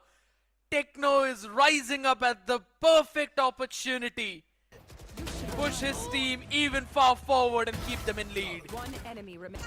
For a second, I just thought maybe Helef is going too over-eager out there. Maybe could have tapped onto his own ultimate as well in the meantime to try and go down onto his knees, provide some more help to his counterpart. But what a round from Techno.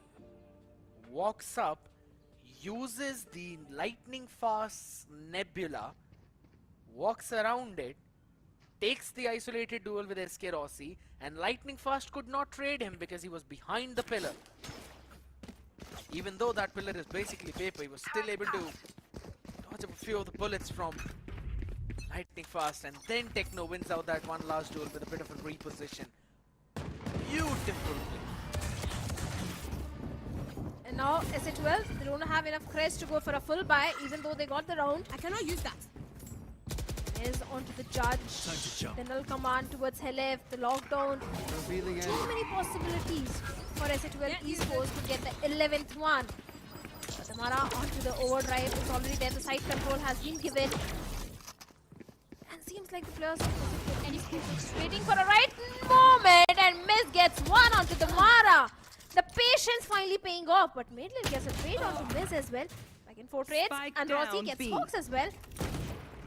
Techno gets one. And there's only 2 players remaining. The numbers are still favoring the players of SA12 Esports, and Cosmic Divide coming in from the side of Velocity Gaming, which is going to isolate those fights and also give them the control to go for the plant. Rossi. Look at Rossi. It's all the way up in spawn. Helef is not going to expect him as well, and he just TPs out at the perfect moment. Faking a rotation towards the A side. Now that has made B empty. And he is still on that lurk. Lightning fast going for the plant. Spike planted. One enemy remaining. 2v3 situation and make it a 1v3 now. Rossi on 5 HP picked off 2 plus of SA12 Esports. Now he's going to run back all the way to his team. He has to. Making sure that they're carrying those extra weaponries and also bringing in some extra crosses on those chase points. Techno is not going to give this a shot. He will save the weaponry. Already out of the point of no return this time. VLT again creeping back up. Not bowing down easily. So could be said for SA2L. A gamble stack over towards the B side, catching a few picks here and there, but then the Cosmic Divide. And then the big brain play of SK Rossi. I was actually watching him, seeing the entire rotation where the full team is pushing towards the B side, and he's just decided to rewrap all the way around from mid, go all around the globe. And that worked out so very well for them. When he got the first one all the way towards the connector, and then recovering it, moved down towards the water to catch in Helef. Suspecting out here. I'll find you.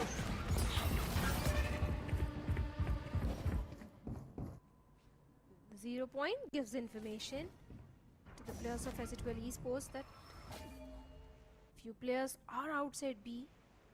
But here's the thing, the spike is all the way tilted towards the A side. Trying to get information, trying to go by default. The Prowler goes in. Now Rossi is aware about the position of Helef. The smokes are there. The Nebula on the back of it, trying to fall back, trying to pivot all the way towards the A side. But look at the position of Madeline and King Kappa. It's going to be so important. It's all about the timing. Techno is also there. King Kappa, and finally Madeline gets only one. Back and forth, 1v1 trade have been made. The lockdown is still there. And finally the lockdown has been invested and lockdown has been destroyed by the Mara, and also picks off King Kappa. What a play and what a timing coming from side of the Mara. It's going to be invested in updraft play coming in. Miz instantly shut down though. Helef is quick on that trade. And the spike is all down on the floor. He's got to make a big play out here. Man has to go big. But guess what? He's not going to get any support from his teammate now. Again down in a 1v2. Helef versus Rossi and Lightning Fast. He was on the roster of VLT when they stole away the win. 3-2. And he is against them this time, but Lightning Fast answers back. It's a revenge from the past being brought back in the present. What a story this has been as VLT take the lead on the map of Pearl. Down A. And that too in a very important round. Seconds left. Lightning Fast once again saves the round. How many times today has this guy saved the round for the players of Velocity Gaming? This was not the first time. 11 in 10. Now, well, they do have threats to go for a full buy, and Damara goes aggressive along with Lightning Fast towards B-Long. Gets 2, deals with both all the side anchors in fact. And now it's just a 2v5 situation for Exe Esports. King Kappa and Techno not having the best of the best weaponry in their hands. Just a Bucky and a Bulldog. They do have the Cosmic Divide, but seems like now VLT is so close to getting the 12th round on board. One enemy remaining. For VLT, it seems like the history will repeat, but for Lightning Fast and SK Rossi, it seems like they're gonna rewrite those chapters now. They do not want to let what happened previously happen to them again. Take this. I'm out of And here. this time with the help of Damara, Russ and Madeline, One down. they will pick apart SATUL piece by piece, though King Kappa is trying to stand alone. He's got the weapon upgrade as well, will save his life, but he cannot save the round. 1 round away from claiming the throne of the best in South Asia and representing us on the international stage. VLT will have to pour in everything they have for the next minute and 40 seconds.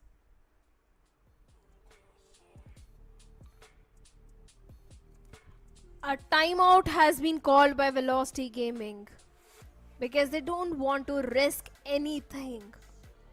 Like you said, just 1 round, just 40 seconds away from representing the country onto the international stage. They had absolute fantastic split 1 run, a little bit of the fumble in split 2, again coming back stronger in split 3 and claiming the trophy, having an entire upper bracket run in the Ascension Qualifiers. The entire journey of VLT Velocity has been pretty good and decent, full of aggression. And now the entire pressure is on to the shoulders of Hellranger and the boys as well. Because if they convert the next 2 rounds, there is a possibility of a decider, of an overtime happening.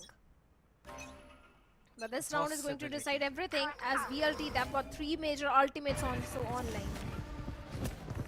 This time, the stack of SATUL is on the absolute wrong part of the map. 4 people in mid when VLT have decided to take control of the A main, and that too pretty fast.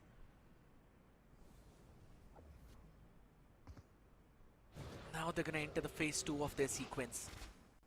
Re-clearing of the paths that their opponents have wrapped up. SATUL is now gonna take a lot of space over towards the B. Rather, Rossi. I'm back. Still gonna hold it down. No TP available right now. He's out in the open, in the wild. And that's when he falls. He's punished out there. No one to follow up as Miz holds his operator. Misses out the first one though, but has got the couple of layering on the back of it as Madeline shuts him down. Important frags, numbers advantage still there with the players of Ascension Esports. The Nightfall and Lockdown are still there with the players of Velocity Gaming. Techno has got the Cosmic Divide available. The crossfire is there between Helef and Hawks, but the Nebula, the timing was so perfect. But Hawks and King Kappa do the unthinkable. Shut down everyone from the side of Velocity Gaming and convert the 11th round. Just 1 round away from an overtime. 1 minute and 40 seconds will decide the fate of South Asian Valorant right now, ladies and gentlemen. I pity the people who have not yet joined in the action at RD Mall, because what's happening right now is not going to repeat in the future. But it's about time for teams to make history for themselves. The economy broken, but can you really call it broken when Damara is running with a Bucky? Cosmic Divide on their faces as they're gonna pour everything now, Shadow. Nightfall, Cosmic Divide, everything being invested. The Blaze Storm is there, Lightning Fast gets missed. Those Blades getting nothing, but Helef gets one. Damara, the Overdrive gets one onto Helef as well. The Lockdown is also there, which is going to push the players of SC12 Esports out of the site. 20 HP is where he is. 2 players right in front of him. It's all about the timing. Can he get one? He gets one, and second one by Maitland. Maitland was there to support Rossi. And now it's only Hawks. It's done and dusted. Scared. Damara with the last frag will secure the slot for Ascension. Velocity Gaming getting a victory on the map of Pearl, defeating SC12 in a 2-1 fashion and becoming the champion of Ascension Qualifiers. The revenge of South Asian Valorant has been served cold, ladies and gentlemen. Lightning Fast and SK Rossi, along with Damara, Madeline, Russ and the entirety of VLT, have claimed the throne and are here to be the kings. An absolute beast-like performance. We've been talking about improvements, and VLT has also shown that. The masks are off now and the celebrations are on their way. Velocity Gaming are now gonna reach to the heights that they have not yet reached, which most of the people will only dream to have touched. But as there's celebrations on one side, there's heartbreaks on the other side as well. Ladies and gentlemen, everyone's pouring their emotions out there on the stage. Everyone's out in the arena feeling a gust. It's all happiness out there. Let's move right there with Johnny.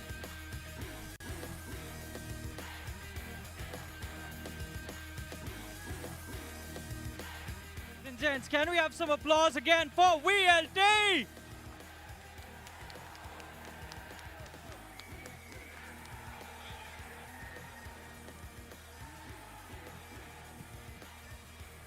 All right. Boys, I know you waited, but we got to talk before you get to touch this beautiful thing in the center of the stage. Russ, we're going to start with you. Man, it got very intense, especially towards the last few rounds. Everyone, peak adrenaline rush chal raha tha. I want to know what was going through the heads of your team, man. I mean, I'm not gonna lie, at the end of the game, we started missing a lot of shots that we don't normally miss. I don't want to say we wanted to close it out, whatever, we're shaking or whatever, but it's a little bit missed comms and stuff. But at the same time, on the other side, they're whiffing a lot more than us. So at the end of the day, we won the game. So yeah.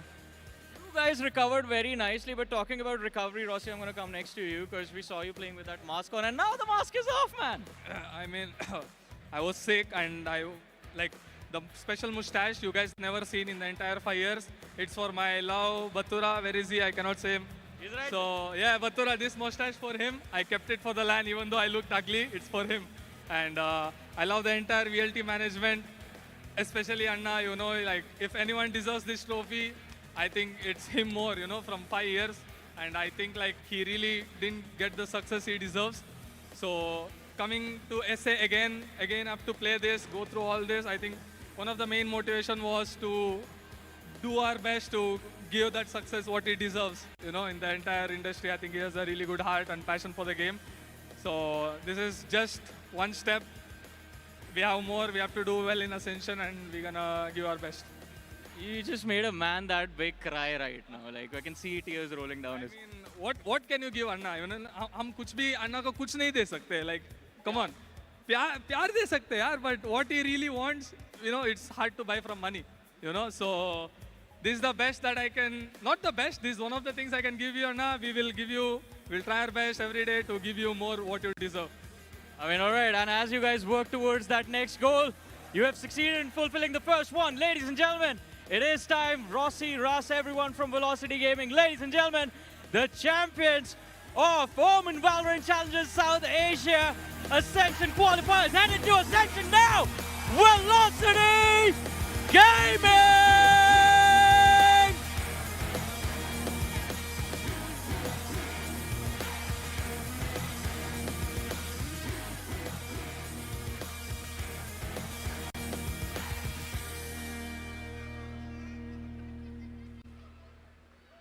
तालियां रुक क्यों गई भाई? Champions हैं हमारे south Asia के.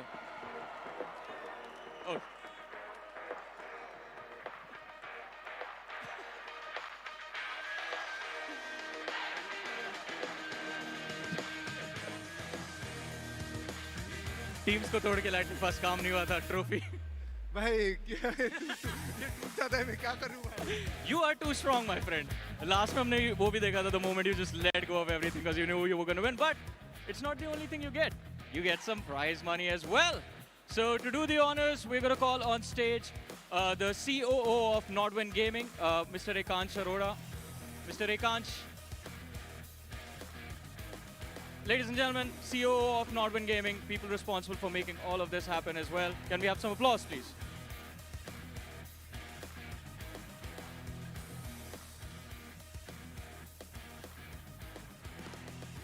And of course, can we have the check for our champions? Here it is.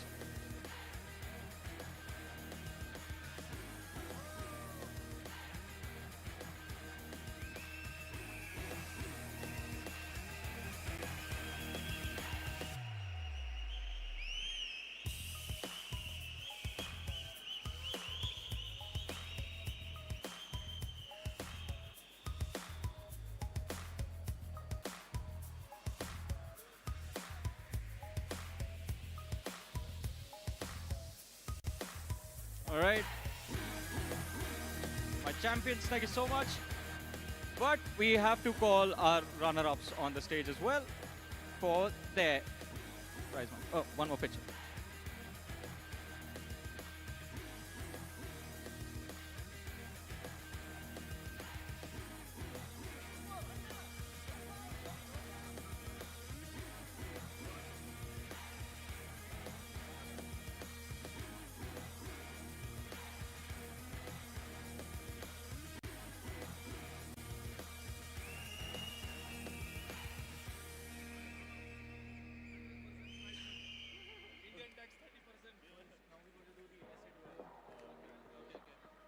All right, so boys, I'm going to ask you to move to your battle stations now, because we will have runner-ups on the stage next.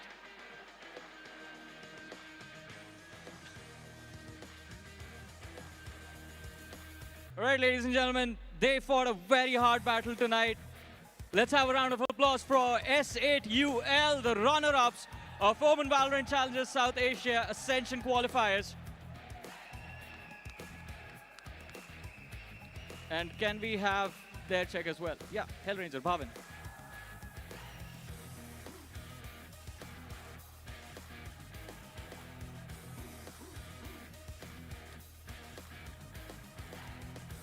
And another applause for our runner-ups.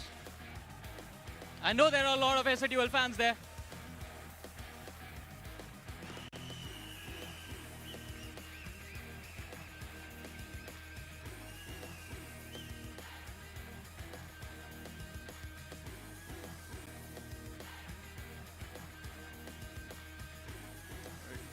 Well played, boys. Well played. Well played.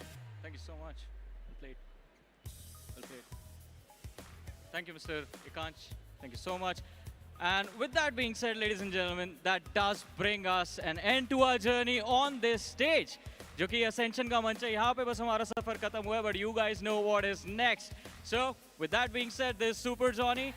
joined by my amazing casters, Mr. Crack, Mr. Savanch, Fixes. We had a special person with us tonight. Ocean Sharma was here as well. And to all of you that came and supported the show, and of course the lovely people watching us online. This is going to be the last note. Good night. See you guys in Ascension.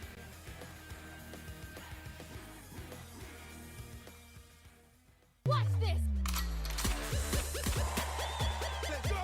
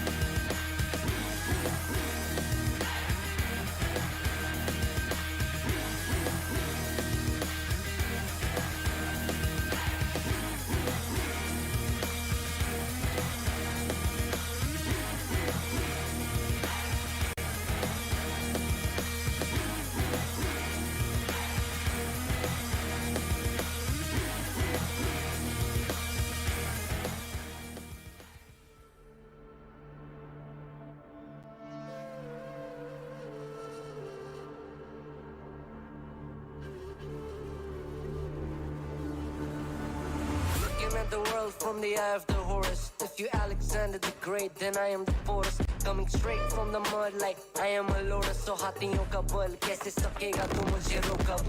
देख तू कैसे मैं लड़ूं, तुम लोगों से ऐसे ना डरूं. करूं मैं जिससे मैं तरुण, पानी पे चलूं मैं जिससे मैं Varun.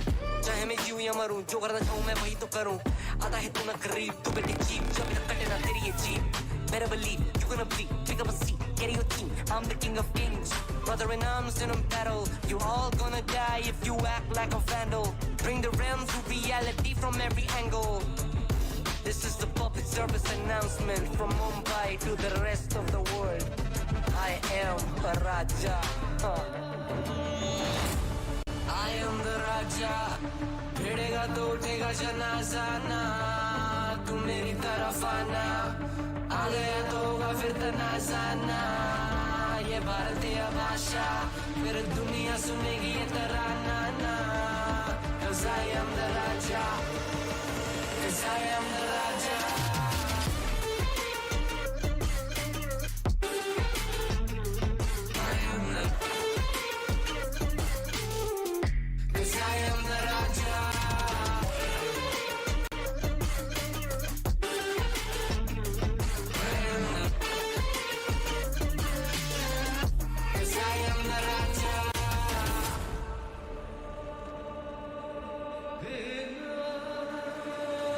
Look in my eyes, what do you see? I'm more than average, man. I'm a maverick, I can grow flowers on a barren land. break a mountain with my bare hands and step back and cause a literal avalanche. Should wanna abolish traveling. आज तो बुझाए मेरी जैसे मैं tarantula ना है कोई तोड़ मेरा जब से पूर्वजों का ज्ञान मिला. मेरे जैसा मिलेगा कोई ना तू और चाहे जो भी था सबकी कबर मैंने खोदी. क्या तुम लगाओगे बोलियां कम पड़े गोलियां चंद्रगुप्त में मौर्य या किला तू लोरिया. Come to me and you just gonna die. That's really a given. I am invincible and you are invisible. See that's really a difference. Get out of my way, I'll leave the world. The choice is yours. I don't kill my enemies, I play with them. That's what the toys are for. From Mumbai to the rest of the world, I am the Raja. भिड़ेगा तो उठेगा जनाजाना. तू मेरी तरफ आना. आ गया तो होगा फिर तनाजाना. ये भारतीय भाषा फिर दुनिया सुनेगी ये तराना. 'Cause I am the Raja. 'Cause I am the Raja.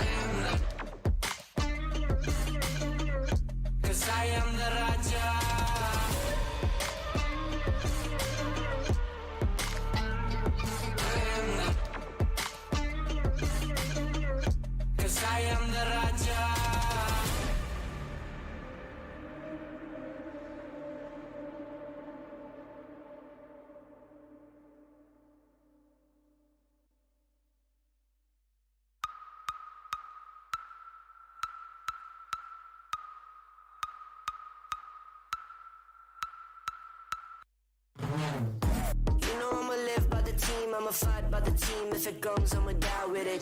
Casualties, casually to any adversaries. If it's necessary, I'ma go and come and ride with it. Let me welcome you to my legion. If you mess with us, we gon' put you on a t-shirt. Never take a day off for some leisure. Squad's always up, this teamwork, stream work. Chalo fir aa jao sare, ek mare fir bole gare. Sare mere bantar bawe, Registan mein bhi hum nadiyan baha de. Chalo sale de ban bahane wala tana mat jab hum aa jaye samne.